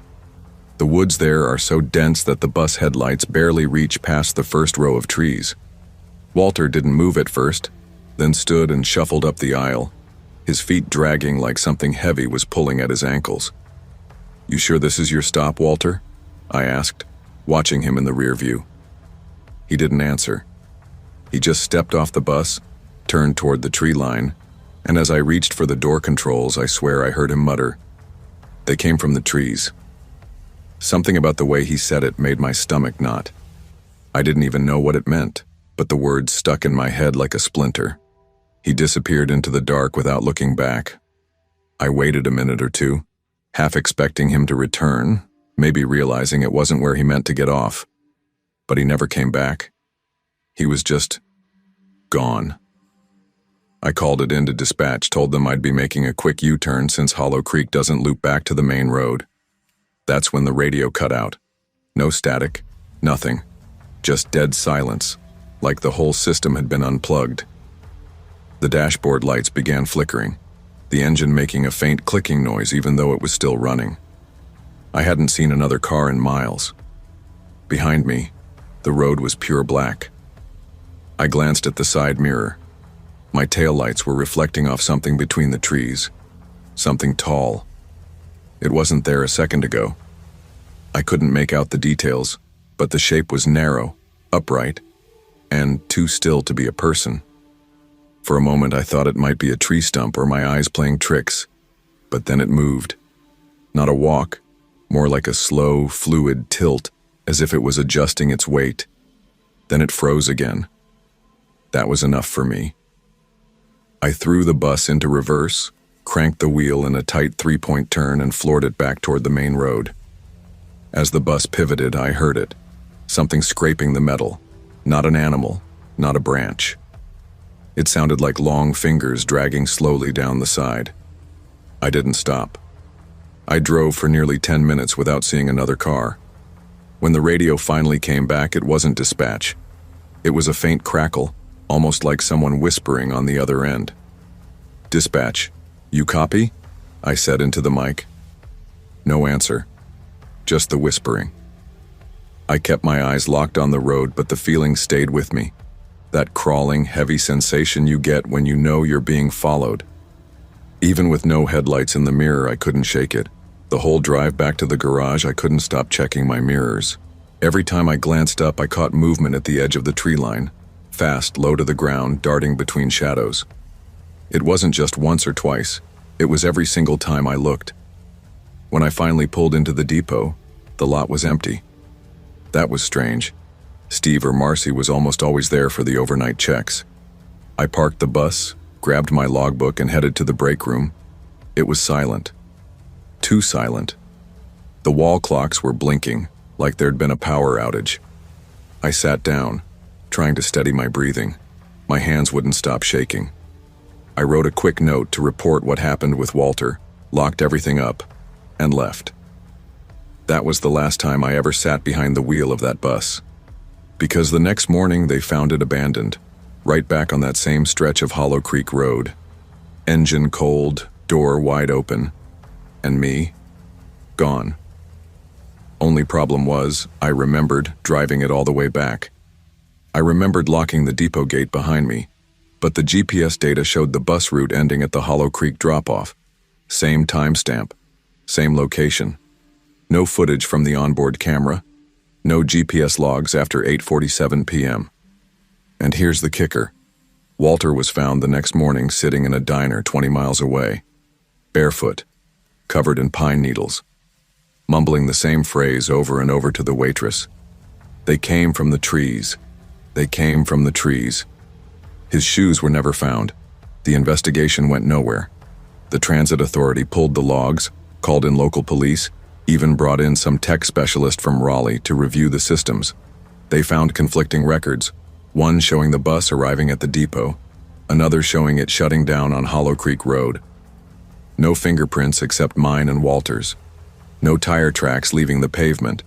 No sign of forced entry. No sign of a struggle. Nothing. I tried explaining about the radio cutting out, the tall figure in the woods, the dragging sound along the bus. But I could see it in their eyes. They didn't believe me. After a while, I stopped trying to make them. Maybe I did sound crazy. Walter was transferred to another care facility a few weeks later. They said he had a rapid cognitive decline, couldn't speak, couldn't feed himself. The last thing he ever said right before they moved him was to one of the nurses, "Tell the driver not to look in the mirror." When I heard that, My blood ran cold. Because I had looked. And maybe I shouldn't have. I quit the job not long after. I couldn't set foot on a bus again. Couldn't even drive past Hollow Creek, not even in broad daylight. The trees there seemed too still, like they were waiting, watching. For the longest time, I didn't tell a soul what really happened. The official explanation was that I'd blacked out, driven the bus back without realizing it, then somehow wandered back to Hollow Creek. No charges, no consequences, just a lot of unanswered questions. But here's the thing. I have this recurring dream. I'm driving the same route, but the road never ends. The trees grow taller the further I go. The radio is dead quiet except for a whisper that grows louder each time. Don't stop. And the worst part?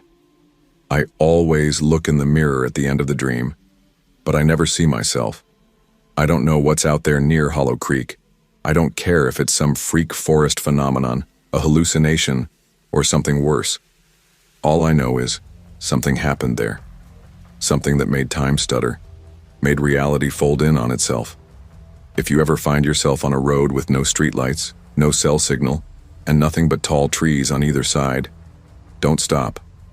And whatever you do, don't look in the mirror.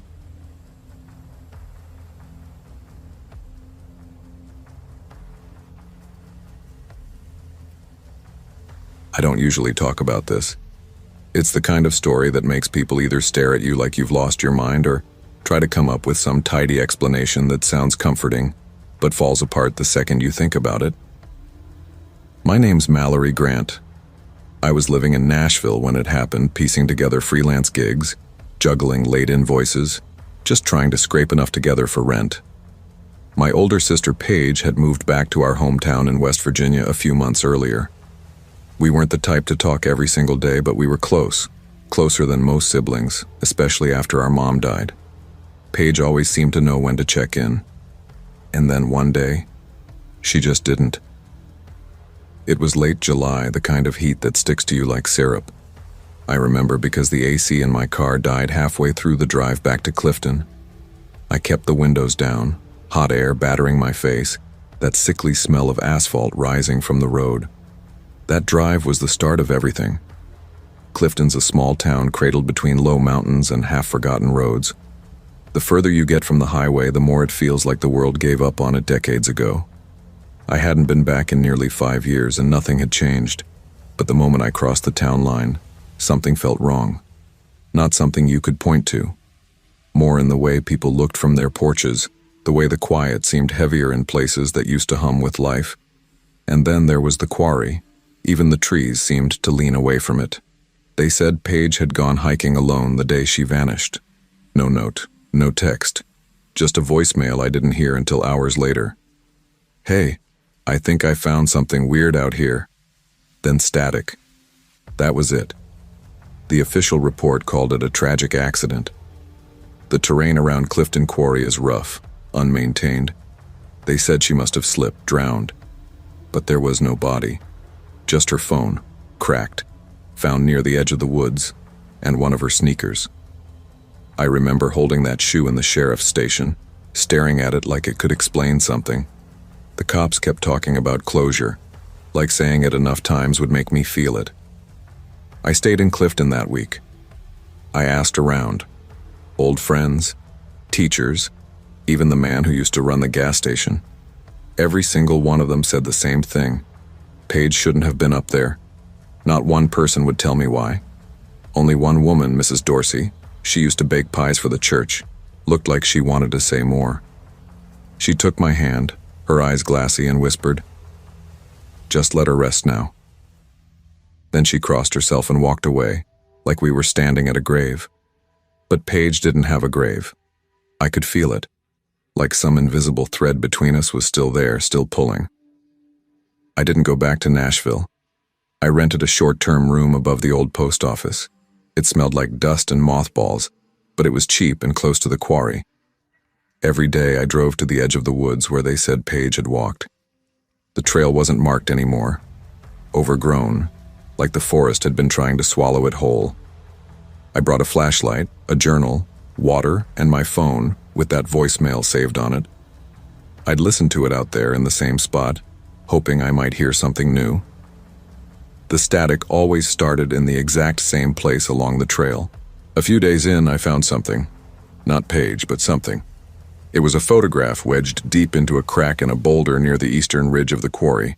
The edges had curled, the faces were sun-bleached almost white. 4 people smiling stiffly in front of the same cliff where they said my sister disappeared. I didn't know them. On the back in faded ink, someone had written 1993, and below it, barely legible, "Don't come back." I took it straight to the sheriff's office, thinking maybe it was a clue. He barely glanced at it before sliding it into a desk drawer. "Old prank," he muttered. "Locals like to scare hikers." But there was something in his face, just for a second, a flicker of recognition he couldn't hide fast enough. That night I couldn't sleep. I couldn't stop thinking about that photograph, how it looked like someone had placed it there recently, not something that had been sitting untouched for 30 years. Around 3 in the morning, I gave up trying to sleep and started digging through old articles in the local archives. That's when I noticed it. Paige wasn't the first person to vanish near the quarry. There were others. 3 names, all from the same summer. Jack Redfield, Alyssa Lang, and Brent Waters. All hikers, all gone without a trace. Not one of them had a follow-up article, just a passing mention in the police blotter, and then nothing. It was like the town had deliberately erased them. The next day at the diner, I brought it up casually to the waitress, hoping maybe she'd heard something. She froze for a fraction of a second before forcing a smile. "People get lost in the woods all the time," she said, but she wouldn't look me in the eye. That was enough to push me back out there. I returned to the spot where I'd found the photo and searched for hours. That stretch of the trail always felt colder, even on those 90-degree days. The air was heavier there, like trying to breathe through a wet rag. Just past the ridge, I found it, something carved into the rock. 3 intersecting circles, jagged lines slashing through them. It didn't look natural. I brushed away dirt and moss, revealing more faint markings, words maybe, but they were too worn to read. I took pictures, even tried sketching it in my notebook. Then I heard it. Footsteps. Soft but steady coming from behind me. I spun around fast. Nothing. No one. But the feeling stayed. That electric prickling along the back of your neck when you know you're being watched. Only this was worse. 10 times worse. I left in a hurry, nearly twisting my ankle on the way down. The next morning, I found my car keyed, not just scratched, but gouged into the paint in deep, angry slashes across both doors.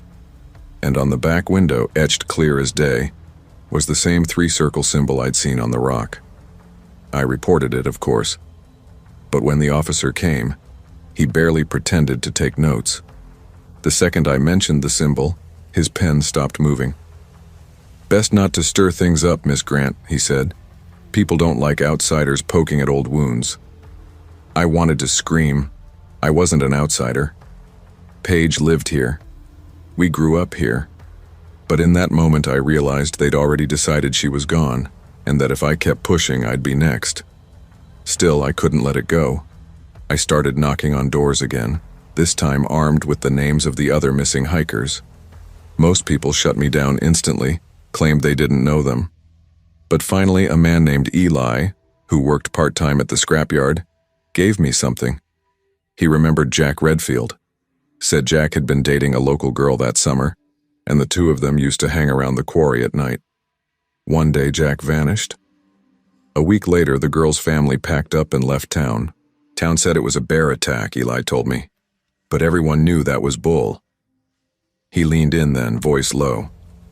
"There's something in those woods, Mallory. Something that doesn't want to be found." No matter how I pressed, he wouldn't say more. Just kept glancing over his shoulder like someone might be listening. The next day, I went back one last time. I don't even know why. Maybe I thought I'd find a piece of Paige's necklace or hear her voice again. I brought a shovel, thinking I'd dig near the carved rock. Instead, I found a hole already there. Not fresh, but recent enough that the dirt was loose, uneven. Inside was a small box wrapped in cloth. It held three things: a lock of blonde hair tied with red thread, a rusted compass, and another photograph. This one had Paige in it. She was standing in front of the quarry, looking off to the side like someone had called her name just as the picture was taken. On the back, in the same handwriting as before, "She saw too much." That's when I ran. I didn't look back. I left Clifton the next morning, packed my things, and drove straight through the night back to Nashville. I didn't tell anyone. I didn't call the sheriff. I kept the photo, though. It's locked in a drawer in my apartment. Sometimes I take it out, just to remind myself it was real. Paige is still listed as missing. No remains, no new evidence. Just a sister who went for a hike and never came back. And sometimes I dream about those woods, about the quarry. I see her there, standing at the edge, facing the trees. I try to scream for her to turn around, but she never does. She just takes one step forward, and I wake up before she falls.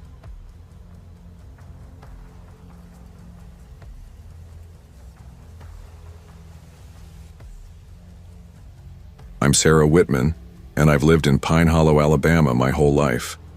It's the kind of town where everybody knows everybody, and the loudest sound on a weekday morning is the hum of lawnmowers or the gentle clink of coffee cups down at Ruby's Diner. I've been teaching 9th grade English at Pine Hollow High for 11 years.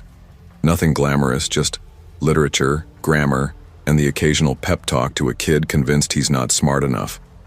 I rent a modest house 3 blocks from the school, drive a beat-up '99 Toyota Corolla, and own a cat named Milo, who only decides I'm worth his time when he's hungry. My life's always been slow, predictable, quiet. At least it was, until that morning. It was late March, still chilly enough that you needed a jacket before the sun warmed the pavement. I pulled into the school lot at 6:45 a.m., coffee in hand, ready to prep for first period. Everything seemed normal, but the front office was different. Too quiet. Brenda, the secretary, usually chirpy and just a little too nosy, sat pale-faced behind her desk, tapping her fingers against a file folder without looking up. "Did you hear?" she asked in a low voice, like she was afraid of someone overhearing. "Hear what?" "Mr. Barlow died last night." I blinked. "Wait, Ray? The janitor?" She nodded, eyes glistening. I didn't know what to say. Ray Barlow had been at the school longer than I'd been alive. A quiet, wiry man who always wore a green utility jumpsuit at least 2 sizes too big. I used to joke that he'd been there since the bricks were laid. Brenda said it was a heart attack. He'd passed away in his little break room behind the gym sometime overnight. The principal found him when he didn't clock in. They'd already called his next of kin, already sent someone to clear out his things. It felt strange, how fast life moved on. I taught my classes, collected essays on To Kill a Mockingbird, and sat through a faculty meeting that dragged longer than the school day itself. By 4 p.m., I was in the teacher's lounge grading papers when I noticed a small cardboard box sitting on the table. A sticky note on it read, "Barlow's stuff." Someone must have dumped out his locker. Curious, I slid it toward me. Mostly junk, old pens, keys, 2 crushed packs of Marlboros, a rusty thermos that smelled faintly of soup. Then I found a small black spiral notebook, the cheap kind you can buy in bulk at Walmart. I almost left it, but something made me flip it open. Inside were pages and pages of names. Each name was written in neat, block capital letters, 1 per line. Most had dates beside them, sometimes single words. Accident, gone, lost. I didn't recognize most of the names until I turned to a page in the middle. My name, Sarah Whitman. Beside it, in all caps, 1 word, next.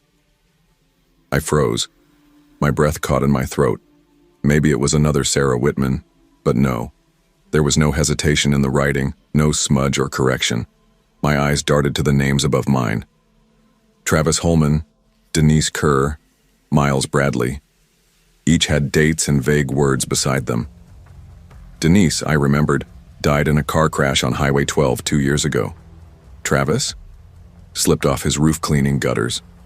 Miles. I vaguely recalled something about him disappearing on a hunting trip. The pattern formed in my head like a bad math problem I didn't want to solve. This wasn't random. It was a countdown. I wanted to believe it was a sick joke. Maybe Ray was lonely, maybe he'd lost touch with reality. But Ray Barlow wasn't senile. He could fix a busted locker with nothing but a bent paperclip and a lighter. He remembered birthdays without checking a calendar. And he'd always nod at me in the halls like he knew something I didn't.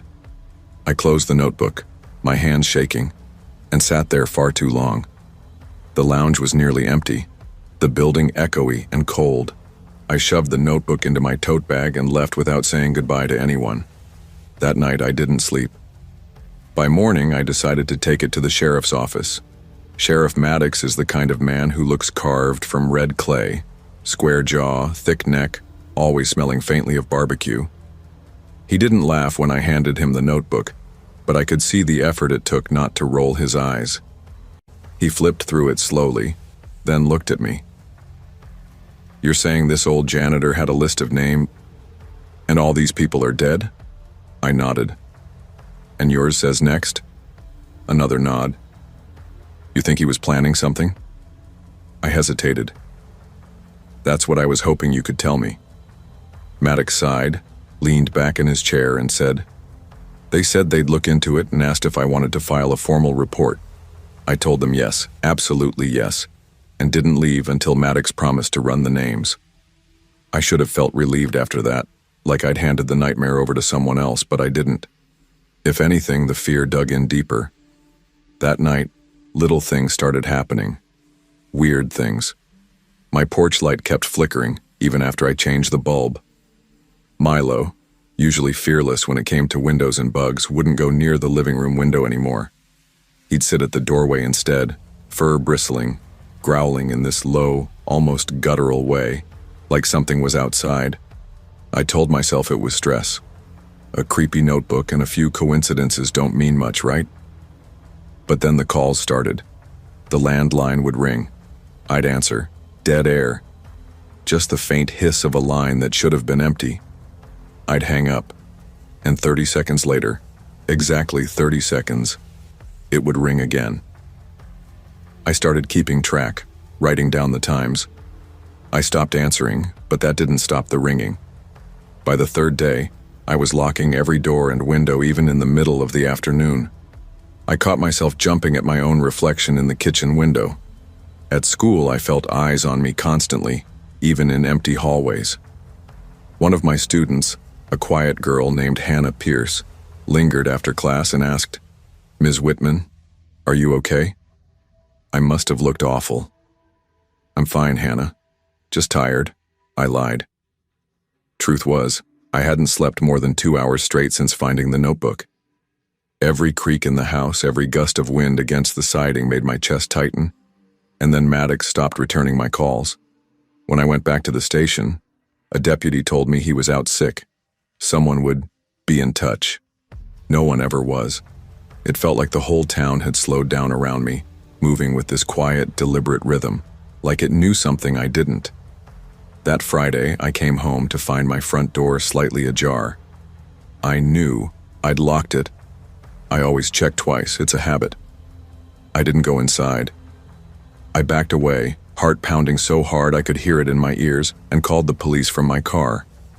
When they arrived, they did a quick sweep and said nothing looked disturbed. But I knew something was missing. The notebook. I'd hidden it in my bedroom closet inside an old boot box under a pile of winter coats. It was gone. I asked the officers if they'd taken it, thinking maybe Maddox had finally decided to take me seriously. But they looked confused.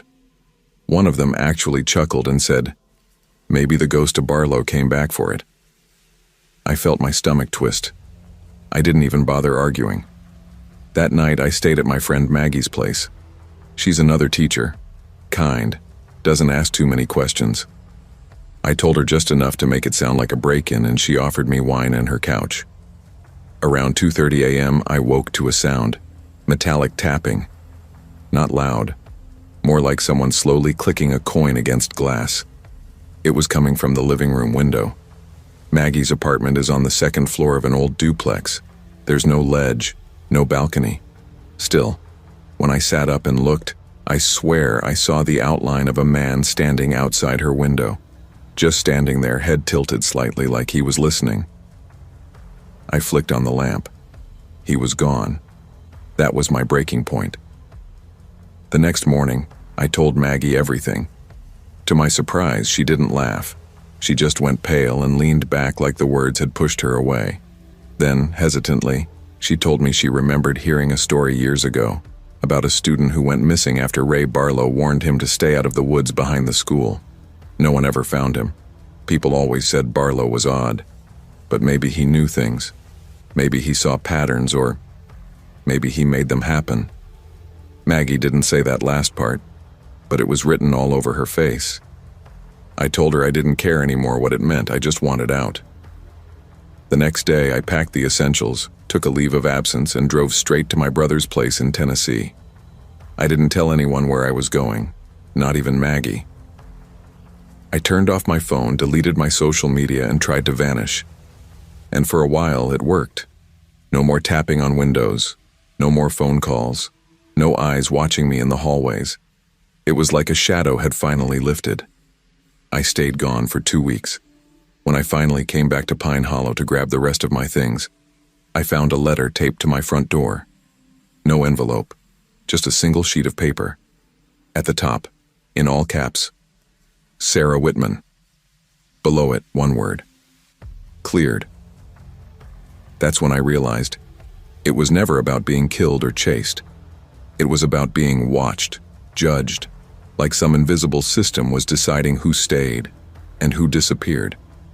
The notebook hadn't just been a list.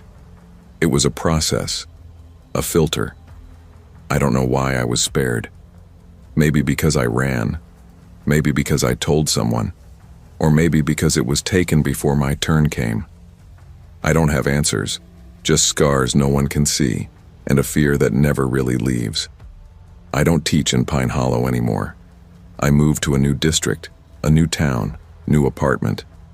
But sometimes, late at night, I swear I hear that slow, deliberate tapping on my window again.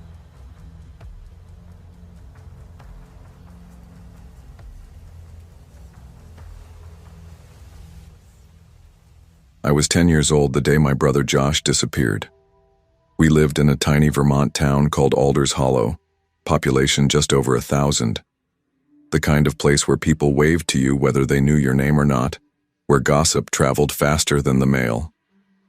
It was late October of 2009, when the air turns sharp enough to sting your nose, and the streets are buried under a coppery quilt of leaves that crunch with every step. Josh was 12, 2 years older, taller, and braver than me.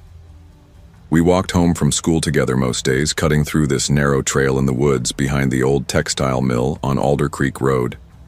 Everybody used that trail. It was faster than going through town. To us kids, it had just enough creepiness to make it feel like an adventure. The mill itself was an ancient skeleton of a building, abandoned longer than I'd been alive. Its roof sagged in places, windows shattered into jagged black mouths. One whole side leaned like it might topple with the next heavy snowstorm. People said it had shut down in the 70s after some kind of accident, but no one ever gave details. No fences, no keep out signs, just a rotting hulk smothered in ivy, its rusted pipes groaning in the wind. Josh used to joke that the mill looked like a giant monster with its mouth half open. Every day we'd dare each other to peek into one of the busted windows, but neither of us ever worked up the nerve. That Thursday started like any other. We had science quizzes in the morning, and Josh spent lunch trading hot Cheetos for answers with that cocky grin of his, the one that made him seem untouchable. After school, we took the shortcut through the woods. It had rained earlier in the week, so the trail was soft, the fallen leaves slick and matted. Josh was a few steps ahead when he stepped on a branch that snapped louder than normal, the sound strangely sharp like it echoed back at us. I slowed to tie my shoe. When I looked up, he was gone. At first I laughed under my breath. Hiding and jumping out to scare me was exactly his kind of game. "Josh," I called, waiting for him to leap out from behind a tree. Nothing. No rustle, no crunch of leaves, no footsteps. The air felt wrong, still, like the woods were holding their breath. I called his name again, louder. The silence pressed in. My eyes kept scanning the trees until I noticed something ahead, near the base of the mill's cracked foundation, a dark patch that didn't belong to the building. I crept closer, my sneakers sinking into the damp earth. That's when I saw it. Josh's backpack, ripped wide down the side. His science book lay half buried in mud, and next to it, a sandwich in its plastic bag. The sandwich looked barely touched, but the bag had these tiny, jagged rips like something with claws had tried to get inside. I froze. I didn't even think to grab the backpack. My brain just stopped. There was no blood, no footprints, no scuffed earth to show a struggle. Just that horrible silence and the feeling that something had already decided I wasn't worth chasing. My legs felt heavy, like I was running underwater, but somehow I stumbled all the way home. I burst through the front door, gasping for air, and just stood there in the doorway. My mom's voice cut through, sharp and panicked. "Where's your brother? Where's Josh?" I couldn't speak. Something had snapped in me the second I saw that backpack. That night I didn't sleep. The cops came, then the search dogs, then more cops. They combed every inch of the woods behind the mill. Helicopters thudded overhead. Volunteers, neighbors, strangers, even kids from school, showed up with flashlights and walking sticks. They found nothing. No clothes. No blood. No trail to follow. The only other thing they recovered was an old rusted key, half buried in the dirt near where I'd found the backpack. Nobody knew what it opened. It looked ancient, like something pulled from a museum display, or forgotten in the back of your grandfather's junk drawer, waiting for a lock that didn't exist anymore. The cops didn't know what to do with me. I wouldn't talk. Couldn't talk.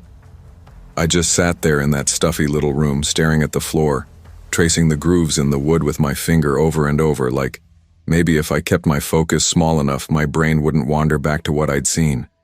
Therapists tried. Teachers gave me passes. My mom pulled me out of school for a while. Everyone figured it was trauma, and maybe they weren't wrong. But that wasn't the whole truth. I wasn't just scared. I was afraid to tell them what I'd really seen, because deep down I knew it wouldn't sound human.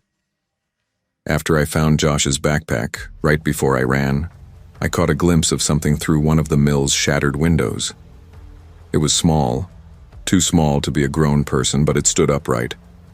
Its skin looked wrong, like paper left out in the rain, thin and warped, with patches darker than others. Its eyes didn't blink.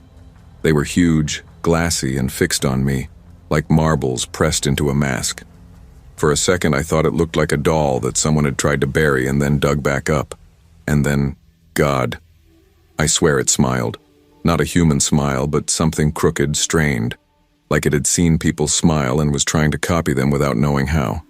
That was the last thing I remember before my brain just went black.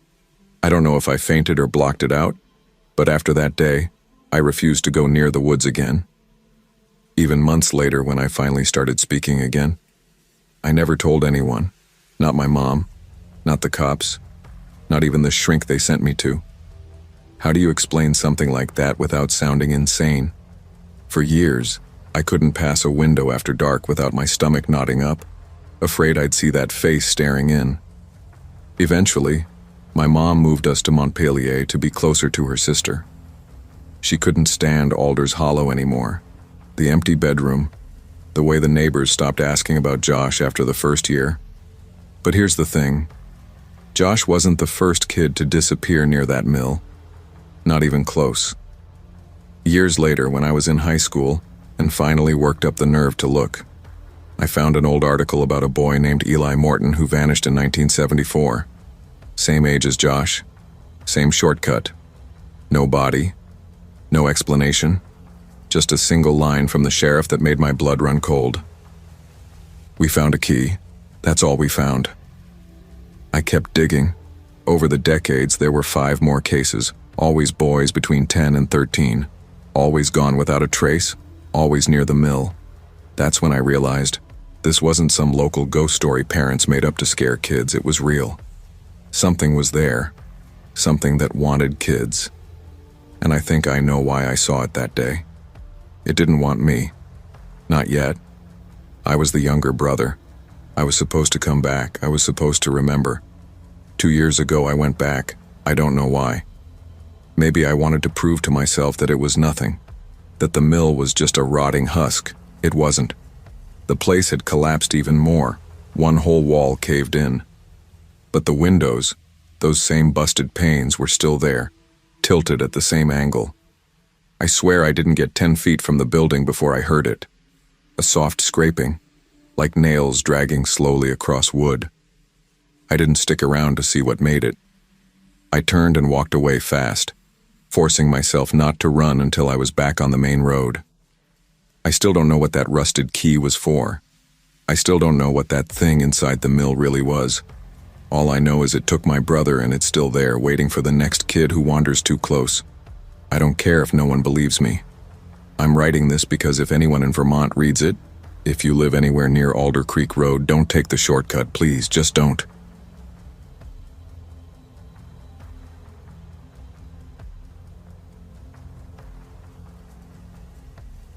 I've lived in Elridge, Kansas my whole life. It's the kind of place you can drive through in under 10 minutes without even realizing you just passed a town. I'm 38 now, working nights as a cook at the only diner here, Stella's. It's been around forever, passed down through 3 generations. Everyone knows each other by name. Nothing big ever happens here. Or at least, nothing we talk about out loud. That morning started like any other. Slow breakfast rush, the same 3 old-timers arguing over the jukebox while I was in the kitchen grilling sausage links for the 1,000th time. Around 8:45, I stepped out back to grab more eggs from the storage shed. When I came back in, she was there. A girl I'd never seen before, standing behind the counter like she'd always belonged there. She wore one of our uniforms, slim build, pale skin, long dark brown hair tied back with a green ribbon. She looked like she'd stepped out of an old photograph. Not ugly, not strange, just dated. Like she didn't quite belong to this decade. I figured maybe Stella had hired her for the weekend shift. But Stella wasn't working that day, and no one had mentioned anything about a new hire. She smiled at me like we'd met before.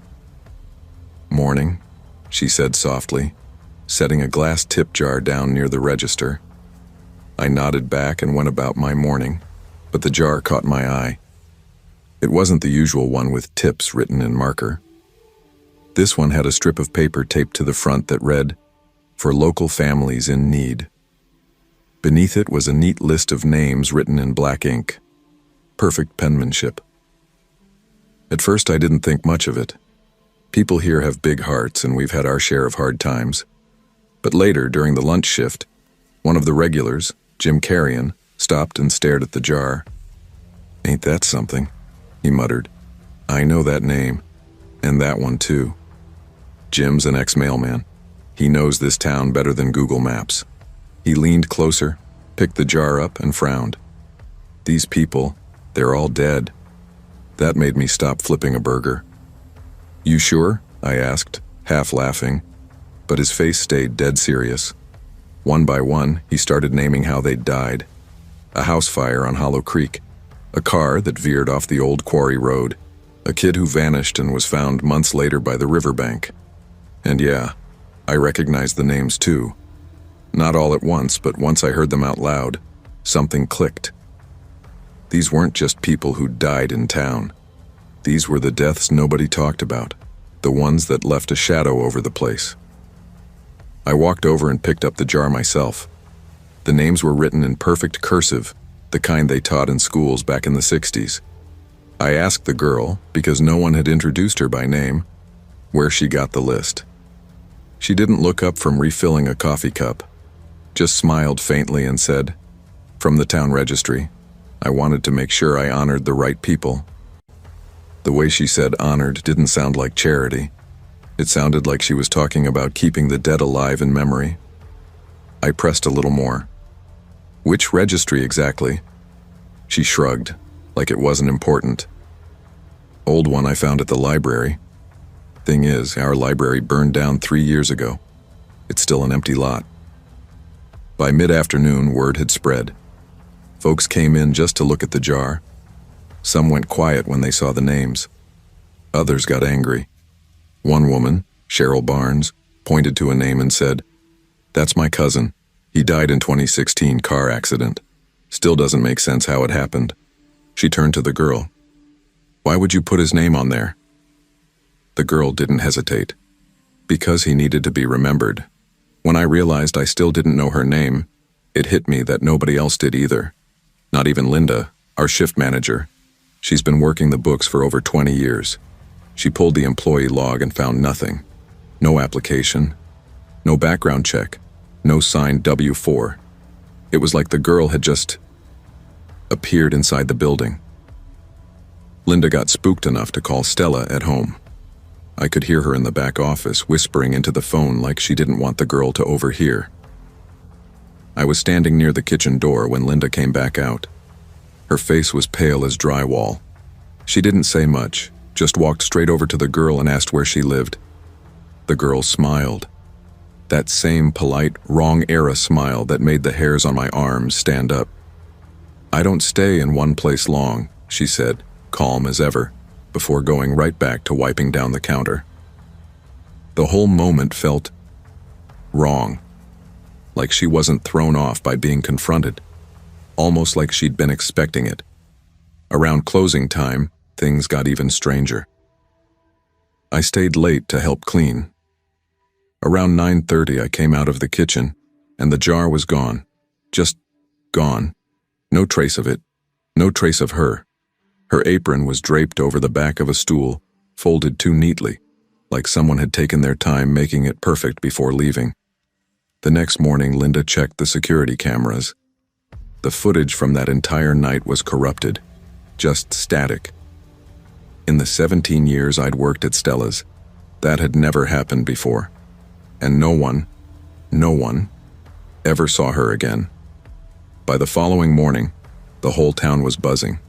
Someone called the local paper, but they wouldn't run a story.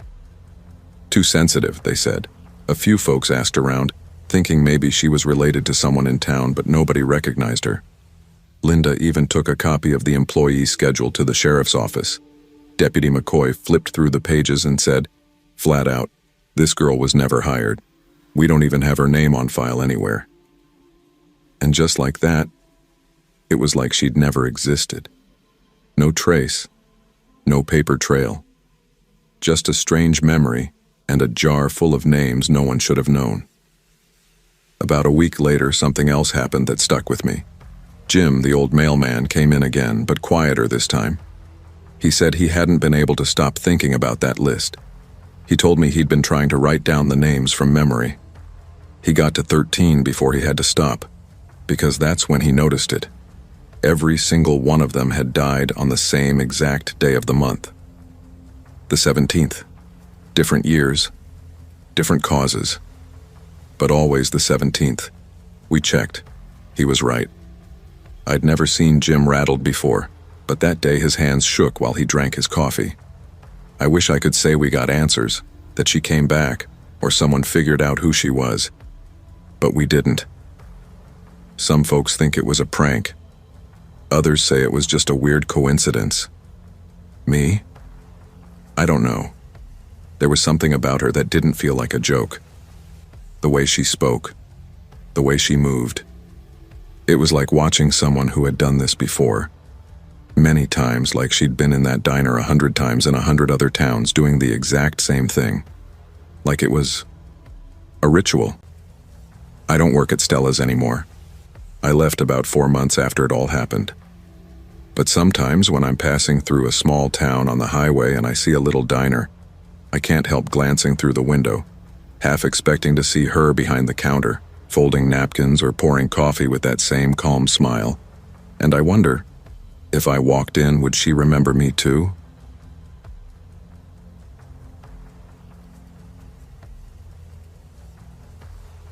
Welcome, sleepy soul. I'm your storyteller tonight, here to guide you into rest. Before we begin, tap like and subscribe so you'll always have a bedtime story waiting. And tell me in the comments where you're listening from. I'd love to know. I never liked Easter much after what happened that year. Nobody in the family brings it up anymore, but I still see it when I close my eyes.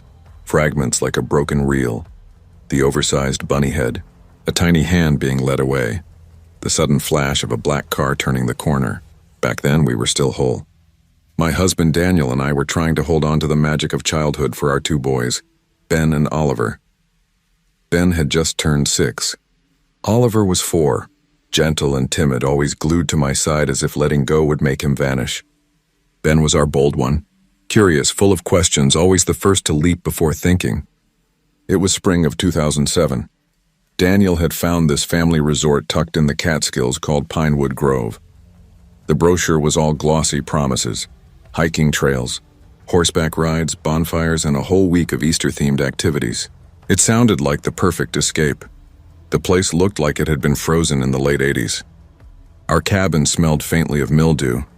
The lodge had buffet-style meals beneath buzzing fluorescent lights, and the kids played in a big grassy field at the center. Families mostly from the city had come, trying to give their kids a break from screens. At first it worked. The boys dyed eggs in the crafts room, chased each other in the open fields, and roasted marshmallows with Daniel by the fire. Every afternoon there was a theme: egg painting Monday, bunny bingo Tuesday, and the Easter bunny showed up almost daily. The suit was a little sad-looking, its fur worn thin in places. Big fake blue eyes, a round pink nose, floppy oversized feet. He never spoke, just waved, gave high fives, and posed for photos. The resort claimed it was a local volunteer, someone who had done it for years. Oliver hated him from the start. The moment he spotted the bunny at breakfast that first day, he latched onto my legs and sobbed until his nose bled. I had to hold him in my lap while the bunny shuffled by, raising a gloved hand in an awkward wave. Ben thought he was hilarious. He high-fived him, laughed when he pretended to trip, and waved every time the suit appeared. The man inside seemed harmless enough, good at slapstick pantomime, like he'd practiced this for kids countless times. But then things started to feel wrong. Thursday, the 4th day. That morning was the big egg hunt. They set it up in the south field near the play center. I held Oliver's little plastic basket while Daniel went back to the lodge to grab us coffee. Ben tore off with a pack of older kids, scouring the bushes and tall grass. The Easter bunny was out there too, literally hopping at times, pretending to hide eggs and letting kids find them. At first, I thought it was sweet how much attention he gave Ben. He slipped him extra eggs, even pointed dramatically to one tucked behind a tree stump. Ben looked up at him with absolute trust, but after a while I realized he wasn't mingling with the other kids. He wasn't working the crowd. He was just following Ben. Always Ben. I told myself I was imagining it, that I was being overprotective. Still, I nudged Oliver to the far edge of the field, closer to a cluster of toddlers bumbling around in the grass. He'd already had 2 meltdowns this week, and I wasn't risking another. Maybe 10 minutes passed. Maybe a little more. Then I glanced back across the field and my stomach dropped. No Ben. I scanned the patchwork of bodies. Dozens of kids darting between clumps of daffodils. Parents bent over cameras. The big white suit fluttering like a misplaced cloud. Camp counselors in green Pinewood Grove polos. But there was no red hoodie. Ben had been wearing that bright red hoodie all week. The one with the little white dinosaur on the back. It should have been a beacon. Ben? I called once, trying to keep my voice steady. The words sounded thin in the open air. A woman with short, gray-blonde hair touched my shoulder as if I were about to wobble. "Are you looking for a boy in a red sweatshirt?" she asked softly. Her voice smelled faintly of peppermint. Yes, Ben," I said, and the relief in my throat turned to ice when she pointed, without hurry, toward the dip behind the kids' center where the field sloped down toward the gravel parking lot. "I just saw him with," she hesitated, "with the bunny. They were walking that way." For a second I thought maybe Ben had wandered to help or get a closer look at a hidden egg. Then my heart went hot and hollow. I grabbed Oliver's plastic basket. It swung like a pendulum and I ran. I don't remember how I managed to carry him and move so fast. Momentum swallowed the uneven ground under my shoes. I was blind to everything except the echo of my own footsteps and the drum of blood in my ears. I screamed his name until the sound broke. They were near the edge of the gravel lot, maybe 20 feet from a crooked black sedan. The bunny was holding my son's hand. Ben looked smaller than he should have, like the world had compressed around him. He turned when he heard me, and his face split into a grin. Innocent, proud, trusting. The sight should have felt ordinary. It did not. The man in the costume let go of Ben's hand as I slammed into them. "Ben!" I sobbed, gathering him to my chest. His red hoodie smelled like sunscreen and cut grass. "What are you doing? Why did you take him?" I spat the questions onto the man like stones. My voice cracked on each syllable. He lifted the floppy bunny head, and for the first time I heard him speak. Clear, guarded. "I was bringing him to his mom," he said, and for a crazy second his tone made sense, like he'd been doing a favor. It felt like the wrong reply at the wrong angle of a nightmare. "I am his mom," I shouted, more furious than I'd intended. I reached for the head, blind with fear, and when my fingers hit the faux fur, he shoved me hard. I went down on my side with Oliver in my arms. The wind left me. Ben screamed, "Sharp animal," and the man ran to the driver's side and floored it. Gravel sprayed into my face. Grit stuck to the tears on my cheeks. The black sedan fishtailed away and disappeared around the bend so fast the world tilted. I tried to get the plate. The license was smeared. Mud, oil, something darker. An impression instead of letters. Daniel arrived 10 minutes later, breathless and white-faced, having come from the lodge after I'd shouted for him. He had no idea what had happened. There was nothing to explain the sight of me clutching both boys, shaking, the boys small in my arms as if that made them safer. At the front desk, the words that should have been beside us fell away. No one had been assigned to be the Easter Bunny that morning. The regular volunteer had called in sick. The real costume had gone missing from the storage shed behind the kids' center. Staff admitted, with the mechanical politeness of people who are paid to soothe, that none of them stopped the man because they assumed he was with us, part of our family fun, or a private hire. Nobody had realized the suit was gone. There were no security cameras covering the lot. The ones in the lodge and dining hall were useless. The footage that did catch the car did not show the plate. Angle too poor, distance too great. We called the police. They took statements and inked the hours into forms that read like a different life. Ben didn't understand the gravity of it. He kept saying, as if that could hold the memory in place like a physical thing, "He was nice, Mom. He gave me an egg." He pressed the small foil-wrapped chocolate into my palm that night and smiled as if that explanation settled everything. That gesture, kindness measured in candy, felt like a knife in my ribs. The resort gave us a full refund and apologized profusely, offering free stays for life. We never went back. Not there, not to that part of the state. For months, Ben's dreams turned into a procession of costumed faces. Chuck E. Cheese, Santa, mascots at baseball games. Any painted eyes that might hide someone behind them. He started therapy. He's 23 now. He's doing well. He will tell you he doesn't remember most of it, or that he doesn't like to talk about the scary parts. I accept that he has moved on and built walls that keep the shadows at bay. I did not move on as cleanly. I still dream the same clipped images. The oversized bunny head turning toward us, the lifeless blue eyes, the flash of a black car. I replay the moments in a loop. What if I'd been watching more closely, if Daniel had been there sooner, if I hadn't let Oliver cling to me like a barnacle all week? The guilt sits heavy, a small animal that claws at me in quiet hours, and the worst piece of the puzzle, the bit that wakes me in the small hours with cold teeth. That man could have done it again. Maybe he did. Maybe somewhere in another field or a parking lot in the dull light of some holiday. A costume hit a stranger's face and a child trusted. The idea that it could have been more than seconds away from being something terrible is the part I can't let go of.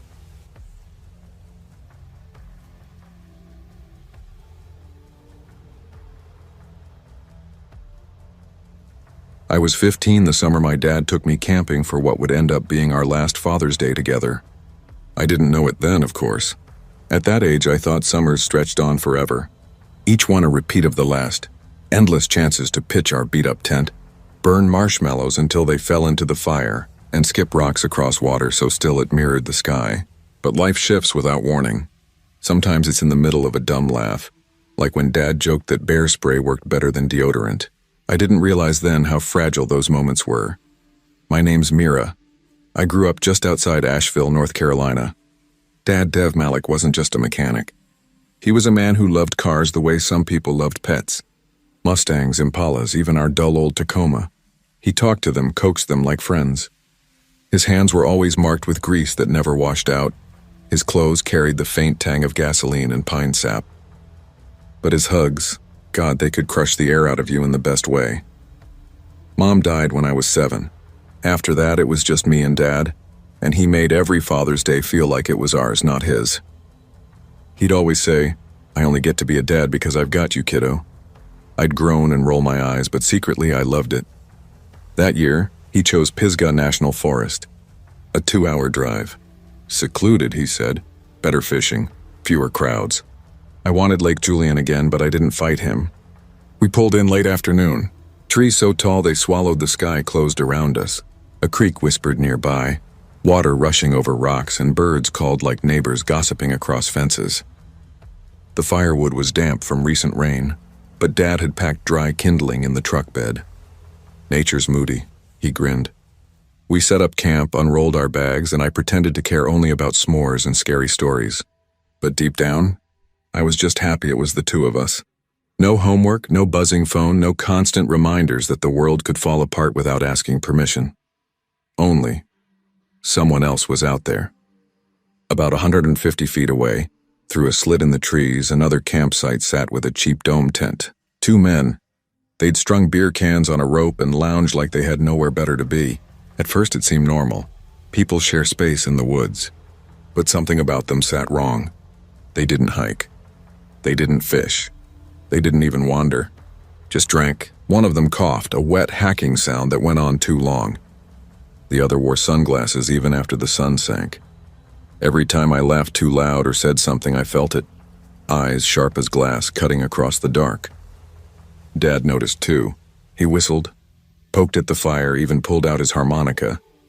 But the lines around his mouth hardened with each burst of laughter from the other camp. His hand stayed fixed on the cooler handle, knuckles white. Just before sunset, he leaned close, voice low. "Mira, help me pack." I blinked. "What?" "But we just got here." "No arguments," he said, not unkind but firm. "We're moving. Closer to the access road. Don't like the feel of this, that was it." We shoved the tent into the truck, half collapsed, gear rattling. Dad kept glancing over his shoulder, body tight as a wound spring.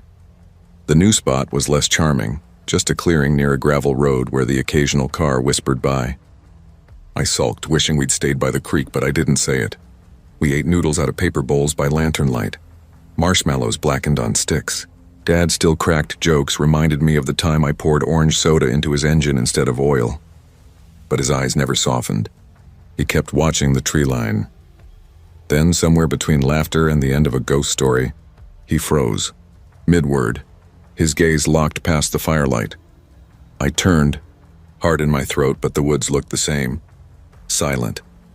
Then I heard it. Leaves crunching. Slow, deliberate. 2 sets of footsteps, close, too close. "Mira," Dad whispered, voice strained tighter than I'd ever heard. "Under the truck now." "What? Why?" "No time, go, quiet." Something in the way he said it cut through me. I didn't argue. I dropped low, heart hammering. I crept to the truck, sliding beneath it until gravel pressed into my back and the undercarriage framed my view. My chest rose and fell too fast, so I forced myself to hold my breath. Then I saw them, 2 pairs of boots stepping into the glow of our fire. The men from the other camp. One swayed slightly with a beer in his hand. The other swept a flashlight in slow arcs, its beam cutting across the dark until it landed briefly on the truck. "Evenin'," one called, his tone too casual. "Nice spot." Dad rose from his chair, slow and steady, the fire poker clenched in his fist like it belonged there. "Evening," he answered, voice level. "Need something?" The one with the beer smirked. "Nah, thought we'd join ya. Gets a little quiet over there." Dad gave a tight smile, but his eyes didn't soften. "She's fishing," he said easily, nodding toward the creek. "Should be back soon." That made them hesitate. The smirk faltered. "Fishing, huh?" One muttered, tilting his head. "That right?" The flashlight beam shifted as the second man broke away, wandering toward the truck. My heart pounded so hard I thought it would rattle the metal above me. The light swept across the tires, the windows creeping closer to where I lay. He was only a few feet away. I could smell him, sour beer and stale sweat. Then he stopped, fumbled with his zipper. Relief hit me sharp and nauseating when I realized he wasn't checking the truck. He was pissing in the bushes right next to me. I gagged silently, clamping a hand over my mouth as he whistled off key, the stream hitting the dirt not 2 feet from my head. When he finished, he zipped up and ambled back toward the fire. The men lingered a moment longer. One gave a thin, crooked smile. "Well, guess we'll let you be." Dad said nothing. He just stood there, poker raised loosely at his side, eyes fixed and unblinking. The instant their shapes dissolved back into the tree line, Dad moved. Fast. He tossed everything into the truck bed except the tent, which he left standing like a decoy. My muscles screamed as I rolled out from under and scrambled inside the cab. The door shut with a solid thud and we drove in silence, gravel popping under the tires. We didn't speak until we reached the ranger station. Only then did Dad exhale and call the sheriff's department. His instincts had been right. Rangers later spotted the men's car parked in the shadows near the access road, engine warm, headlights off. They hadn't expected Dad to bypass home and drive straight to the nearest substation. When deputies pulled them over, the men claimed they were just driving around, but a check showed one had a warrant for trespassing. The other had a knife tucked in his sock. The officer turned to Dad. "These the same men?" Dad's voice was calm, deliberate, edged with steel. "You're lucky I brought my daughter here instead of leaving you both in a hole no one would ever find." The men were arrested. The charges, trespassing, a minor weapons violation, didn't stick long. That wasn't the point. The point was Dad saw danger when I only saw campfire shadows, and he acted. He saved me. The next summer, Father's Day felt different. Dad had a stroke. He lived, but not the same. No more hikes, no more long drives. We celebrated with takeout and photo albums instead of fishing poles and campfires. But that night in the forest never left me. The way the firelight flickered on his face, the quiet fury in his stance, the poker glinting like it was forged for that single purpose, to protect me. Now, every Father's Day, while the world fills the internet with brunch spreads, pressed shirts and sentimental captions, I don't post a thing. I sit under the old pine tree in our backyard with his harmonica in my hands.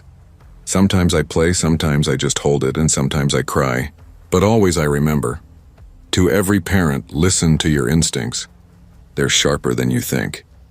And to every daughter, know what it looks like when someone would walk through fire for you. Because I do.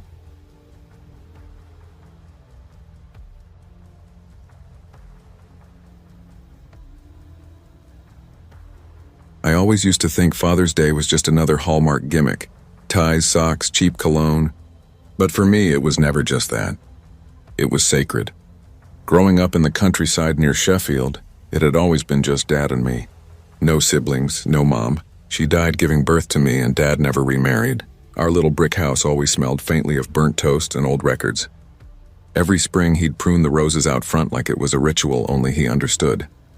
Dad, Peter Holloway, was a quiet man. Not cold, just understated. He worked as a school librarian, lived between bookshelves even at home, and never once lost his temper with me. He taught me chess, how to patch a leaky sink, how to look someone in the eye and say please, even when you're furious. He started forgetting little things at 62. Keys in the fridge, mismatched shoes, putting bread in the kettle, tea bags in the toaster. At first we laughed it off. Age quirks, we said, but then came the terrifying parts. Him wandering off and getting lost in the same neighborhood we'd walked 1,000 times. Panic setting in at Tesco because he didn't know how he got there. The diagnosis came soon after. Early onset dementia. Now he's 65, living at Oakmere House, a specialist care home on the outskirts of town. The place looks beautiful from the outside. Ivy crawling up red bricks, warm lighting, polite staff. But inside it's too quiet, too clean. It doesn't smell like home. This year I wanted something different for Father's Day. One last weekend together, just like it used to be. I told myself I could handle it. Saturday, 10:13 a.m. A light rain drizzled against my windshield as I pulled up outside Oakmere in my silver Vauxhall Corsa. The wipers beat a steady rhythm, but it didn't settle the gnawing tension in my chest. Megan, One of the senior carers met me at the door, clipboard tucked against her chest. "Riley," she said softly, "you're sure you want to take him the full weekend?" "I've prepped everything," I told her quickly. "Guest room's made up. Stocked the fridge with his favorites. He'll love it." She didn't smile, just hesitated. "He's changed a bit, especially at night, restless, talks to the window sometimes, says he sees someone." My skin prickled. "Someone?" "He just calls her the lady, says she's waiting." A cold tremor crawled under my collar. "That part of the disease?" "Most likely," Megan said, careful with her words. "Still, it can be unsettling. If you feel overwhelmed, call us. We've got a night response team." I forced a laugh. "I'll be fine. It's my dad." Saturday, 12:04 p.m. He looked older than I remembered, thinner, pale. But when his eyes found mine, they lit up. "Riley," he whispered. My throat closed, nearly spilling tears. It had been weeks since he'd said my name. The drive back was quiet. He stared out the window as though the world had turned unfamiliar. Trees, shops, even traffic lights. It reminded me of being little, when he'd point out clouds shaped like animals. When we reached my flat, a modest third-floor place tucked in a quiet cul-de-sac, I helped him up the stairs. He was in good spirits. Toby, my dog, bounded over, tail thumping. Dad laughed, reaching down. "That your dog?" "Yeah, you met him last year, remember?" "I don't remember much," he said, not sad. "Just factual." I led him into the guest room, fresh sheets, a vase of lilies, and on the bedside table a framed photo from our holiday in Cornwall. He picked it up, studied it for a long time. "Is this your brother?" "No, Dad," I said softly. "That's you." "Oh." That evening we had shepherd's pie. He remembered he liked it, even smiled as he ate. Afterward we watched The Third Man together, the black and white glow flickering across his face. I kept sneaking glances at him. He looked comfortable, present but only halfway. "Remember the holiday when we camped near the coast?" I asked. He nodded, vague and slow. "You were afraid of crabs." "I was 7, I laughed. They looked like spiders." He studied me with soft, faraway eyes. "You've grown up. I didn't think I'd get to see it." My throat tightened. "You've always seen it, Dad. You were always there." Sunday, 2:13 a.m. Something pulled me awake. Not a sound exactly. More like a pressure, a shift in the air, the feeling you get right before a storm. I slipped out of bed and padded into the corridor. The flat was too still. No traffic outside, no TV hum, just the low buzz of the fridge. That's when I noticed the guest room door standing open. The bed was empty. "Dad?" My voice was barely above a whisper, as if I might wake the neighbors. I searched the lounge, the kitchen, the bathroom. Nothing. Then I saw it, the balcony door, slightly ajar. My chest seized. I ran barefoot, cold floor biting into my soles. Outside, Dad was by the railing, also barefoot, his back rigid. He was staring down at the dark, silent car park. One foot lifted, balanced on the edge. "Dad!" I shouted, sprinting toward him. He didn't turn. "The lady's waiting," he whispered. I grabbed his arm, trembling. "What lady?" "There's no one here." He finally turned his head. His eyes were wide, glassy, yet filled with something I couldn't pin down. Joy, terror, madness. "You don't see her?" His voice cracked with confusion. "She's in the dress. She's always watching. There's no one there. Please come inside. It's freezing." He didn't resist, but he didn't help either. I wrapped an arm around him, slowly guided him back into the flat, settled him beneath a blanket. I sat beside him until his breathing evened and his eyes closed. I never slept again that night. Sunday, 9:48 a.m. In the morning, he was cheerful, almost glowing, asked for toast with marmalade. He didn't remember the balcony. Not a word. I wanted to tell him, but I didn't. Maybe I was protecting him. Maybe I was protecting myself. Sunday, 11:56 p.m. After dinner, we watched Casablanca. He hummed along softly to the soundtrack, eyes closed, swaying slightly. Then, without warning, he said, "I used to dance to this with your mother." "In the kitchen." "You were in your cot." My chest tightened like a vice. "I wish I remembered her." "You've got her eyes," he murmured. When the film ended, I tucked him in, kissed his forehead, left the door open a crack. Monday, 4:02 a.m. The screaming tore me awake like a ripcord. "Riley! Riley!" I bolted down the hall. The guest room light was flickering, buzzing. Dad was on the floor, thrashing. "She's here! She's here!" I dropped to my knees. "Dad, it's okay, you're safe." "She's in the mirror." I saw her eyes. "She wants me to jump." My blood ran cold. What did she say?" His chest heaved. "She said the world forgot me. That I'm just a burden. That you—" He stopped, choking on the words. "That you'd be better off." Tears burned my face. I grabbed him, pulled him close. "You're not a burden. You're my father." His trembling eased. His breathing slowed. His fingers curled weakly around mine. "You smell like Mom," he whispered. She had that lavender thing. Then his body went slack. Exhaustion pulled him under. Monday, 6:44 a.m. I'd called Oakmere after the incident. Megan arrived with a nurse named Sophie. He was calm again, distant, docile, like nothing had happened. As they led him to the lift, he turned back once. "Riley?" "Yes, Dad?" "Tell the lady." "I'm not ready yet." The doors slid shut. That was 6 months ago. I visit him every week. Sometimes he knows me. Sometimes he calls me nurse. Sometimes he doesn't speak at all. No one has ever explained who the lady was. Megan says it's just dementia, hallucinations stitched together by a failing brain, but I'm not sure. Since that weekend, strange things happen in my flat. Mirrors fog with words I didn't write. Once I found a single footprint on the balcony after a dry night. Lavender drifts through the hallway, though I don't own anything scented. And sometimes, just sometimes, I dream of a woman in a pale dress standing at the end of my bed, watching, waiting. I still celebrate Father's Day, but differently now. No cards, no cake. Just a visit, a conversation, even if I'm the only one speaking. And I never ever leave the balcony door unlocked.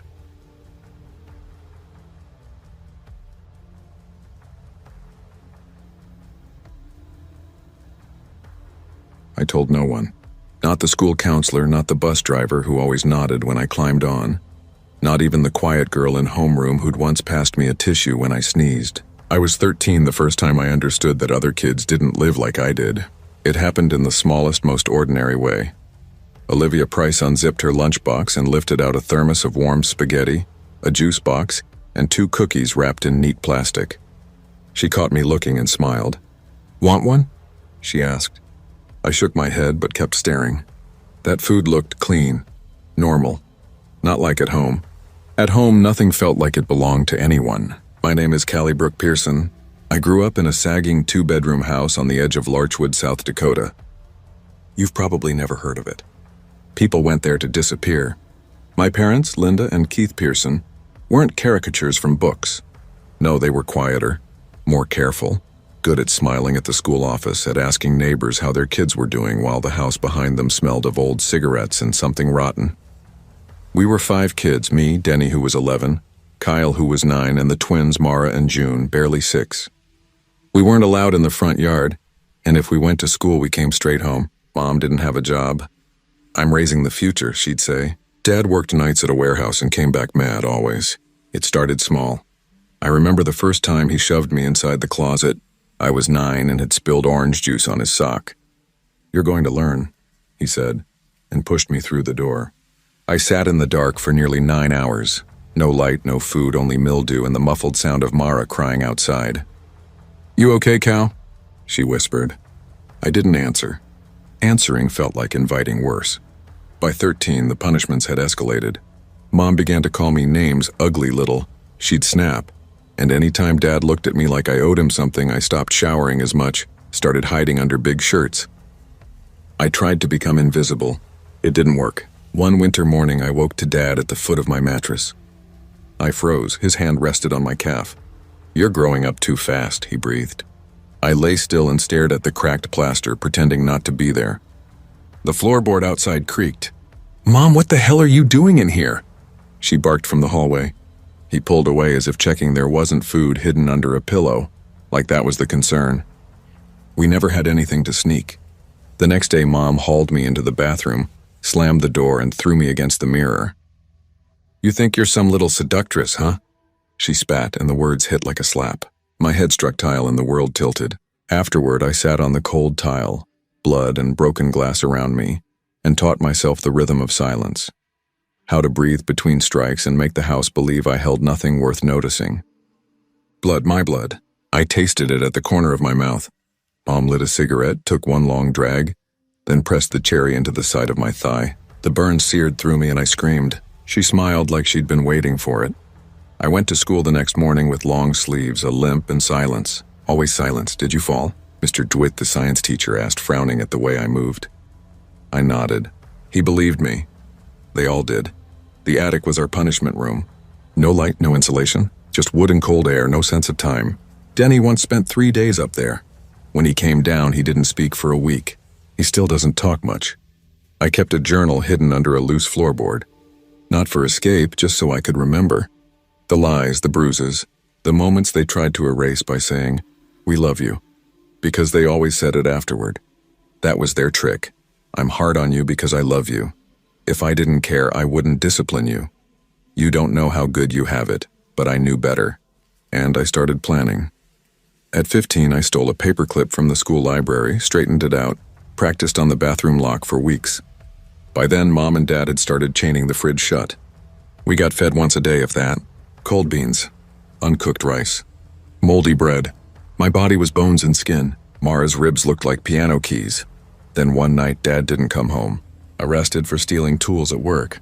Mom raged, drank half a bottle of something sharp, and passed out on the couch. That was my chance. I slipped the paperclip into the front door. 3 minutes. My hand shook, but I got it open. I ran straight to the twins' room, shook them awake. Then Denny, then Kyle. "We're leaving," I whispered. June started crying. I pressed my hand gently over her mouth. "Shh, just a walk. Trust me." Denny nodded. He didn't need convincing. Neither did Kyle. We crept barefoot through the snow. No time for shoes. 3 miles to the gas station. I carried June half the way, my feet splitting open, leaving red trails in the snow. Denny kept looking back, expecting headlights. When the Shell station lights came into view, I nearly collapsed. I made it as far as the ice machine before my knees gave out. An old man came outside, jaw slack. "What in God's name?" "Call 911, I gasped. Then the world spun away. The cops came in less than 10 minutes. They wrapped us in scratchy blankets, asked questions, took pictures, so many pictures. At the hospital, they told us we were malnourished, covered in old bruises. Denny had a fractured wrist. Mara's back was scarred with cigarette burns. I had the mark on my thigh. I refused to explain. Mom was arrested 2 days later. Dad too, once they pieced everything together. They cried in court, said they were struggling, said they loved us. The judge didn't flinch. "Life without parole," she said. The room erupted in applause. I didn't clap. I just stared at the floor and thought, finally. Foster care was terrifying at first. Every door felt like a trap waiting to slam. But over time, we learned what safety sounded like. What love actually looked like. The first time someone made us pancakes, I cried. The second time I asked for seconds. I'm 19 now, studying social work. I want to help kids like me. The nightmares still come, but when I wake up, there's no rotten smell. No locked doors. No eyes watching from the dark. Just sunlight and silence, the good kind.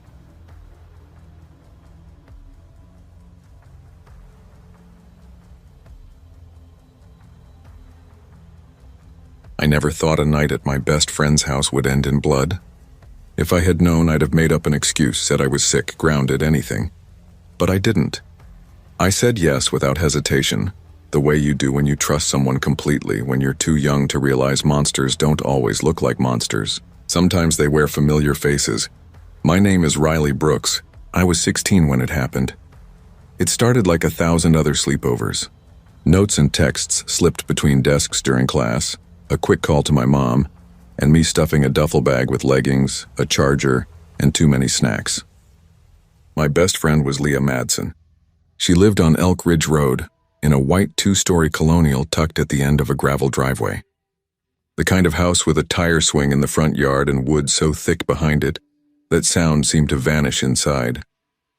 Her family had always been kind to me. Her mom, Claire, was a nurse who worked days at the clinic. Her stepdad, Warren, worked HVAC jobs and always carried the smell of dust and oil. Then there was Caleb, her older brother. I'd only seen him a few times. Once at the grocery store, once in their kitchen, and once when he picked Leah up from school in his truck. There was something off about him. Not mean exactly, not loud, but empty. His eyes never matched his body, like he was standing in the room while his mind wandered somewhere darker.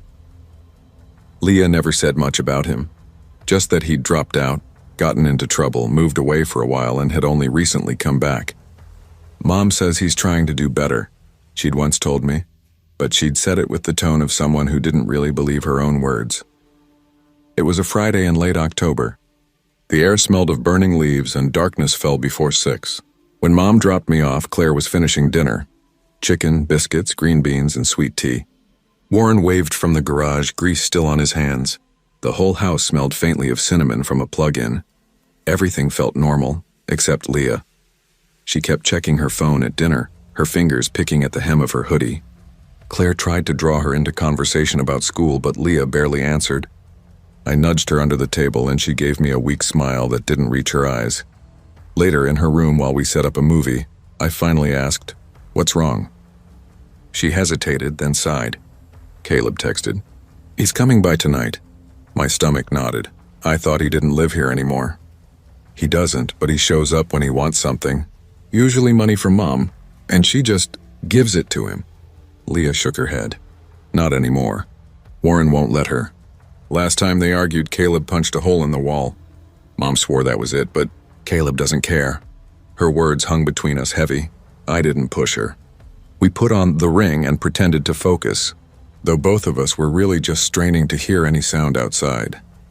It was almost 12:30 a.m. when it came, the low growl of tires crunching across gravel. Leah went rigid. "Maybe it's not him," I whispered. "It's him," she said flatly. The front door didn't knock. It opened, slammed. Then his voice rose through the floorboards. I said, "I need the damn money, Warren." A lower, firmer reply followed. "I told you, no more handouts. Get a job.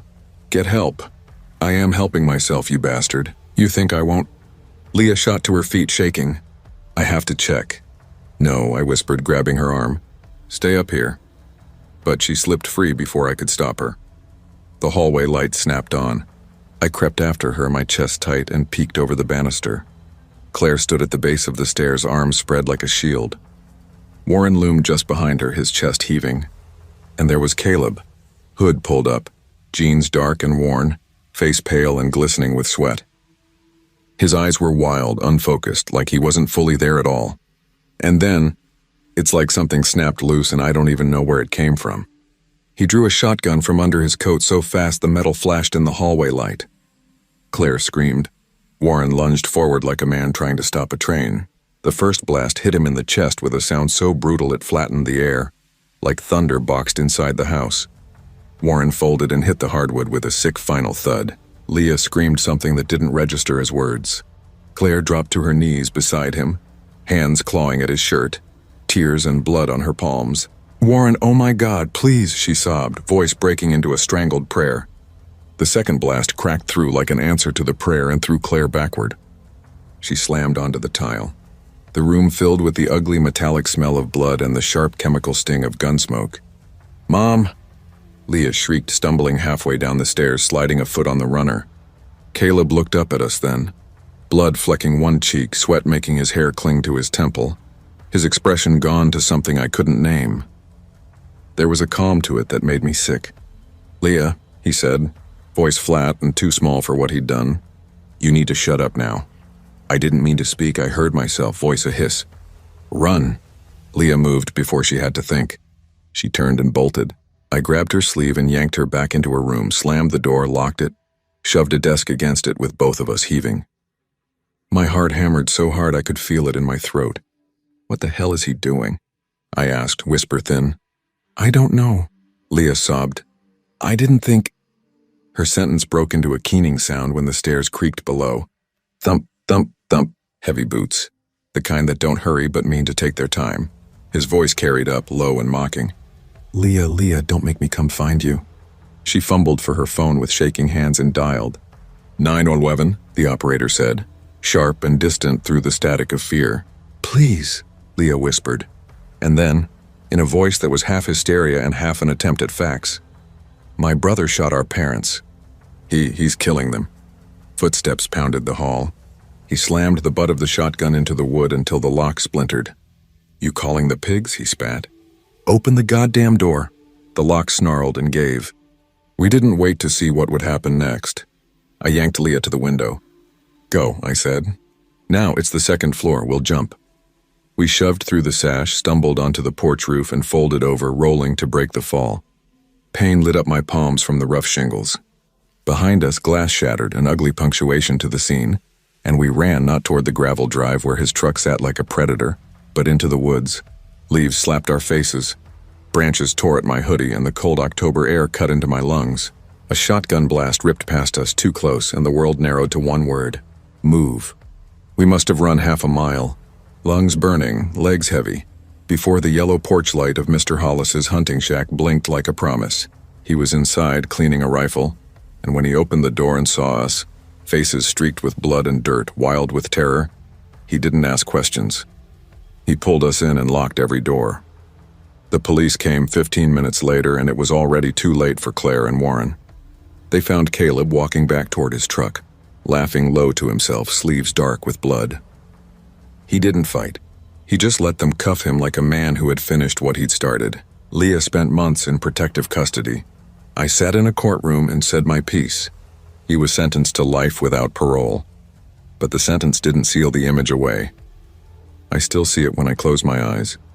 Warren's body on the floor, Claire's hands the way Leah's whole face changed after that night. Leah moved away, changed her name. I swore I'd never sleep over at someone's house again. Monsters, I learned, aren't the things under the bed. They live down the hall. They eat at your table. They call you family. And sometimes they bring a shotgun.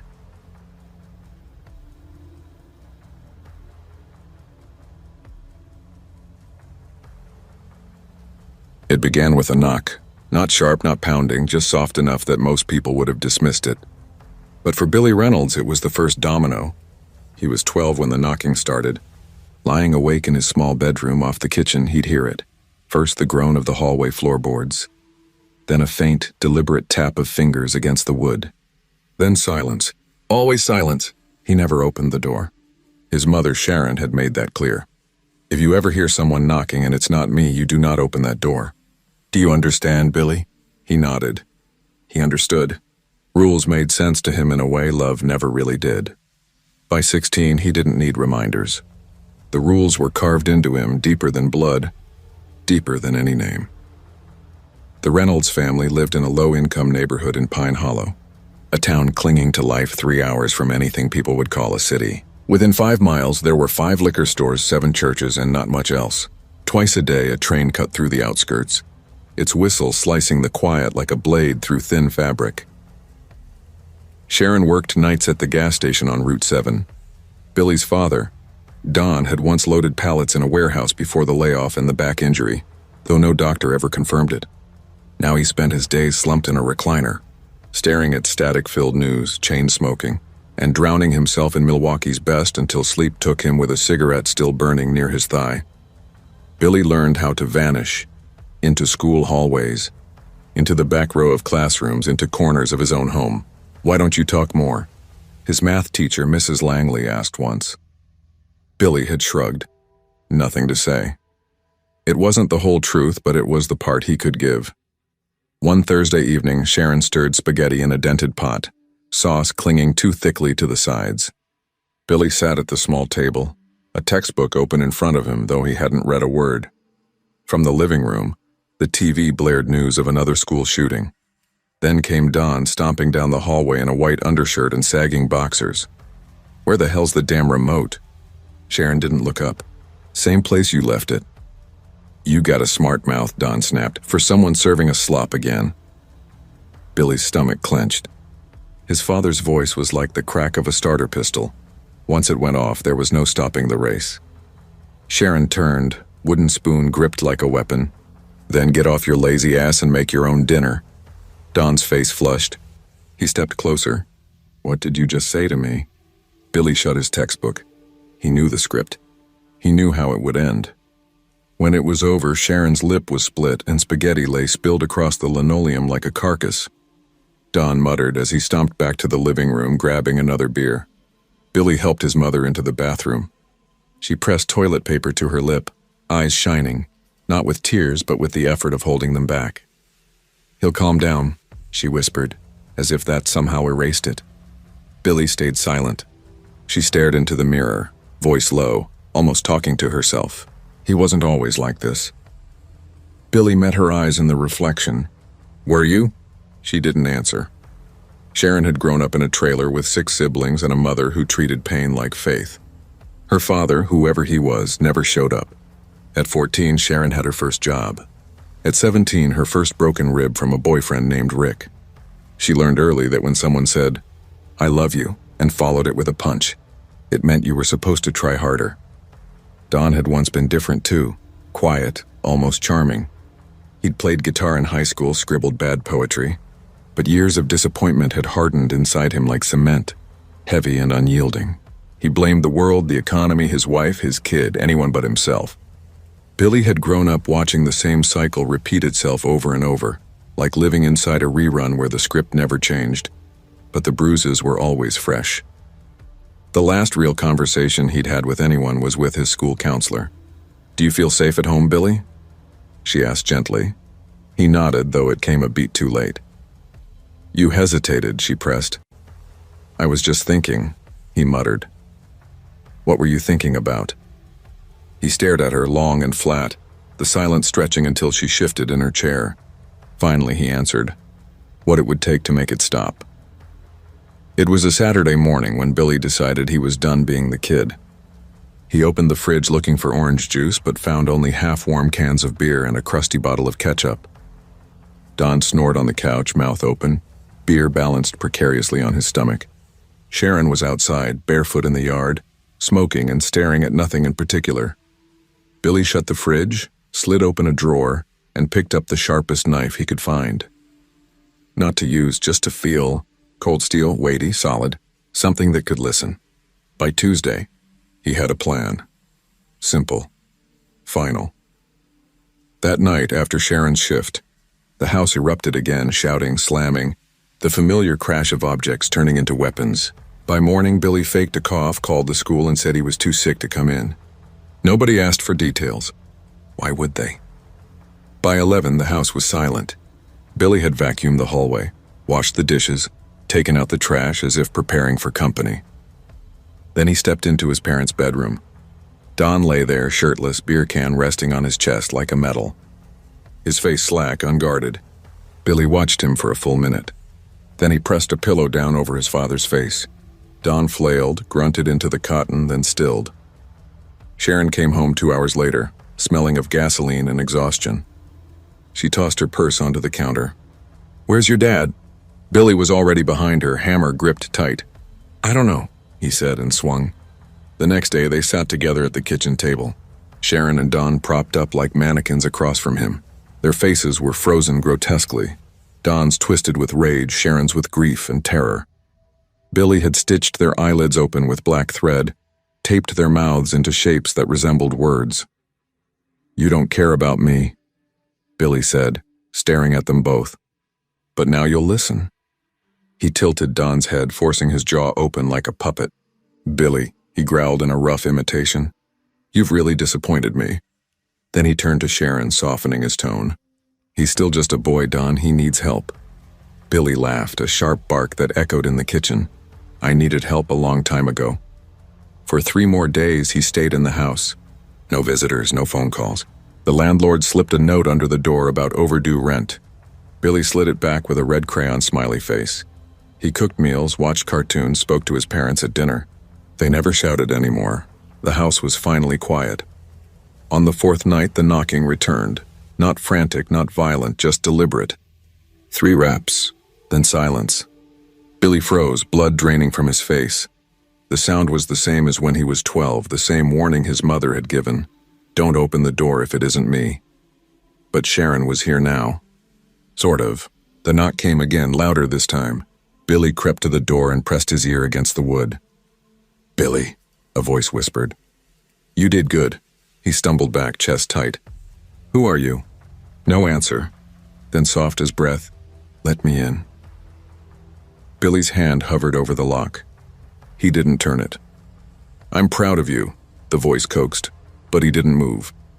By the time the cops arrived, the air in the house reeked of rust, rot, and stale beer. The neighbors had finally called, said they hadn't seen Don or Sharon in days. That something about the boy didn't sit right. Inside, officers found the bodies at the table, grotesquely arranged, dressed up for dinner. Sharon still had a fork driven into her throat. Don's face was bloated and purple, almost unrecognizable. Billy sat on his bedroom floor, smiling faintly. I made them stop, he whispered as the cuffs clicked around his wrists. He was declared unfit for trial, diagnosed with psychotic breaks, dissociation, and severe trauma. They placed him in a juvenile psychiatric ward where he whispered to the walls, "They finally listen now."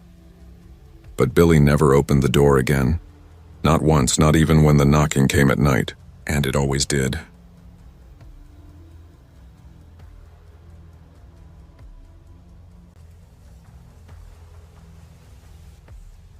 I was 15 the summer it happened. That strange age where you start convincing yourself you're grown just because your voice sounds different when you hear it back, or because your legs look longer stretched out in the sun. My name's Lena Morgan, and in July of 2002 I was spending 2 weeks away from my home in Maple Rock, Georgia, staying with my cousin Kay in the next town over. Kay and I were always close, more like sisters than cousins, and her parents, my Aunt June and Uncle Mark, were the kind who let you be as long as you didn't break anything expensive. That July, both of them were working long hours, so most days we had the house to ourselves. It was supposed to feel like freedom, and honestly, it did. We'd sleep until late morning, eat toaster waffles while watching trash TV reruns, then either sunbathe in the backyard or wander down to the park. It was that weird in-between stage of life, still painting our nails glittery pink, still doodling hearts in notebooks, but with thoughts already shifting toward something darker, sharper, more complicated. Nobody warns you that freedom can also mean no one's looking out for you. Nobody tells you how easy it is to vanish when there's no one paying attention. That day was sweltering, the kind of Georgia heat that sticks to your skin, heavy and slow, like breathing through honey. Kay and I had walked a few blocks to the gas station for sodas and gummy worms. We were laughing about something dumb, a boy from a local band she liked, the kind of crush she couldn't stop bringing up. My tank top clung damp to my back, and the 2 big flip-flops I'd borrowed slapped against the sidewalk with every step. There was a man leaning near the vending machines outside the store. At first glance, nothing about him stood out. Tan cargo shorts, navy t-shirt, a ball cap pulled low enough to shadow most of his face. He held a stack of flyers, one arm propped casually against the machine like he belonged there. Bet he's trying to sell lawn care or something, Kay muttered, nudging me. We rolled our eyes and tried to walk past, but he stepped forward, smiling. Hey there. Sorry to bug you girls, he said, holding out a flyer. Just doing a little canvassing for a local charity drive. Mind taking one? Kay reached out automatically, and so did I. It felt rude not to. Thanks, I said, barely glancing at the paper. I don't even remember what it was about. Something with community cleanup printed across the top. He smiled wider. You girls from around here? Before I could answer, Kay shrugged. No, she's just staying with me for a couple weeks. The man nodded like he was tucking that detail away. That's nice. Not many folks care about family anymore. His eyes slid over to me. You look like you'd be a good volunteer. We're meeting just down the block at the church rec hall. Won't take long. Juice boxes and pizza after. I gave a nervous laugh. Maybe next time. Suit yourself. His voice was light, but his eyes stayed on me a beat too long. We walked away quickly. I glanced back once. He was still standing there, face turned toward us, watching. That evening, the house felt emptier than usual. Aunt June had the night shift at the hospital. Uncle Mark was away on business. The air conditioning barely worked, so we'd cracked the windows just enough for the hum of cicadas to drift in. By 6:30, Kay was in the shower. I stayed in the living room, flipping idly through a fashion magazine, one leg curled under me on the couch. The doorbell rang. I thought maybe it was the neighbor girl. She sometimes dropped by to borrow things. Without thinking, I padded over and pulled the door open. It was him, the man from earlier. He smiled as if we were old friends. Sorry, I think I dropped my phone outside earlier. Just retracing my steps. Mind if I check the yard? Something in me tensed. My stomach tightened, every instinct screaming no. But I didn't want to be rude, didn't want to look paranoid. So I opened the door a little wider, gesturing. Sure, I guess. That's when he shoved me. The motion was brutal and sudden. His hand clamped around my throat as he slammed the door shut with the other. My scream broke in my chest, strangled before it could escape. He dragged me by the arm toward the kitchen, his grip bruising. I kicked, clawed, twisted, every muscle burning with panic, but he was stronger. Too strong, so much stronger than I ever imagined anyone could be. I'll kill you if you make a sound, he hissed, yanking duct tape from a bag slung over his shoulder. And I believed him. Every fiber of me believed it. I don't remember how long the drive lasted. Minutes, hours? Time had no shape in that car. He shoved me into the trunk of his sedan after binding my hands with tape. The air in the trunk was thick, metallic, chemical, like bleach mixed with sweat and iron. My chest heaved as I tried to calm my racing heart. When he opened it again, we were somewhere I didn't recognize. A rundown apartment complex. The kind with flickering hallway lights, peeling paint, and windows that no one looked out of. He dragged me inside a ground floor unit. The carpet was stained, the air heavy and stale, carrying the tang of mildew. The bedroom had blackout curtains drawn tight. The closet was padlocked. He shoved me onto a sagging mattress on the floor, then shut the door and locked it. Then he changed. At first, he didn't speak much, just paced the small room, muttering under his breath, eyes flicking to me like I was some kind of animal he was studying. When he finally spoke, he held a knife. I want you to remember this, he said, crouching beside me. People forget pain. But a name, my name, that sticks. Tears ran silently down my face as he carved into the soft part of my forearm. Slow, deliberate, as if etching into the grain of a tree. Blood ran down to my elbow, warm and sticky. And when he finally leaned back, he smiled. You're mine now, he whispered. He tied me to the bed with zip ties and a belt. Hours, maybe more, passed in that suffocating room. He gave me a pill at some point, something that made the edges of reality tilt and swim, but I never blacked out completely. I waited, watching him, listening, learning his patterns. When he finally lay down beside me, snoring softly, I started working at the zip tie on my wrist. I twisted it, bit it, ignoring the pain that cut through my fingers. Eventually it snapped. Slowly, carefully, heart hammering in my chest, I freed my foot from the belt and crept toward the door. That's when I saw the closet. Just a crack, an inch open. I don't know why I looked, curiosity or instinct. Inside were dresses. Girls' dresses. Dirty, torn, stained with blood. Too many, I didn't wait. I bolted barefoot out the room, down the hallway, past a cracked window. My feet hit gravel, hot and sharp under my soles. I didn't stop. I didn't look back. I ran into the road, waving frantically at a pickup truck screeching to a halt. The man inside was in his 60s. He saw me, bloody, shaking, half-dressed, and called 911 immediately. I gave them everything I could remember. His description, the apartment number, even the name carved into my arm. By the time police swarmed the complex, Raymond Cale, 38, had barricaded himself inside. Negotiations failed. He shot himself before they could reach him. Inside his apartment, officers found 6 girls' dresses, a folder of missing person flyers, a shoebox of photographs. I was the only one who survived. When my parents arrived at the hospital, I was already stitched up. My arm would always bear his name, though years of laser treatment faded it almost completely. They cried. I didn't. Not at first. It wasn't until I got home weeks later that the weight of it hit me. I'd been failed by the adults, by the world, by the people who were supposed to notice a girl gone, a man lurking. But I survived. And now every time I tell this story, I do it for the others who didn't get away. So someone remembers, so someone notices next time. So maybe, just maybe, another girl can be saved.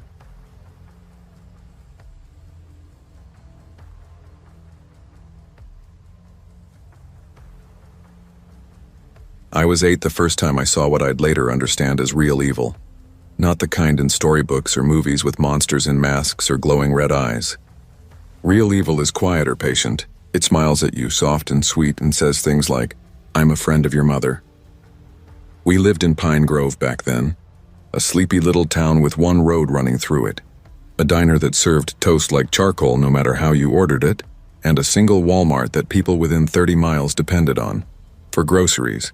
Oil filters, school clothes, everything. My name's Aaron, I'm 25 now. This happened 17 years ago, the Sunday before Father's Day. That afternoon, Mom, Dana, had just finished scrubbing the floors and running the vacuum. She wore her old faded college t-shirt, the one that said, "Don't rush me. I'm waiting for the last minute." I used to trace the letters with my finger when I was little, like it was a secret code only I could read. "Hey, Aaron," she called from the living room, slightly out of breath. "Want to come with me to Walmart? I need some cleaner. You said you still need crayons for your Father's Day card." I perked up instantly. "Can I get the big pack this time? The one with silver and gold?" She gave me that tired but warm smile. "If you promise not to open them in the car and melt them into the seat again, then yes." I grabbed my Velcro wallet, red with race cars plastered all over it, and followed her out the door. Back then, Walmart felt enormous. The automatic doors slid open with a whoosh, like we were stepping onto a spaceship. Inside, the air smelled of popcorn, rubber tires, and floor polish all at once. I clung to Mom's hand tighter than usual. She noticed. "Hey," she said, kneeling a little so her eyes met mine. "We're just grabbing your colors and a couple of things for me. You and me, okay?" I nodded, a little embarrassed but reassured. We wove through aisles, past rows of televisions, fishing poles, bird cages, and stacks of neon backpacks. I remember thinking Walmart had everything, like a whole world contained under one roof. That's probably why I didn't notice her right away. The woman, she didn't draw attention. No loud voice, no strange behavior. Just the same purple windbreaker, the same long brown hair, the same slow cart pushing. Always one aisle over. At first I thought it was coincidence. Lots of people needed shampoo or cereal or paper towels. But by the fifth aisle, something in my chest tightened. "Mom," I whispered as we walked past bags of dog food stacked higher than me. "I think that lady's following us." Mom turned quickly, but the woman was already ducking into another aisle. Mom scanned the space, then exhaled. "Probably just shopping like we are." I nodded, but the unease didn't leave. And when we turned into another aisle, there she was again, closer this time. She smiled when she caught me looking. My stomach flipped. By the time we reached the school supply section, I had shaken it off enough to be excited. Crayons, markers, glitter pens, heaven. I grabbed the biggest box they had, 120 colors. Mom checked her phone. "Aaron, I'm going to run to the restroom real quick. Stay right here, okay? Don't go anywhere." "I promise," I said. She kissed the top of my head and walked away. I plopped down cross-legged on the shiny tile, flipping open the crayon box. Mango Tango, Razzmatazz, Macaroni and Cheese. I loved reading the names, matching them with their colors. That's when I felt it, a cold hand on my shoulder. I turned, and there she was. The woman from the aisles. Up close, she looked older than I'd thought, maybe 40. Her eyes were too wide, her smile too eager, like it was stretched on wrong. "Waiting for your mom?" she asked softly, her voice sugary, almost kind. I didn't speak. I just nodded, stiff and slow. She crouched beside me, her smile widening until it no longer looked like one. "I'm a friend of your mother," she said. "She asked me to come get you." I frowned, clutching the crayon box tighter. "She told me to wait here." The woman leaned closer, brushing my cheek with fingers that felt like ice. "She just forgot something and went out to the car. I'll take you to her." Something twisted hard in my chest. My voice cracked. I can wait here." Her head tilted to the side, almost bird-like. "What are the crayons for?" "I'm making a card for my dad." For a flicker of a moment, her face shifted. Her smile slipped, her eyes narrowed. Then she forced the grin back. "You must love him a lot, huh?" I nodded slowly, though I didn't understand why it sounded like such a strange question.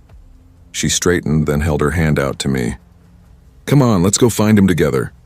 Before I could react, her fingers clamped around my wrist. Her grip was iron. She yanked me forward fast, dragging me. My shoes squealed on the tile as I stumbled to keep up. "What about my mom?" I asked, louder this time, panic rising.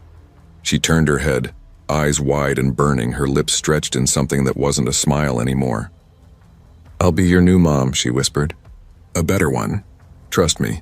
My heart seemed to fall into my stomach. I looked around desperately, but no one was watching. No one was helping. I started to cry, trying to pull away.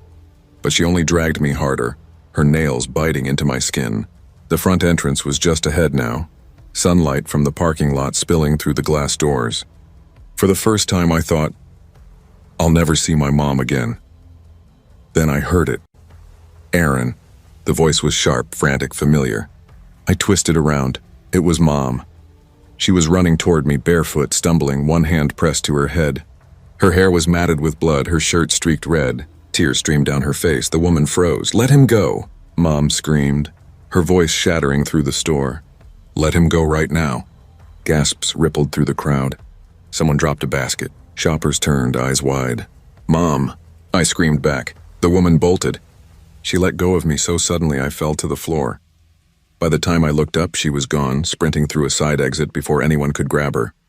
Walmart security rushed in. I ran straight into Mom's arms, sobbing so hard my chest hurt. She collapsed to the floor with me, clutching me so tightly I could barely breathe. Later, I learned what had happened. When Mom went into the restroom, the woman had followed her. She slammed Mom's head into the wall, left her crumpled and bleeding on the tile. Somehow, maybe adrenaline, maybe something deeper. Mom woke up, dizzy and half-blind, and dragged herself out. She found an employee, gasped for them to call security, then sprinted toward the school supplies aisle, praying I'd still be there. But I wasn't. She found me just in time. At the hospital, Mom needed 10 stitches. Dad and my uncle came within the hour. When security showed us the CCTV footage, Dad went pale. He recognized her. Her name was Denise Langley. She used to work with him at an auto parts plant 2 towns over. For years, she'd sent him letters, shown up where he went, convinced herself they belonged together.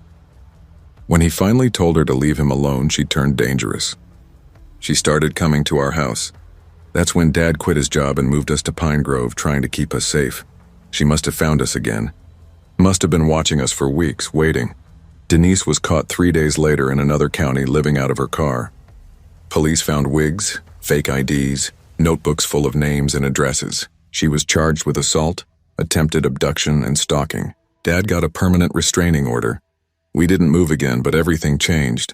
Cameras went up around the house. Mom never went anywhere alone for months. She was careful, watchful, but never afraid, at least not in front of me. Once I asked her, "Weren't you scared?" She brushed the hair from my face and smiled softly. "I was terrified," she admitted. "But nothing could have kept me from getting to you." I still have that crayon set. The box is cracked, the crayons inside brittle and dull. I keep it in my desk drawer. I never finished the card that year. I didn't need to. Dad already knew how much I loved him, and thanks to my mom, my real mom, I was there to tell him.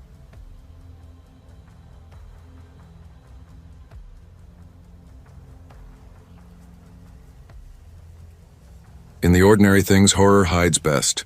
That night, it wasn't anything unusual, just exhaustion weighing me down, the kind that seeps into your bones. My name's Emily Walker. I'm 36, a single mom of 2. Asheville, North Carolina has been home my whole life. My kids, Ben 15 and Clara 10, are the axis my world spins on. Their father and I split custody. He gets them for a month, I get them the next. We've kept things civil, or at least polite, for the kids' sake. This happened in March, and since then I still double-check every lock, every night, without fail. That Friday blurred together. I dragged myself through a full shift at the medical billing office, where the air conditioning always seems set just a few degrees too cold, like it's trying to keep you awake by freezing you out. I hadn't planned on grocery shopping so late, but the fridge was nearly empty and it was my first weekend with the kids back. I always buy too much food on those weekends, part guilt, part instinct. Ben had texted earlier telling me he was going to the movies with friends. I wasn't thrilled about leaving Clara alone, but she's at that age where most parents start letting their kids prove themselves. I made her promise to keep the doors locked and her phone nearby. She's mature for 10, more than I ever was at that age. By the time I pulled into the driveway, it was around 9:10. The sky was that deep shade between blue and black, the kind that tricks your eyes. The air felt colder than it should have for March. I had 10 plastic grocery bags in the back seat, another 8 in the trunk. A full haul. The street was unnervingly quiet, as if even the wind had stopped to listen. I made 3 trips inside, then a 4th. The last armful was just bottled water and a jug of detergent. I nudged the door shut with my foot, locked it behind me, and exhaled. my fingers stiff and aching from the bag's straps. My lower back throbbed, but at least I was home. I started putting everything away, half listening to Clara's favorite cartoon echoing faintly from upstairs. Once the fridge and pantry were full again, I decided to head up and say hello. The hallway light was on, and I heard the shower running in the bathroom across from her bedroom. I smiled. She's like me, loves to stretch showers out forever. I figured I'd let her have her time, so I went back down, collapsed onto the couch, and opened Netflix. I remember what was on the screen, made in my continue watching row. I'd already seen the first few episodes. It hit too close to home in ways I didn't want to admit, but I kept watching anyway. 20 minutes passed. I glanced at the time, 9:47. The shower was still running. Now, I'm not the kind of mom who hovers over every detail, but long showers, they rack up the bill. I told Clara plenty of times not to overdo it. I climbed the stairs and knocked lightly on the bathroom door. "Clara, sweetheart, don't stay in too long, okay?" No answer. Just the steady hiss of water. I knocked again, louder this time. "Hey kiddo, wrap it up. Water isn't free." Still nothing.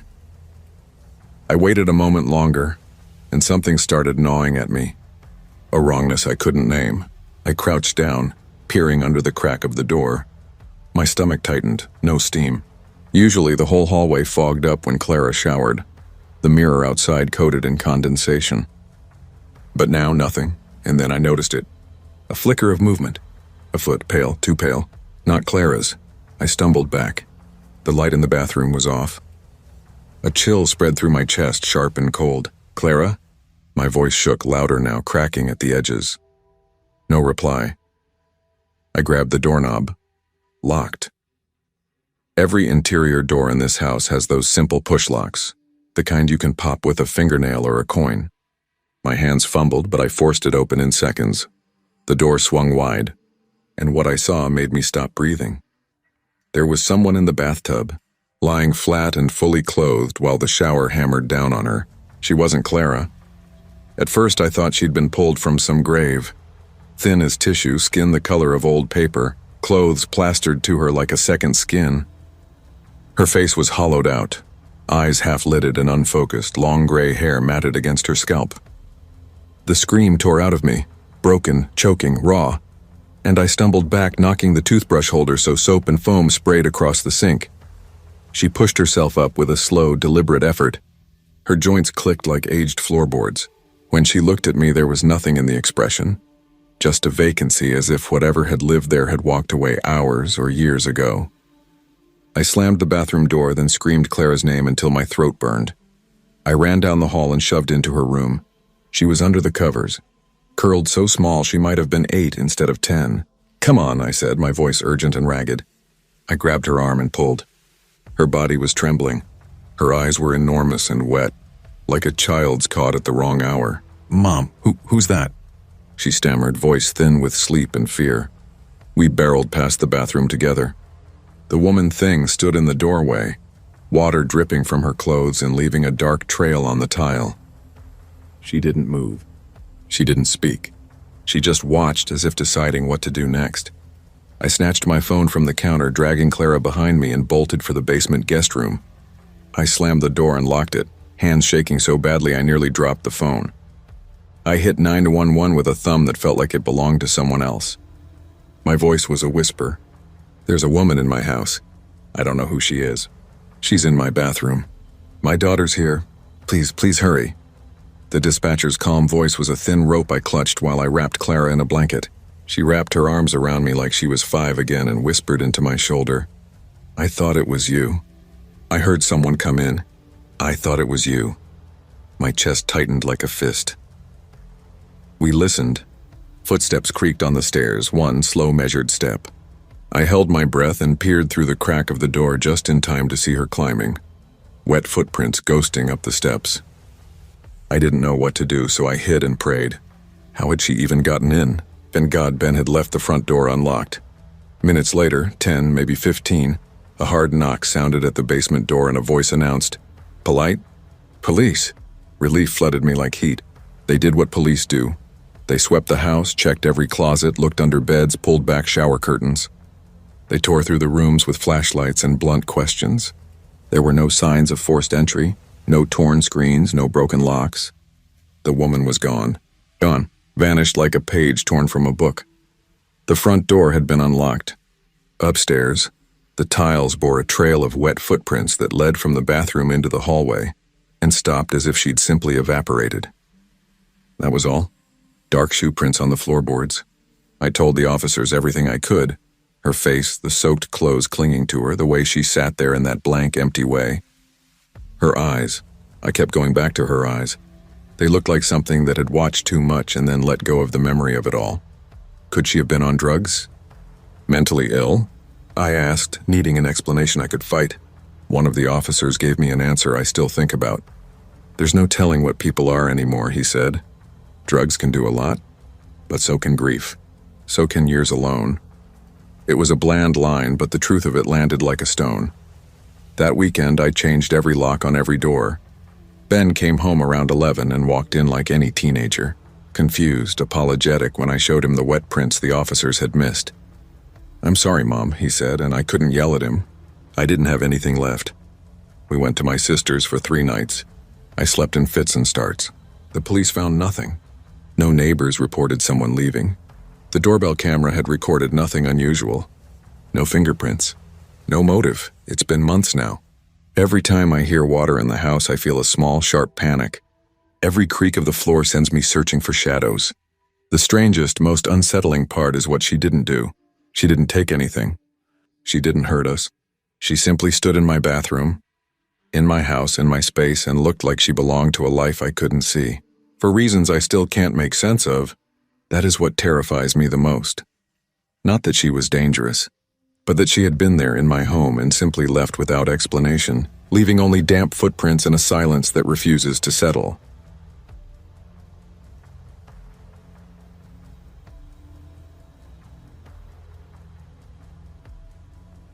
It began as little things, the kind of moments you shrug away because life is noisy and busy and you don't have room for alarms. We were tired and hopeful at the same time, fumbling toward a normal that never seemed to settle. My name is Daniel Whitaker. My wife's name is Ava. We lived, in a quiet neighborhood just outside Rosewood, Indiana. Tree-lined streets, retired couples, the occasional lemonade stand. The kind of place you tell yourself nothing bad ever really happens. We adopted our son, Caleb, when he was 2. He was a quiet kid, oddly solemn for a toddler. He came from foster care after his birth mother, a woman we never learned much about, left him at a hospital and did not come back. Doctors warned us he might be delayed after early neglect, but nothing we couldn't handle. Ava and I were ecstatic. She couldn't have biological children, and adoption had been our path for years. From the beginning, we were honest with him. As he learned words, we told him he was adopted, that he was chosen, that we wanted him. He's 7 now, sweet, quick with a grin, obsessed with dinosaurs and waffles, and stubborn about sleeping with the nightlight on, though he insists he's not afraid of the dark. But this isn't exactly a story about Caleb. Not directly. It's about the house, or what came with the house, or what followed us into it. We moved into 118 Alder Lane in late March last year. It was a foreclosure, a little rough around the edges, but fundamentally sound. 2 stories, 3 bedrooms, a sunroom, and a big fenced yard where Caleb could run. It wasn't perfect, but it was ours. We painted Caleb's room a sky blue, bought a second-hand swing set, and let him pick posters for the playroom, which used to be the guest room. At first, nothing felt wrong. Then small odd things piled up until the pile was heavy. One of Caleb's plastic dinosaurs, a green stegosaurus, kept showing up in the kitchen, even though we had him pick up before bed every night. One morning, I opened the fridge and found it sitting upright on the middle shelf next to the eggs. I called Caleb in from the living room. "Did you put George in the fridge?" I asked, trying for a laugh. Caleb ate his cereal and said plainly, "No, George did." I chuckled. "Who's George?" He didn't answer and kept chewing. Ava smiled when I told her, saying, "Imaginary friend, normal." She was right, in a way, for a kid who'd barely spoken when we got him. Pretending was good. I was relieved to see him inventing company. But imaginary friends don't slam closet doors. The first time I heard the voices, I was putting dishes away and passing Caleb's playroom. I paused because I heard 2 voices, Caleb's high, quick, and another voice lower, Not quite adult and not quite a child either. Wrong in a way my chest noticed before my head did. "No, you go first," Caleb laughed. "Fine," came the other voice, softer. "But you promised." I stood there with a damp towel in my hand, listening. I pushed the door open. Caleb sat cross-legged at his Lego table, facing the closet, not holding any toys.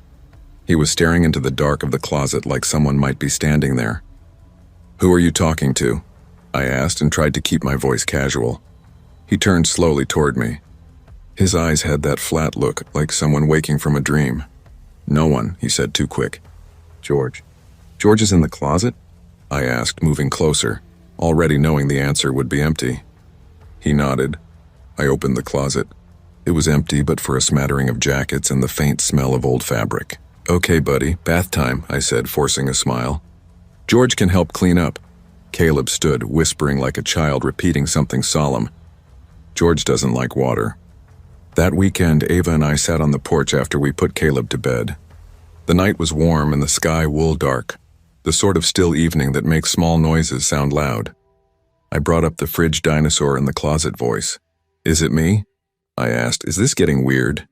Ava looked at me, and for a second I saw worry flick across her face before she smoothed it into a smile. "Kids have odd phases," she said. "My brother used to insist his stuffed shark was his lawyer. He'd argue with it. It's fine. He's talking to someone imaginary, and it's a sign he's making friends." I wanted to believe her. I wanted to file it under childhood quirks and never think about it again. For 2 nights I did. Then 3 nights later, at about 9 o'clock, the closet door slammed so hard the picture frames on the hallway table rattled. Ava and I froze. We both heard it. A clean, sharp thud like something with weight had banged the wood. Caleb was in bed. The house was otherwise quiet. I moved toward the playroom and could feel the air change. Cooler and wrong, as if the room had inhaled between one heartbeat and the next. I shouldn't have been afraid, but I was.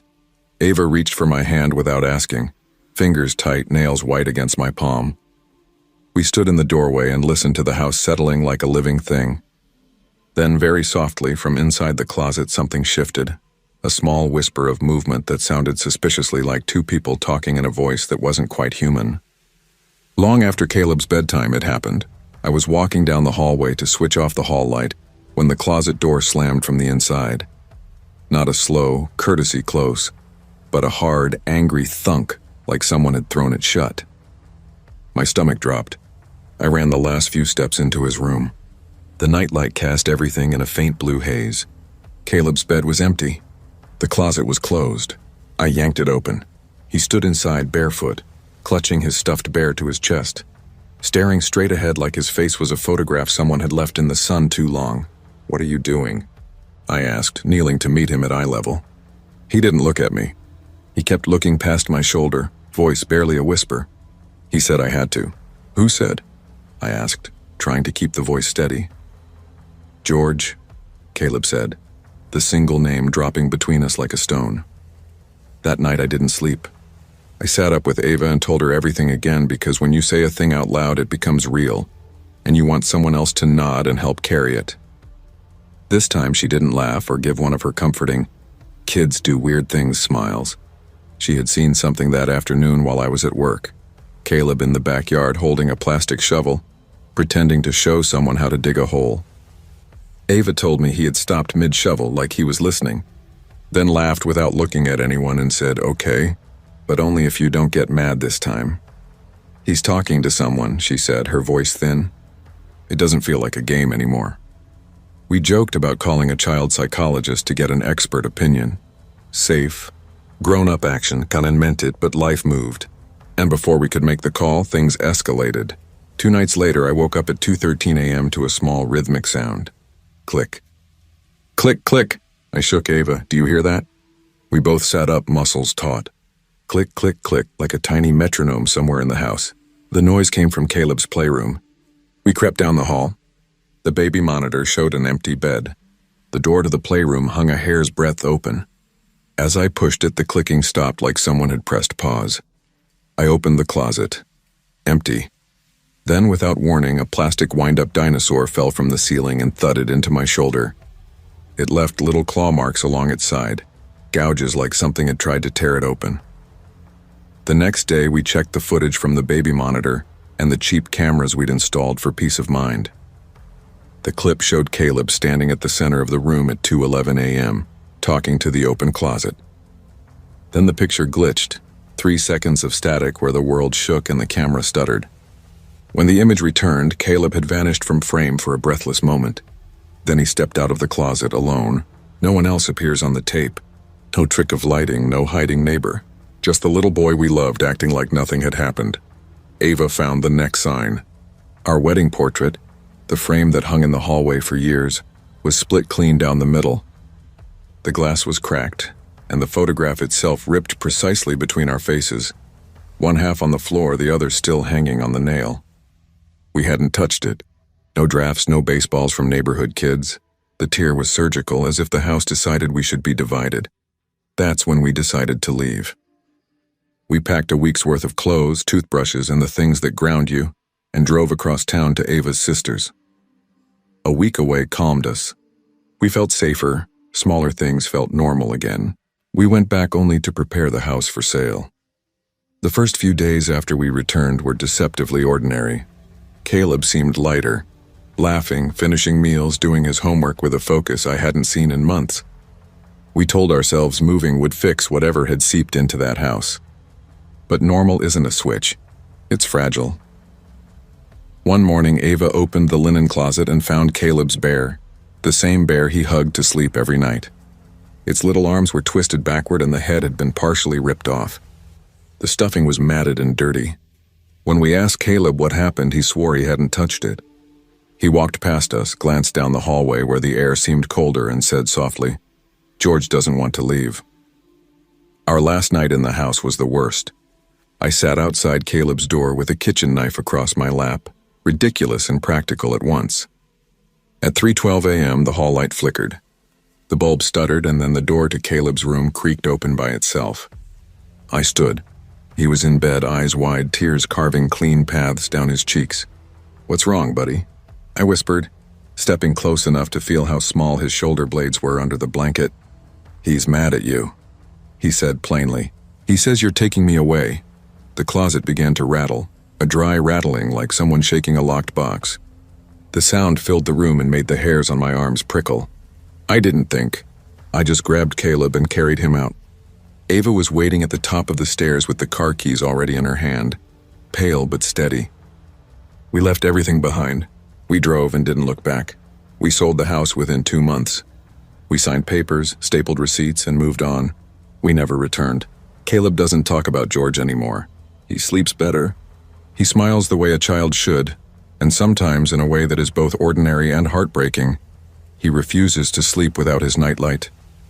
But there are moments, small and precise, when the old patterns reappear. He plays quietly and glances toward the corners of rooms as if waiting to see if someone will step through the wall. Once last week, he looked up at me while eating pancakes and asked, "Do you think George found a new house?" I didn't answer. There was a lump in my throat, and I realized that not knowing felt safer than imagining the alternatives. But at night, sometimes after we've put Caleb to bed and the house is finally still, I hear something faint, a discreet little click, and I pray hard that it's only the house settling or a pipe or a neighbor's clock. I pray it's nothing more than my imagination.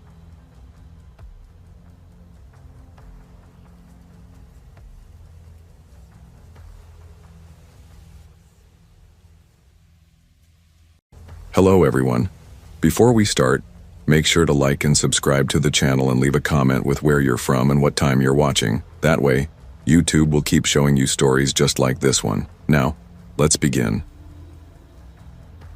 I was 19 when this happened, maybe just barely 20.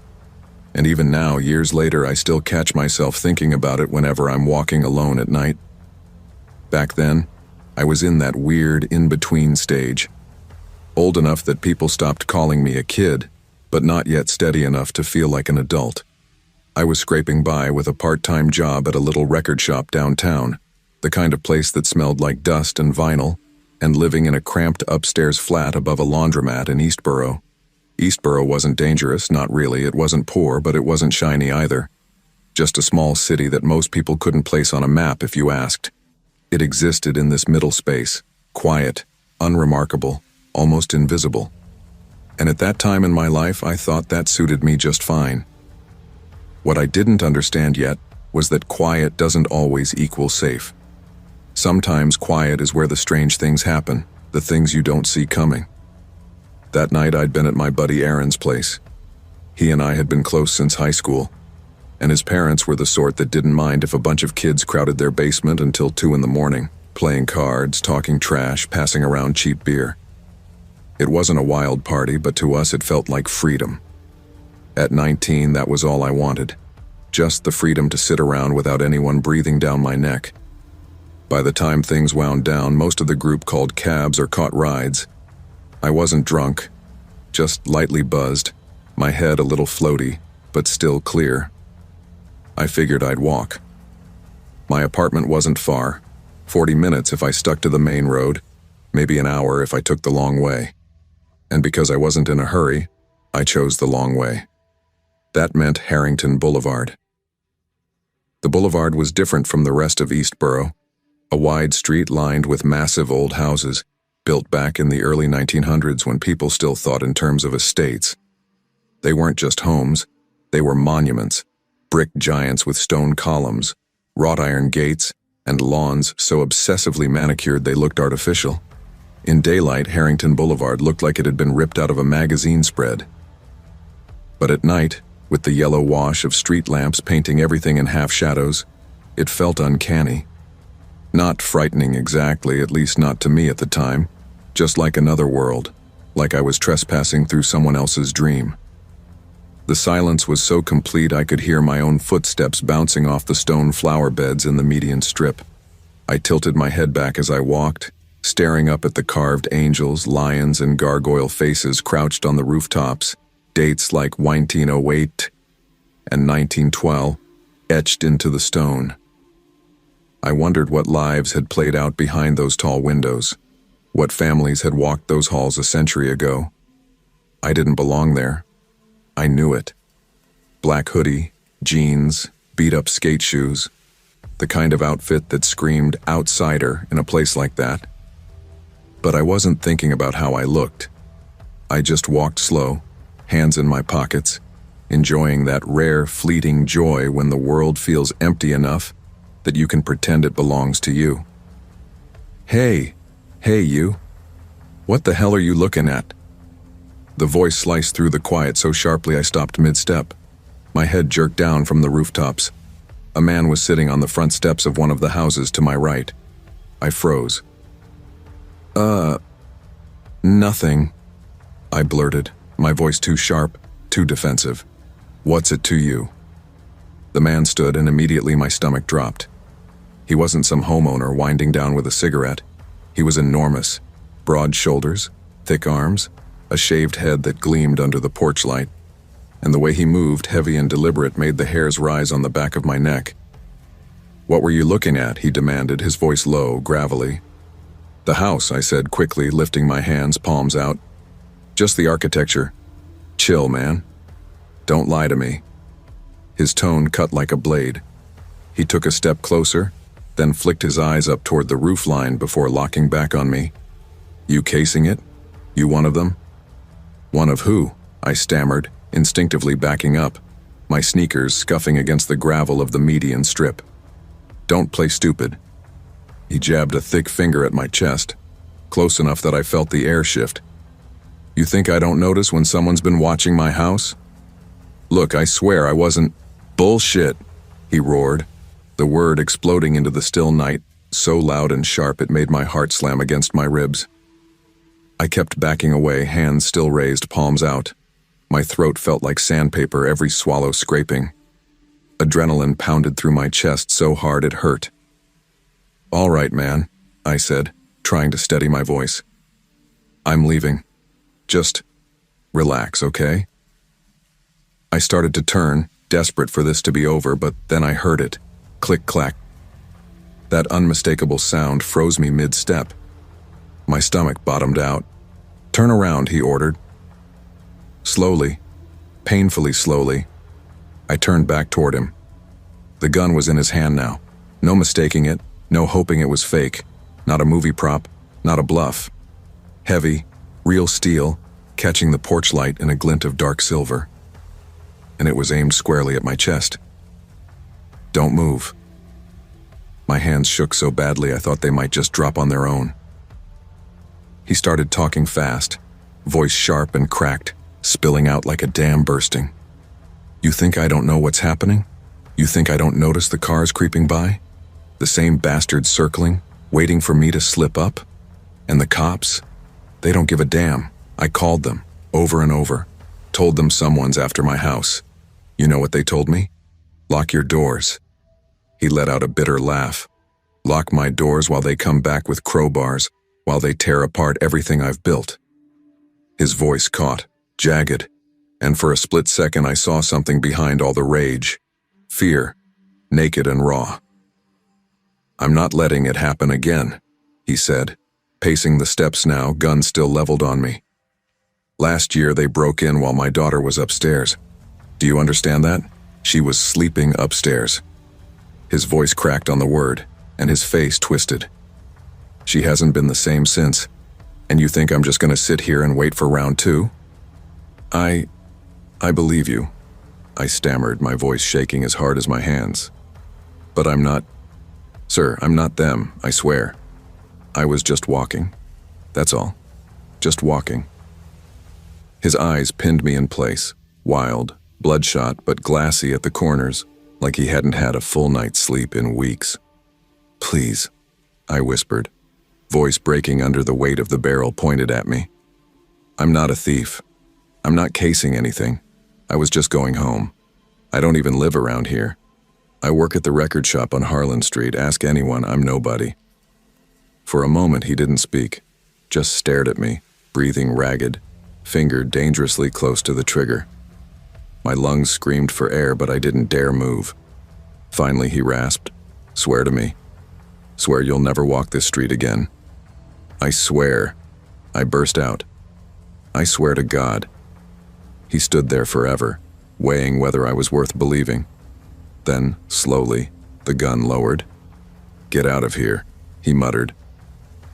I didn't wait to be told twice. I backed away, never taking my eyes off him until I was far enough, then turned and walked fast. Too fast to look casual, not fast enough to count as running. My whole body trembled, teeth chattering from adrenaline, knees weak with every step. By the time I reached the main road, with its hum of late-night traffic and steady line of streetlights, my legs almost gave out. I leaned on a lamppost, lungs burning, heart thrashing in my ears. I didn't breathe right again until I got back to my flat, locked the door twice, and sat on my bed shaking until dawn poured through the window. People warn you about bad neighborhoods. They tell you to avoid the dark alleys, the run-down blocks where desperate people might do desperate things. But no one warns you about the good neighborhoods. No one tells you that the scariest thing might not be a mugger in the shadows. It's a man convinced he's protecting his castle. A man so twisted by paranoia that every stranger looks like an enemy. I wasn't in danger because I'd done something wrong. I was in danger because I stumbled into the wrong place, at the wrong time, in front of the wrong man. And I'll never forget the weight of that barrel aimed at my chest, or the way his eyes looked. Tired, broken, and desperate to protect something he was already losing. I never set foot on Harrington Boulevard again.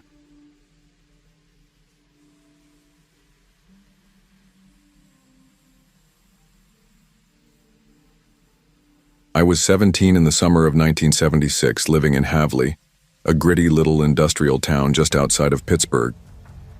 Back then, the steel mills were still alive, grinding day and night. If you stood outside after midnight, you could hear the low metallic hum drifting across the river, or see the orange glow of the smokestacks bleeding into the night sky. Havli wasn't the kind of place you bragged about. Crime, drunks, and fights were just part of the background noise. But to us kids it was familiar, and we'd already mapped out the blocks you didn't walk after dark. That summer was supposed to be the crown jewel of my teenage years. My best friends, Mark and Eddie, and I had been scraping together cash for months just to see our favorite rock band play in Pittsburgh. Groceries bagged, gas station floors swept, loose change hoarded. It all finally paid off. I'll never forget walking into that concert hall, the sticky reek of spilled beer, the cigarette haze curling under the lights, and then that deafening explosion of cheers when the band struck the first chord. For 2 hours, the world didn't exist outside that music. By the time we stumbled back onto the train heading for Havli, it was close to midnight. The cars were mostly empty, just a couple of older men sleeping with folded newspapers for pillows, and a young mom swaying gently as she rocked her baby. We were still wired, voices hoarse from singing along. When the train screeched to a stop in Havli, we spilled out into the thick August night. The air was damp and heavy, sticking to our skin. Streetlights hummed above us, their halos buzzing with moths. Mark pulled a warm Coke from his backpack and cracked it open with a hiss. "You believe that encore?" he said, passing it around like communion. Eddie tipped his head back, still grinning like a fool. "If I die tomorrow, bury me with that memory," he said, voice breaking half with laughter, half with awe. I laughed too, though quietly, because a part of me already felt that hollow ache, that strange sadness you get when you realize the best moment of the night has already passed. The walk home was routine, 20 minutes down Lincoln Avenue, cut over on Maple, and then we'd split for our neighborhoods. Nothing to it. By the time we reached the main intersection at Lincoln and Ashland, it was about 1:15 midnight. The traffic light clicked lazily from green to red, even though the streets were deserted. Our sneakers tapped against the cracked pavement, the sound carrying in the still air. That's when we noticed the car. A brown station wagon rolled slowly into the intersection, coming to a stop dead center.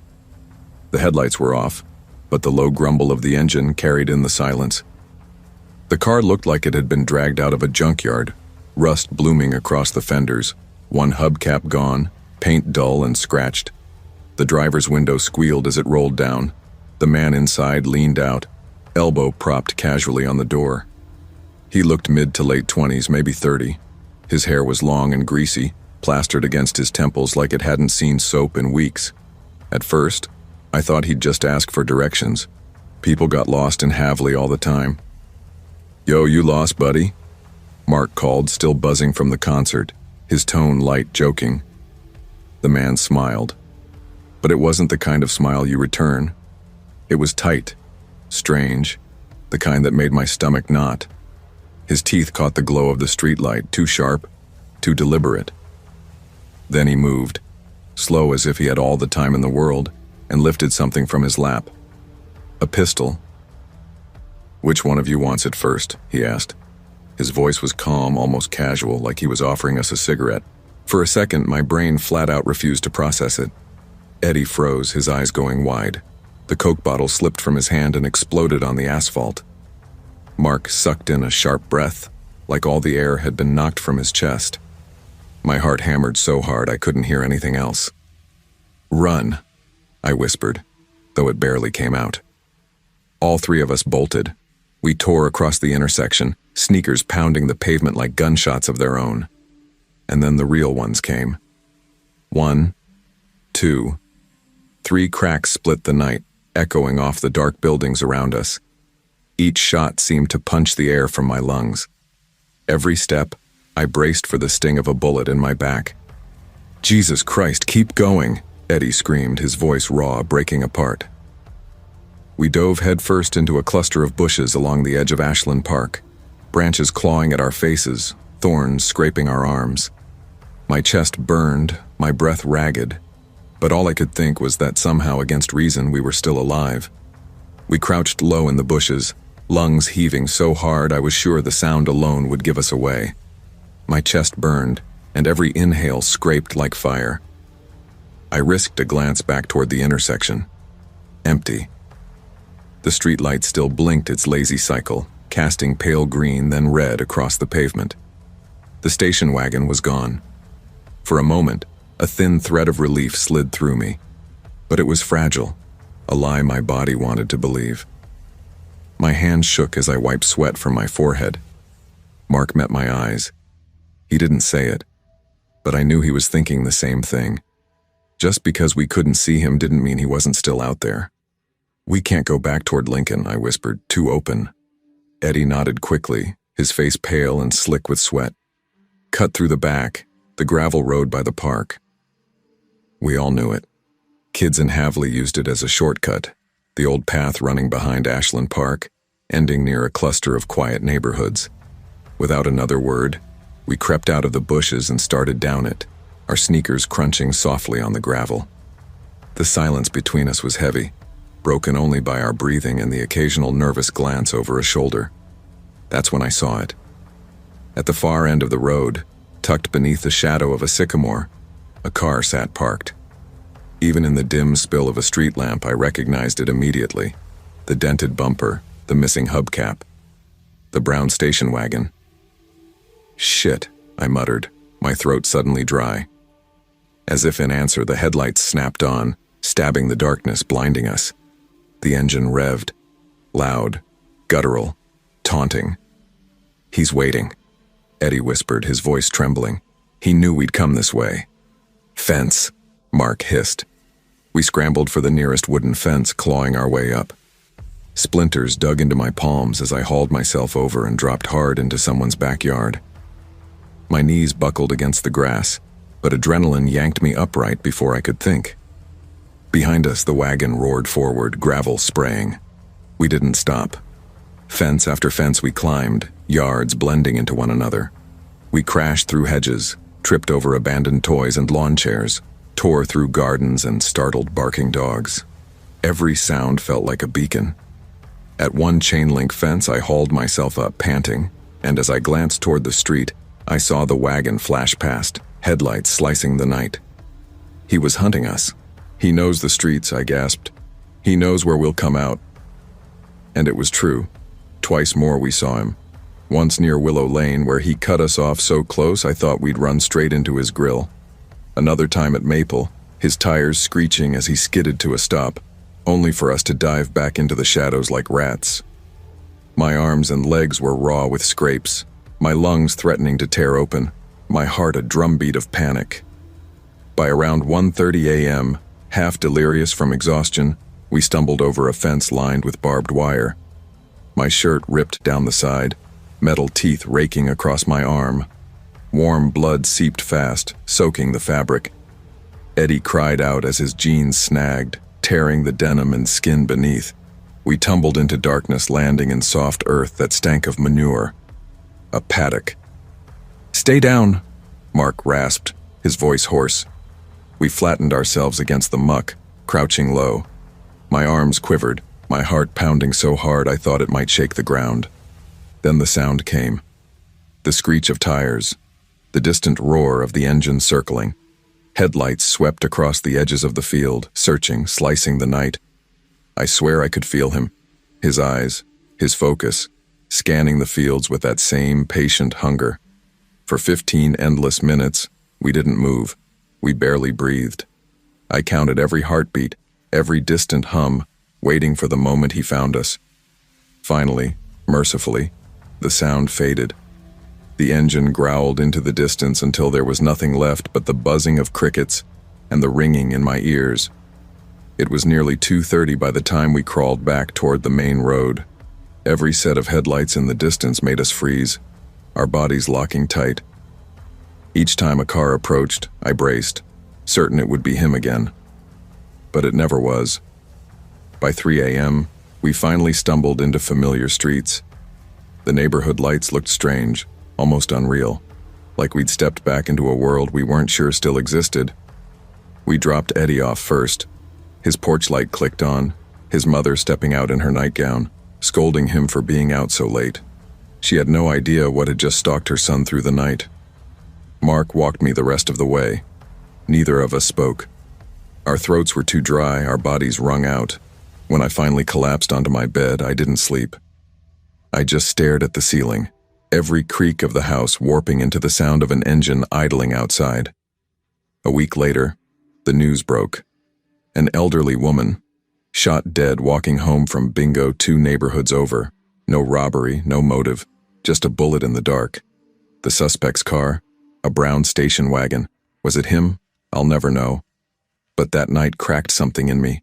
The world felt thinner after that, fragile, punctured. Even now, decades later, If a car idles outside my window, my chest tightens with that same primal fear. Because sometimes you escape, but you never really get away.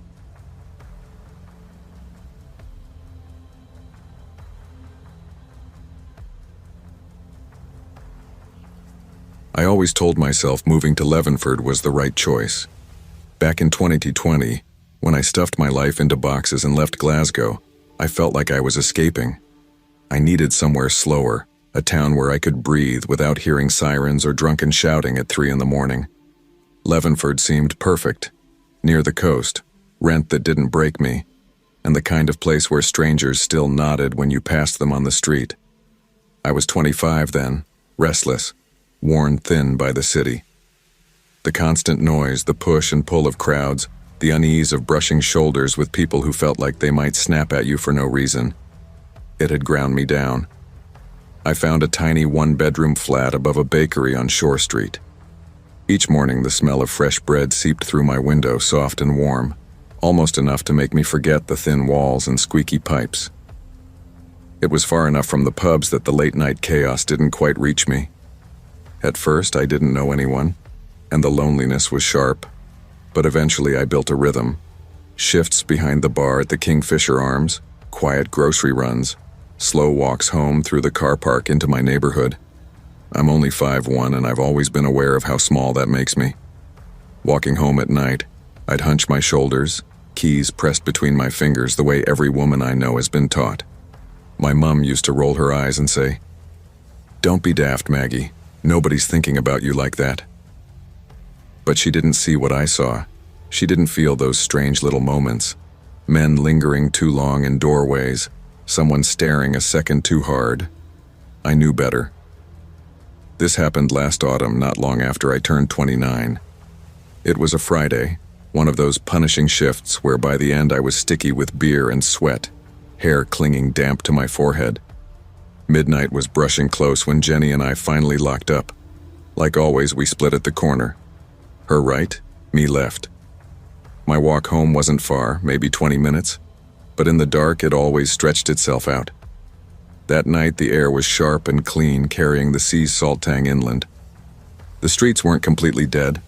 1 or 2 cars drifted past, a porch light here and there, but quiet enough that my footsteps rang out louder than I liked. I cut through the co-op car park, the shortcut I always took. Usually it sat empty that late, maybe a couple of cars left overnight. But the moment my shoes hit the tarmac, I felt it. A shift, like stepping into a room where a conversation has just been smothered. 3 cars were parked, nothing strange about that. But at the far end I spotted him, a man, moving in the same direction I was headed. Dark jacket, cap pulled low. On its own, unremarkable. Still, something about the way his body carried itself, too steady, too deliberate, kept my eyes hooked. "Stop it, Maggie," I scolded myself. "People walk home all the time. Don't spiral." But my pace eased just a fraction, ears straining, heart tuned to the rhythm of footsteps. By the time I stepped off the tarmac and onto the main road, I risked a glance back. He was there, 40 feet behind, steady, closing the same distance I was trying not to shrink beneath.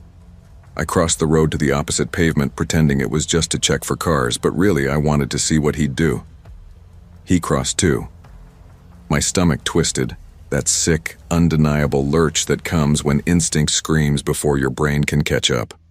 My hand gripped the strap of my bag tighter, fingers brushing against the glass Earn Brew bottle inside. It wasn't much, but at least it had weight, something solid I could swing if it came to it. The street ahead stretched long and empty, washed in that dull orange glow from the lamps. They buzzed faintly, throwing shadows that pooled and shifted between them. My flat was still a mile away. Too far.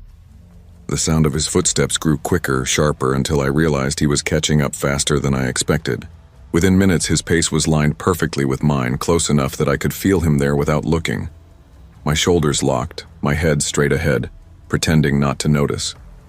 Then, his voice. "Hello there. How are you tonight?" Too calm.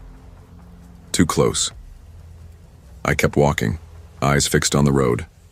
He tried again. You heading to work? No. My voice came out flat, clipped. Going home then? Yeah? Do you live along here? My throat tightened. I didn't answer, fingers clamped so hard around the glass bottle my knuckles screamed.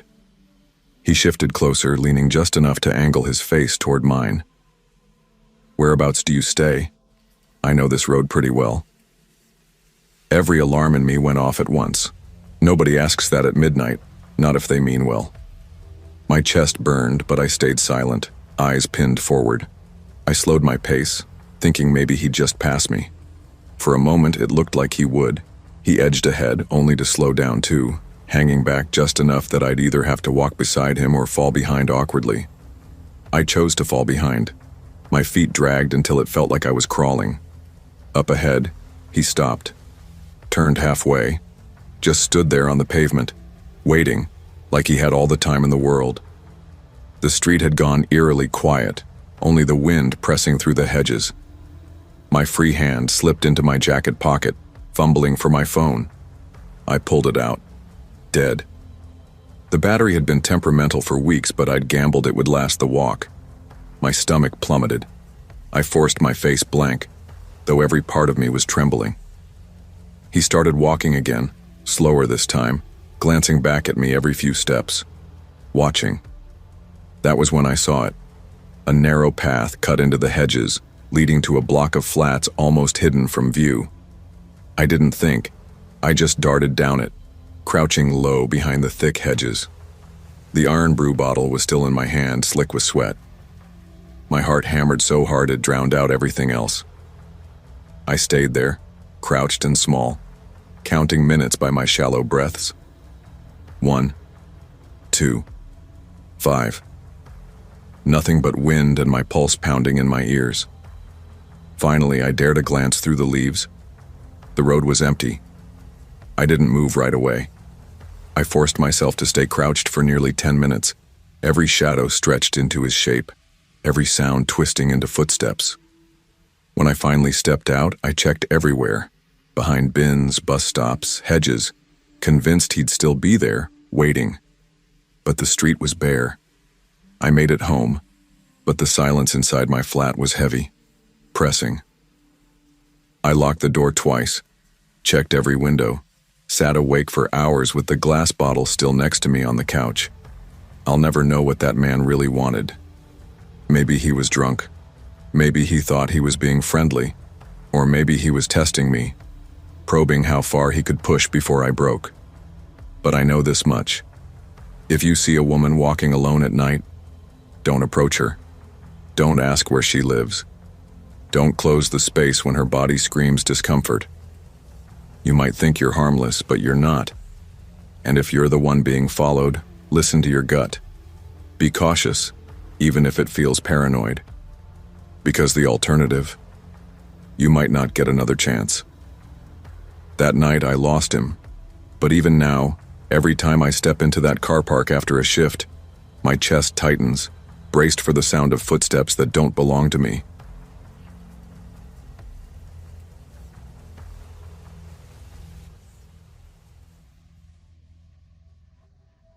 I was 19 years old when this happened, and even now, years later, it remains the single most terrifying night of my life. No matter how many times I run it back in my head, trying to reason it out, the memory always leaves me cold. My name's Ethan Price, and back then I lived in a small rural town in Oregon, one of those places that sits quietly between endless farmland and deep, sprawling woods. It was the kind of town where everyone knew your name, where you couldn't buy a soda without running into someone who knew your mom. We had one grocery store, 2 diners that never changed their menus, a gas station, and a Domino's where I worked part-time while taking community college classes. I'd been at Domino's since I was 17, usually evening shifts. It wasn't glamorous work, but you bonded fast with people who were all just trying to scrape by, saving for school, keeping the lights on, or just killing time until something better came along. I didn't mind it much. The money wasn't great, but the rhythm of tossing dough, taping boxes, joking with coworkers, it made the hours go by easy enough. The only real downside was the walk home. I didn't own a car, I was trying to save, but tuition, books, and bills always ate into whatever I managed to stash away. My house sat about 3 miles from Domino's, and the fastest way back was straight down Maple Creek Road. By daylight, that stretch of road was almost beautiful, sunlight filtering through the pine branches, fog curling low across the ground like smoke. But at night, it became something else. The woods felt alive in a way that wasn't comforting. They grew quiet, too quiet, and it always felt like something unseen was listening. My mom hated that walk more than I did. When I first got the job, she made me carry pepper spray. I laughed it off, but I kept it in my pocket every shift. Partly for her peace of mind, partly because, well, you never know. That night, my shift ran later than usual. Normally, I clocked out around 6:30, but right before close, we got slammed. 2 big orders for pickup. Cleaning up after that mess pushed us way past schedule. By the time I finally scanned out, it was 7:40, and the sun was long gone. As I headed out, Maya, one of my co-workers, locked up behind me. She tugged her hoodie tight and glanced at the empty road. "You good walking?" she asked, concern softening her usual teasing voice. "Yeah, I'll be fine. Not my first night," I said, giving her a crooked smile. "You should really get a car," she shot back, half joking, but her eyes lingered on me a second longer than usual. "I'm working on it," I muttered, slinging my backpack over my shoulder. She gave me a little wave before climbing into her boyfriend's truck. I watched the taillights disappear toward town before turning toward Maple Creek Road. The streets were hushed. A couple neon signs buzzed from the gas station, and the faint hum of a vending machine drifted through the empty lot of the grocery store. In less than 10 minutes, I was out of town, standing at the edge of the woods. Maple Creek stretched ahead of me, a strip of blacktop swallowed on either side by towering pines. Their branches knotted together so thick they swallowed the stars whole. There was no sidewalk, just a thin shoulder and a sharp ditch. Every so often a car would sweep by, its headlights carving pale tunnels through the dark, but then it would fade, leaving only the scrape of gravel under my sneakers and the press of silence all around me. About halfway into the woods, I heard it, a sound so faint I almost dismissed it, a dry rustle like brittle leaves being stepped on. I stopped dead in my tracks, my heart jerking against my ribs as I turned toward the tree line. My phone's light sliced through the dark like a shaky blade, illuminating nothing but trees and crooked shadows. My heart was hammering too fast, but I forced out a shaky breath. "Probably a deer," I muttered under my breath, trying to convince myself more than anything. Then something small bounced across the asphalt with a sharp clack. A rock. It skittered to a stop not 2 feet in front of me. My chest tightened instantly. That wasn't an animal. I jerked my phone light back toward the tree line, and that's when I saw him. A man stood there between the trunks, maybe 20 feet back. His clothes melted into the darkness, but I could make out the shape of him. Tall, thin, unmoving. He lifted one arm and began to wave. Slow, deliberate. Every nerve in my body screamed to keep walking, to run if I had to. But instead, I heard myself say, "Hey, do you need something?" His answer came low, like a whisper forced through clenched teeth. "Hey, come over here, I want to show you something." The sound crawled up my spine, every hair on my arms rose. "I can't," I called back, my voice cracking despite my effort to sound calm. "I've got to get home." "It'll only take a second," he said, sharper this time, like urgency wrapped in menace. "I really need your help." I froze. My mom's voice echoed in my head, sharp and familiar. "Don't stop for strangers in the dark. Ever." But his tone was strange. It wasn't outright threatening. It sounded like pleading, like desperation. That tiny hesitation in me was all it took. "I'll help. But I only have a minute," I said, hating myself for it even as the words left my mouth. "That's all it'll take," he whispered. I stepped off the road. The gravel crunched beneath my sneakers, loud in the silence. My phone's flashlight shook in my hand, the beam jumping from tree to tree. He didn't move until I was nearly beside him. Then, without a word, he raised a finger and pointed deeper into the woods. "There. Look," he murmured. I followed the line of his hand and saw it, a pit in the ground, wide and dark. At first glance I thought it was a sinkhole, but the edges were too sharp, too neat. Someone had dug this. What is that? I asked, my throat tight. Found it earlier, the man whispered, his voice closer now, right behind me. I want to know what's down there. Don't have a light. Shine yours. Something twisted deep in my gut. This was wrong. Everything about this was wrong. Still, I leaned forward slightly, lifting my phone out over the hole. The beam cut into the blackness. I never got the chance to see what was inside, because the man shoved me. I yelped, the sound catching in my throat as my body pitched forward. My stomach dropped and then, impact. Pain flared hot in my ribs as I slammed into the bottom nearly 20 feet down. The ground beneath me was damp, soft, almost spongy. Groaning, I dragged myself onto my knees, clutching my side, and swung my phone around. The light landed on something pale. Someone pale. A girl. She looked around my age, sprawled on the dirt like a broken doll. Her skin was drained of all color, her body covered in cuts and bruises. She was naked. She was lifeless. She was dead. My whole body went cold. My lungs locked as bile rose in my throat. Above me, his shadow leaned across the edge of the pit. "What the hell is this?" I screamed, my voice cracking into the night. He didn't answer.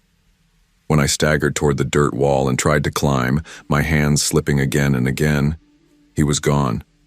I don't know how long I was trapped down there. Half an hour, maybe more. My hands shook so badly I could barely dig my fingers into the wall. Again and again I slid back down, the dead girl's body only a few feet away, until finally, I clawed my way out.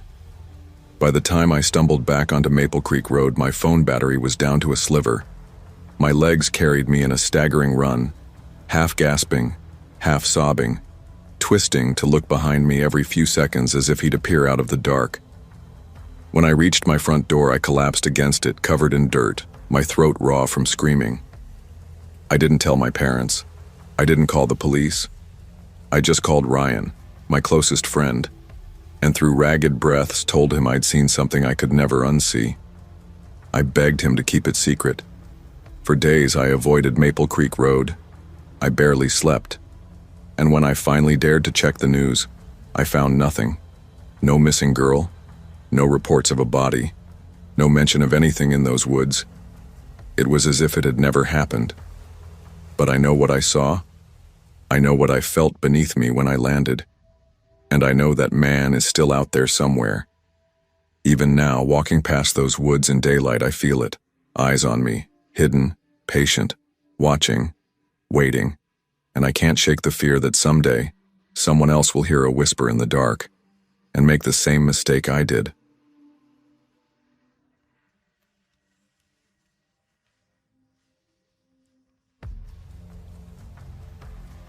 I grew up in a city in South Texas that people usually summed up in one phrase: rough around the edges. My neighborhood wasn't the kind of place you showed off on Instagram. The sidewalks were cracked and uneven. Corner stores hid behind barred-up windows. And almost every night, the faint wail of police sirens drifted through the sticky air like background noise you eventually stopped noticing. By the time you hit your teenage years, you didn't flinch at it anymore. The broken streetlights that blinked on and off, the stale cloud of cigarette smoke that clung to bus stops, the random shouting matches that burst out 2 blocks down. You just accepted it all as the rhythm of where you lived. When this happened, I was 18. My name's Isabella, though everyone called me Izzy. My mom had always been strict about one rule: home by 10, no excuses. She said it so often it felt etched into my brain. Sometimes I'd roll my eyes at her like any teenager would, but deep down I got it. It wasn't just about curfews. It was survival in a place where wrong timing could mean wrong company. That night I was at my friend Carla's house, only a few blocks over.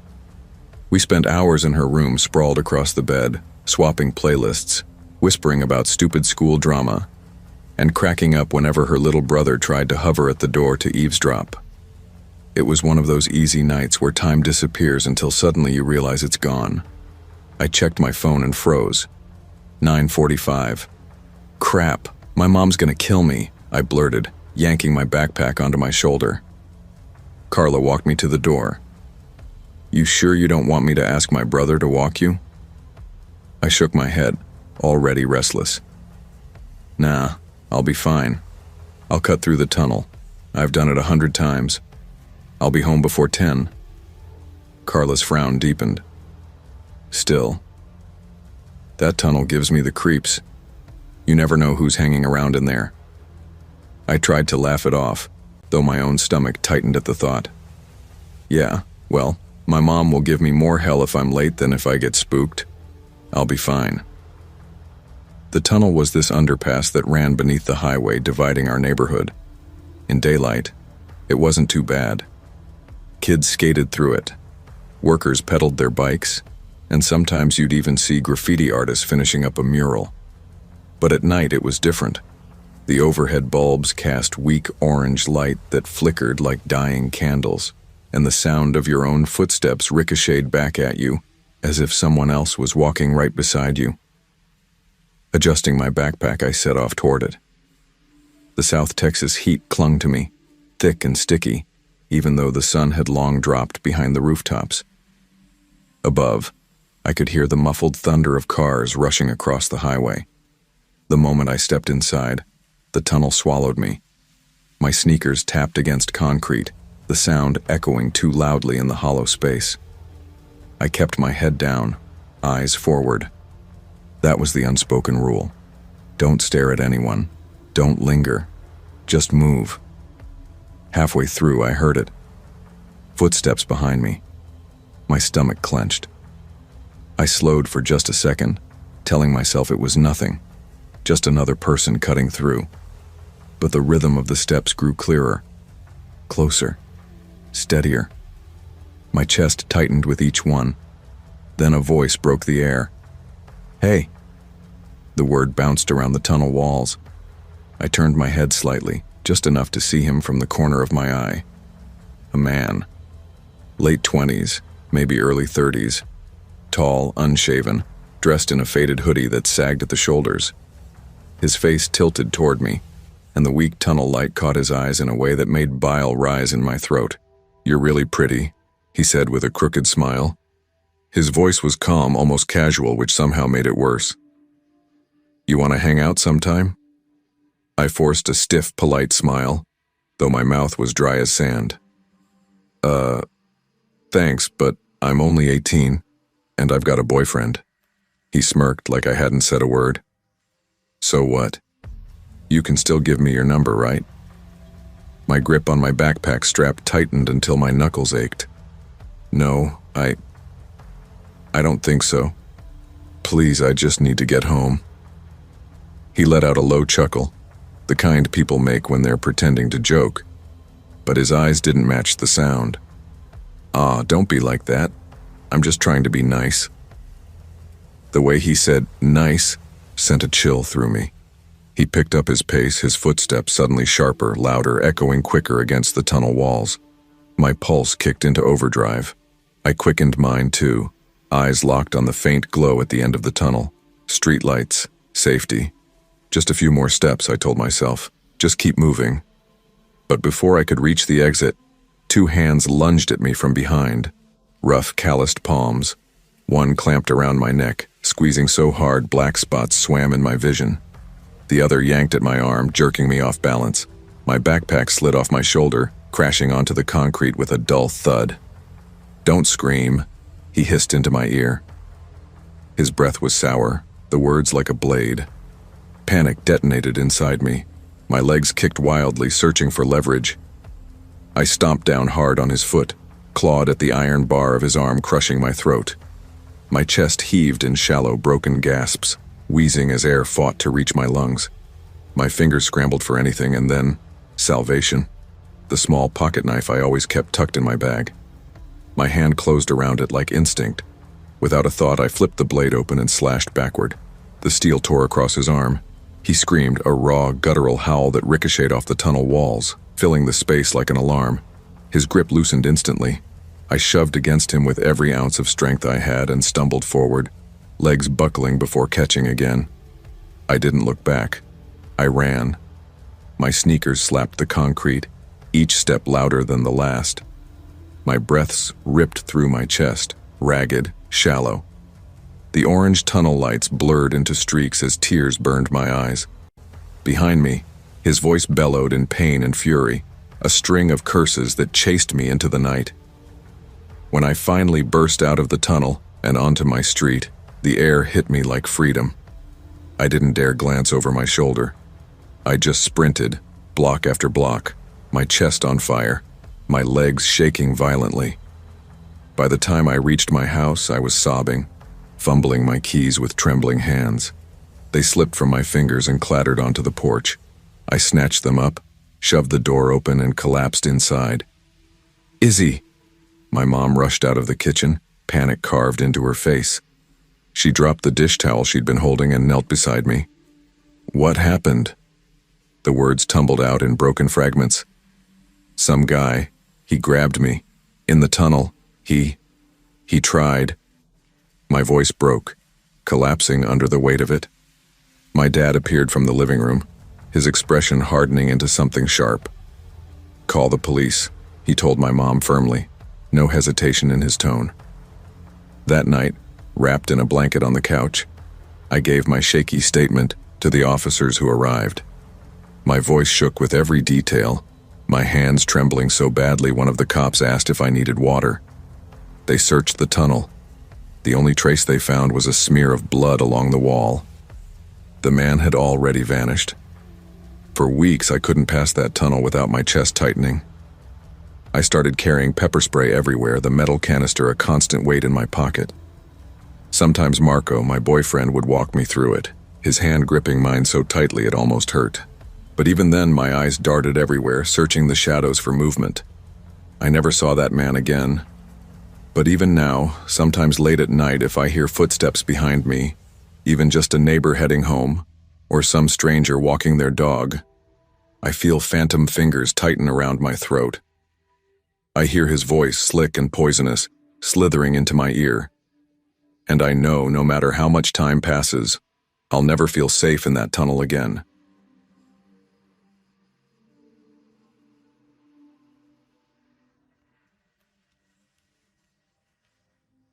I never imagined I'd look back on my university years with such a strange cocktail of warmth and unease.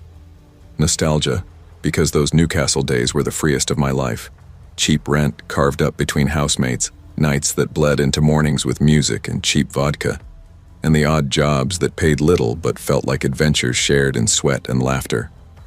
But dread, too, because one night from that time carved itself so deep into me that even now, in my 30s, I sometimes break into a cold sweat walking down an empty street. Back then I was 21, studying English lit by day and working long, blurry shifts at a little nightclub called the Black Swan by night. The place had been there longer than anyone could remember, wedged into a side street just off Clayton Road. It wasn't glamorous. Sticky floors, dim lights, and a jukebox that skipped every third track. But it didn't need to be. We opened late, far later than the polished student clubs, and that meant the stragglers always washed up at our bar. Too drunk to go home, not ready to call it a night. For me, that meant decent cash in hand, but also trouble. Last call at the Black Swan wasn't a countdown. It was a war zone. I used to joke with my colleague, Jaime, that every customer fit neatly into one of 4 boxes. The happy drunks, I'd say, polishing a glass. The ones who hug you, tip a quid, and belt out Oasis on their way out. Then there were the sad drunks, sitting hunched over their pints, muttering about exes, and leaving coins stuck to the bar in spilled lager. Next came the sleepy drunks, the ones you'd find curled up in booths needing to be shaken awake like stubborn children. And finally, the blackout drunks, the ones nobody wanted. Jaime was the one who taught me how to spot them. "You'll know," he'd said, slinging a rag over his shoulder. "It's the eyes. Glassy. Hollow. They're moving, but nobody's steering. Not falling down drunk. Just gone." I'd seen only a few by then, and every time they left me with an itch between my shoulder blades. It wasn't just that they were odd. It was how suddenly they'd snap. One minute they were statues. The next they were smashing a glass against the wall or lunging at a stranger. We always kicked them out fast before the switch could flip. That's exactly what we tried to do the night everything went wrong.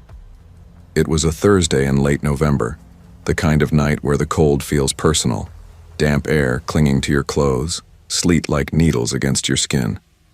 The club was nearly dead, just a trickle of students clinging to their pints, a couple of exhausted shift workers, and the usual loners. By 5:30, we were already thinking of bed, cloths in hand, ready to call it. Then he walked in. At first glance, he looked like he'd just clocked off a long day on a construction site.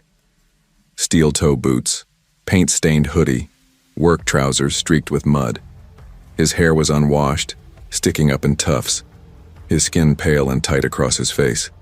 He carried himself with a kind of rigid weariness, like his body was running on fumes. He didn't slur when he asked for a pint, didn't even sway, just muttered the words in a low, even tone. Jaime, generous as always, slid him a lager. "Last one, mate," he said, voice firm. "We're closing in half an hour." The man nodded, slow and mechanical, and for 20 minutes he stood there at the bar, sipping without expression. Then it happened. His gaze locked forward, past us, through the rows of dusty spirit bottles. His eyes glazed over, dull and marble-like, as if whatever part of him that made him human had slipped away. I caught Jaime's eye. He gave me a small, sharp nod. Blackout drunk. I moved closer, forcing a steady tone. "Sorry, mate. We're closing up. Time to head off." The man blinked, confusion flickering across his face for just a heartbeat. Then, without protest, he pushed himself upright, body stiff and heavy. No words, no fight, just compliance, empty and detached like a puppet being led. He shuffled to the door, and one of the doormen stepped in, guiding him gently outside with a hand on his shoulder. "Easy," the doorman muttered, voice soft as if speaking to a child. And just like that, he was gone. By 6 o'clock we were finished wiping down the last tables, locking up and stepping out into the freezing dawn. Normally, I walked home alone. My flat was only 15 minutes away, and at that hour the city felt emptied out as if it belonged to me alone. I loved it, headphones in, frost biting at my cheeks, the air finally quiet after hours of drunken shouting and thudding bass. But that morning was different. As I pulled my coat tighter and headed down the narrow side street, I saw him, the blackout drunk. He was perched on a low stone wall across the road, hunched forward, his hands dangling between his knees. He wasn't smoking, wasn't moving, just staring at the pavement like it might open up and swallow him whole. My stomach tightened. It was too soon, too strange. Seeing him again, so close to where we'd just kicked him out, felt wrong. I slowed without meaning to. His head lifted, eyes that had been vacant and dull only moments ago suddenly snapping onto mine. There was no hesitation. He stood, stiff and deliberate, and started crossing the road toward me. My heart gave a hard thud. I sped up, trying to make it look natural, but my pulse betrayed me, hammering in my ears. He didn't speak. He just fell into step behind me, his heavy boots thudding on the pavement, echoing in the stillness of the morning. "Paranoid," I whispered to myself. "He's just walking the same way, that's all." But then every time I lengthened my stride, his steps matched mine. Every time I slowed, so did he. It wasn't chance. It was shadowing. I fumbled out my phone, forcing my voice into fake cheerfulness loud enough to carry. "Yeah, babe, I'm heading home now. No, don't worry, I'll be fine." My throat tightened. "What? You're nearby? You can give me a lift?" "Oh, perfect. Yeah, see you in a sec." The words cracked halfway through, my act paper thin, but I prayed he heard it. Prayed he'd think someone was waiting. When the bus stop came into view, I sank onto the bench, pretending to scroll my screen. He stopped a few feet away, just stood there, watching. The cold bit deep into my skin, but the real chill was inside me, coiling tighter with every second. Finally, headlights cut through the dim. Relief flooded me so hard my knees went weak. I climbed aboard fast, tapping my card with shaky hands, sliding into a seat halfway down. Safe. I told myself that over and over. Safe. Then I heard it, the metallic clatter of coins in the driver's tray. I looked up. Him. He didn't glance at me, didn't acknowledge me at all, just shuffled down the aisle and lowered himself into the seat directly behind mine. The silence pressed against the back of my skull, thick and suffocating. My palms sweated. Every bump of the bus jolted through me like a current. I stared out the window, mind racing. Should I shout to the driver? Get off early? But each scenario ended the same way, with him still knowing where I lived. I checked my watch. 7:02. A thought struck me like lightning. The Tesco Express near my flat opened at 7 sharp. If I timed it perfectly, I could slip inside, find a guard, make noise. The bus rattled on, stop after stop. My throat was dry, my chest constricted. When my stop arrived, I rose. So did he.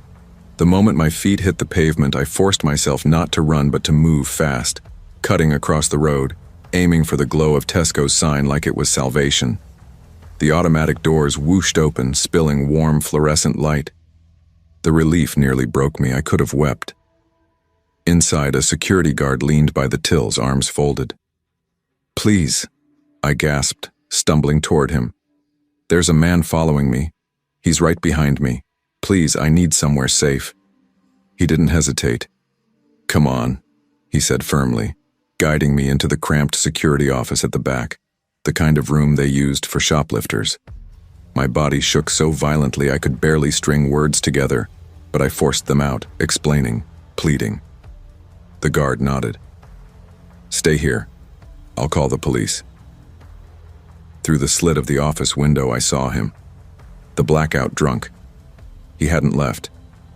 He was standing near the self-checkouts, motionless, staring at the office door as if he knew I'd have to come out eventually. The guard squared his shoulders and told him to leave. He didn't. He just stood there, waiting. When the police arrived 10 minutes later, he was still rooted to the same spot. They escorted him out, hands firm on his arms. I never found out if they arrested him or just dumped him somewhere to sleep it off. Honestly, I didn't care. I was safe. But safety didn't follow me home. For weeks I couldn't sleep. Every late shift was torture. Every echo of footsteps behind me a trigger. My body stayed wired, ready to run. I never saw him again, but those eyes, flat, glassy, empty, are carved into me. The worst part wasn't what he did. It was what he might have done. That silence. That persistence. The way he followed without question, like a shadow attached by invisible thread. If Tesco hadn't opened when it did, I might not be here to tell this. Now, whenever someone laughs off blackout drunks, I feel the chill rise in me. Because I know what it looks like when the body keeps walking but nobody's behind the wheel. And I know how close I came to being another young woman who never made it home.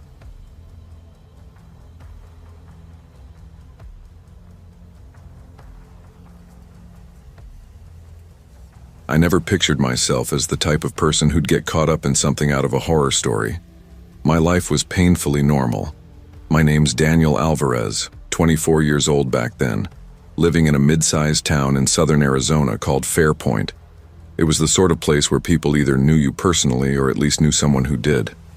The neighborhoods were quiet, full of sun-faded houses, the kind where the paint peeled just enough to make them look tired.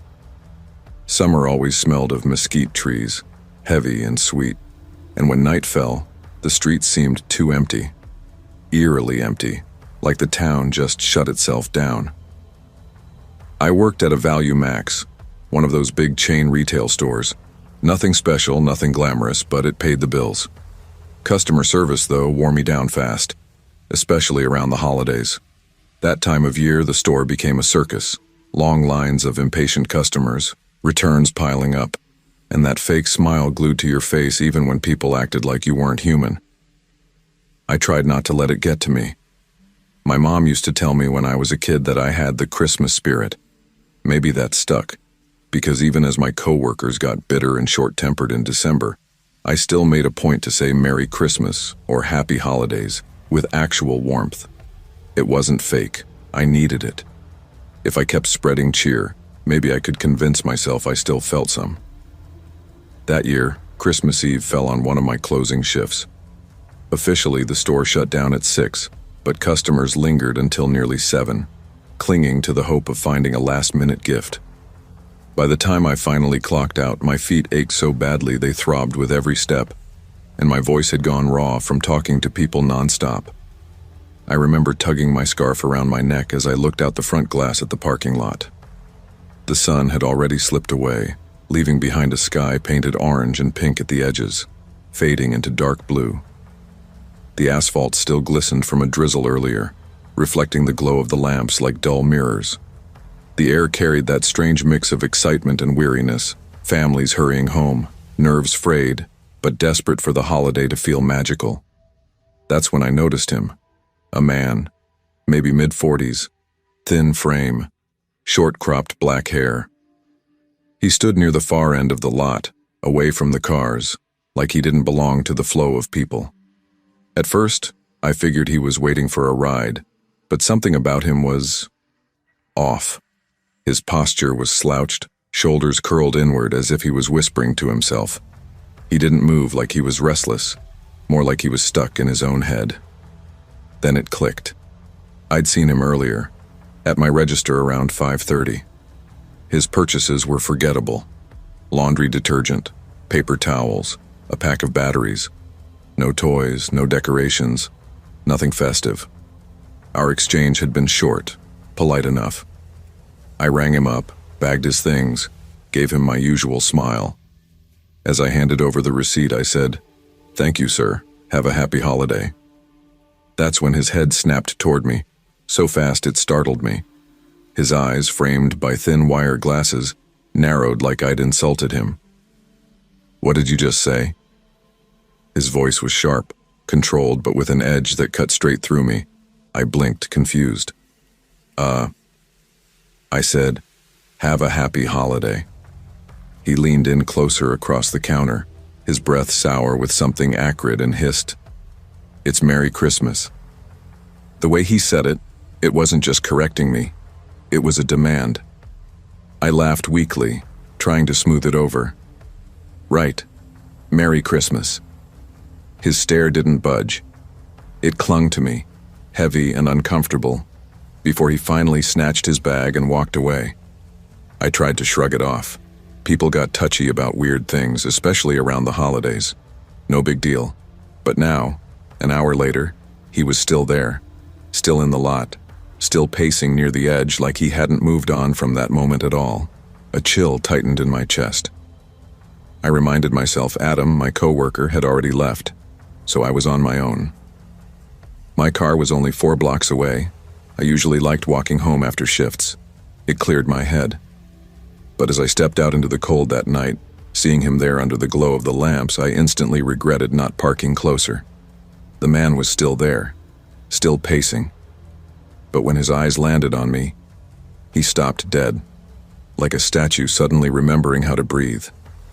My pulse quickened, thudding in my chest so loud I swore it echoed in the cold night air. I shoved my hands deep into my jacket pockets, forcing myself not to break stride. "Don't overthink. He's just waiting for someone. Just walk, Daniel, just go." I turned left down Maple Street, my usual path home. My sneakers slapped softly against the damp pavement, the sound too loud in the stillness.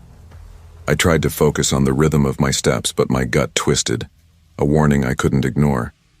Against my better judgment, I glanced back. He was following me. Not directly behind, 30 feet or so, but his steps matched mine. Slow, steady, relentless. My throat tightened, suddenly dry, and I told myself it was a coincidence. He could live down this way too, that's all. But when I turned a corner, he turned, When I crossed a street, he crossed. After 2 blocks, I stopped lying to myself. I sped up, pulling out my phone and pretending to scroll, the glow lighting my face in a false calm. I prayed it made me look casual, unbothered, but the sound of his footsteps didn't falter. Soft, precise, deliberate. "Not tonight," I whispered, breath shaky. "Not Christmas Eve, please." When I reached the intersection near Ridgeway Park, I veered sharply off the sidewalk, cutting across the damp grass.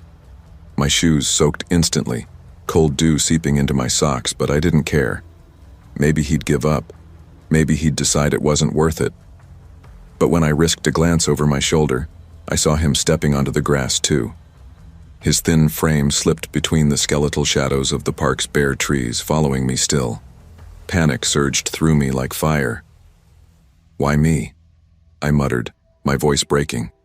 My legs carried me faster, walking, then speed walking, then a near jog. Streetlights stretched my shadow across the ground in long, quivering shapes. I passed the empty swings of the playground, the silent hoops of the basketball courts, until finally, the other side of the park came into view. My apartment building was only a block away. Safety, warmth, just a little further. I didn't realize how close he'd gotten until his voice tore through the quiet. "Lady has no respect for Christmas." The words were hoarse, strained, but sharp enough to slice through the night. I spun around, heart slamming into my ribs. He was less than 10 feet away now. His face twisted, eyes wild and bloodshot behind his glasses. His hands clenched at his sides like he was either restraining himself or about to lunge. What do you want from me?" My voice cracked. "You mocked Jesus." His lips curled, spitting the words. "You don't say, 'Happy Holidays.' You say, 'Merry Christmas.' Or you pay." I stumbled back, shaking my head. I didn't mean anything by it. I'm sorry." He stepped closer, teeth bared. "Sorry doesn't save you." Something in me snapped. Fight or flight kicked in, and I didn't choose fight. I bolted. The block to my apartment stretched out like a nightmare. My lungs burned with every desperate breath. I didn't dare look back, but I could hear him. The slap of his shoes on pavement, his ragged, furious breathing growing louder, closer. My fingers fumbled for my keys as I neared the door of my building. "Please, please, please." I shoved the key in, twisted hard, yanked the door open and slammed it behind me. My back hit the wood, chest heaving, ears ringing with the silence inside. For 1 second, just one, I thought it was over. Then, bang. The door shuddered violently, as if he'd thrown his whole body against it. A scream tore out of me as I bolted up the stairs 2 at a time, nearly tripping, heart battering my ribs. I burst into my apartment, slammed the deadbolt, slid the chain lock across and collapsed onto the couch, shaking so hard I thought my bones might rattle loose. Outside, faint but unmistakable, his voice carried through the walls. "It's Merry Christmas. It's Merry Christmas. It's Merry Christmas." Over and over like a broken record. I sat awake until dawn, paralyzed, too afraid to call the cops, too shocked to even cry. When the first gray light of morning filtered through the blinds, the street outside was quiet again. He was gone. I never saw him after that. Not once. But every year when Christmas rolls around and I walk home at night, I hear his voice in my head, whispering, scolding, reminding me, it's Merry Christmas. And I'll never say Happy Holidays again.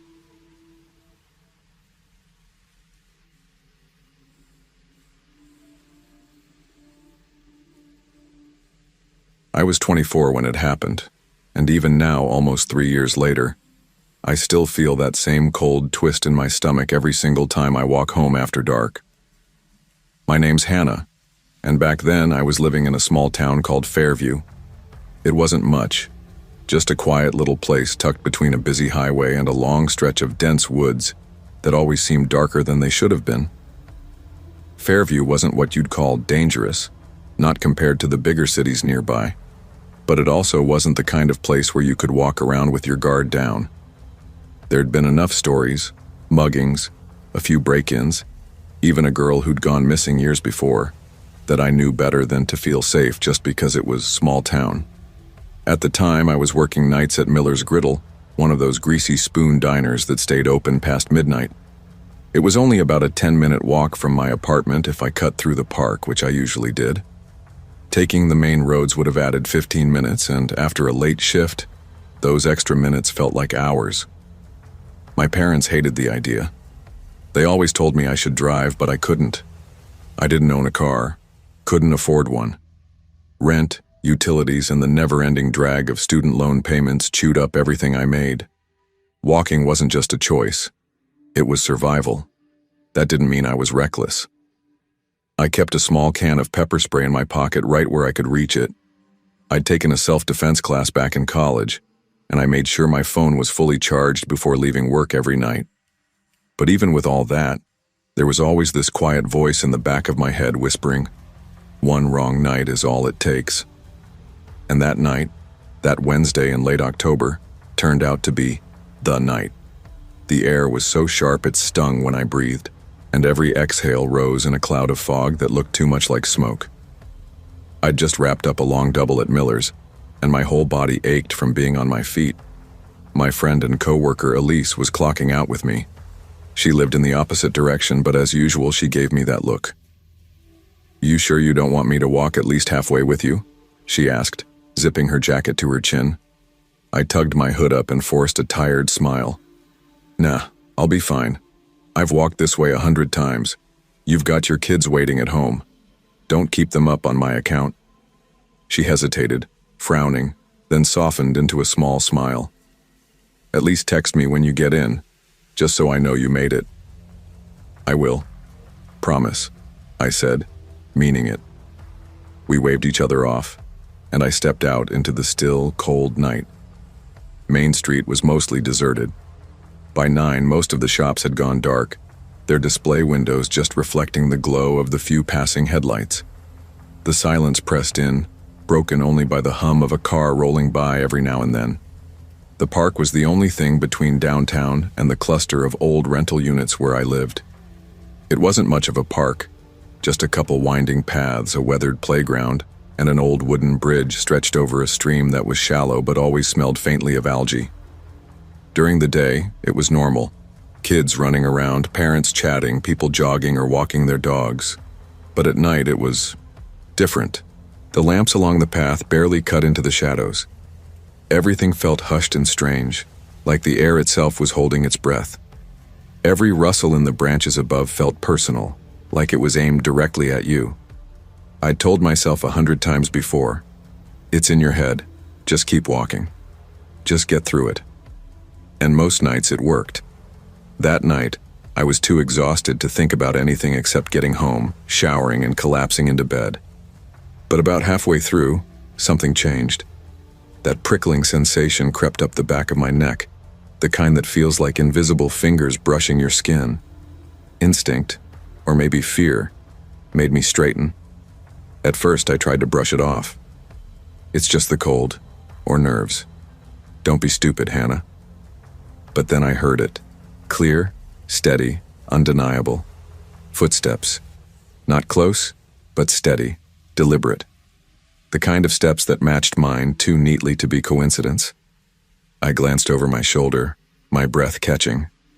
At first there was nothing, just the stretch of the path behind me, swallowed by trees and patchy lamplight that flickered as though even the bulbs were nervous. I nearly convinced myself I was imagining it until I heard it again. Crunch.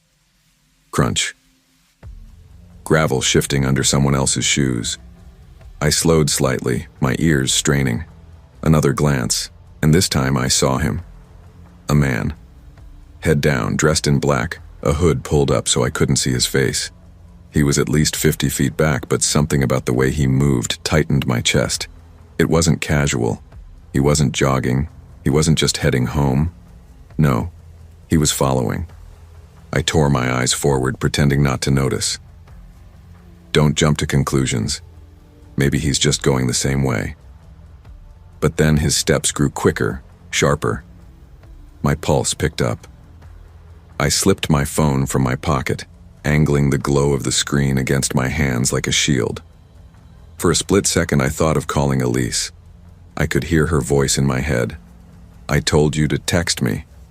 But the idea of admitting I was scared, of being wrong and paranoid, knotted my stomach. I shoved the phone away, fingers trembling. Instead, I picked up the pace, and so did he. The path tightened as it funneled toward the wooden bridge. The sound of my heart was louder than my footsteps. I pressed my thumb against the nozzle of the pepper spray in my pocket, whispering to myself, "It's fine. Just cross. Just cross." But then, before my foot even hit the second plank of the bridge, hands. One clamped around my wrist, iron strong. The other smothered my mouth. I tried to scream, but it came out muffled, desperate against his palm. "Stop struggling," a voice rasped against my ear. His breath reeked of cigarettes, hot and sour. "It'll be easier." Panic exploded through me. White-hot, obliterating thought. Every instinct screamed at once. "Fight! Fight! Fight!" I sank my teeth into his hand, biting down hard. The taste of sweat and grime filled my mouth before he yelped, jerking back. That moment was all I needed. I ripped the spray free, twisted, and fired.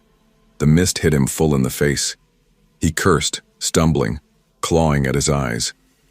I didn't wait. I ran. The bridge thundered under my sprinting steps, each plank groaning like it might give out. My lungs burned, my legs screamed, but adrenaline shoved me forward. Behind me, I could hear him, screaming, choking, but still moving, still chasing. I didn't dare look back. When my block came into view, I pushed harder, every nerve begging for safety. I fumbled with my keys, my whole body shaking, until the door finally gave way. I slammed it shut, turned the lock, and collapsed against the wood, gasping so hard it felt like I might pass out. Silence. For a moment, the kind of silence that tricks you into thinking it's over, that you're safe. But then I remembered. My parents weren't home. They were out of town, and I was alone. I forced myself upstairs, legs trembling, and peeked through the curtain, and froze. He was there, across the street, still in the hood, still shadow-faced, but I knew it was him. The tilt of his head, the way he stood, shoulders slightly forward, staring directly at my window. My stomach collapsed in on itself. "Oh my God," I whispered, too afraid to breathe. For what felt like forever, he didn't move. He just watched. My skin prickled, my heart in my throat.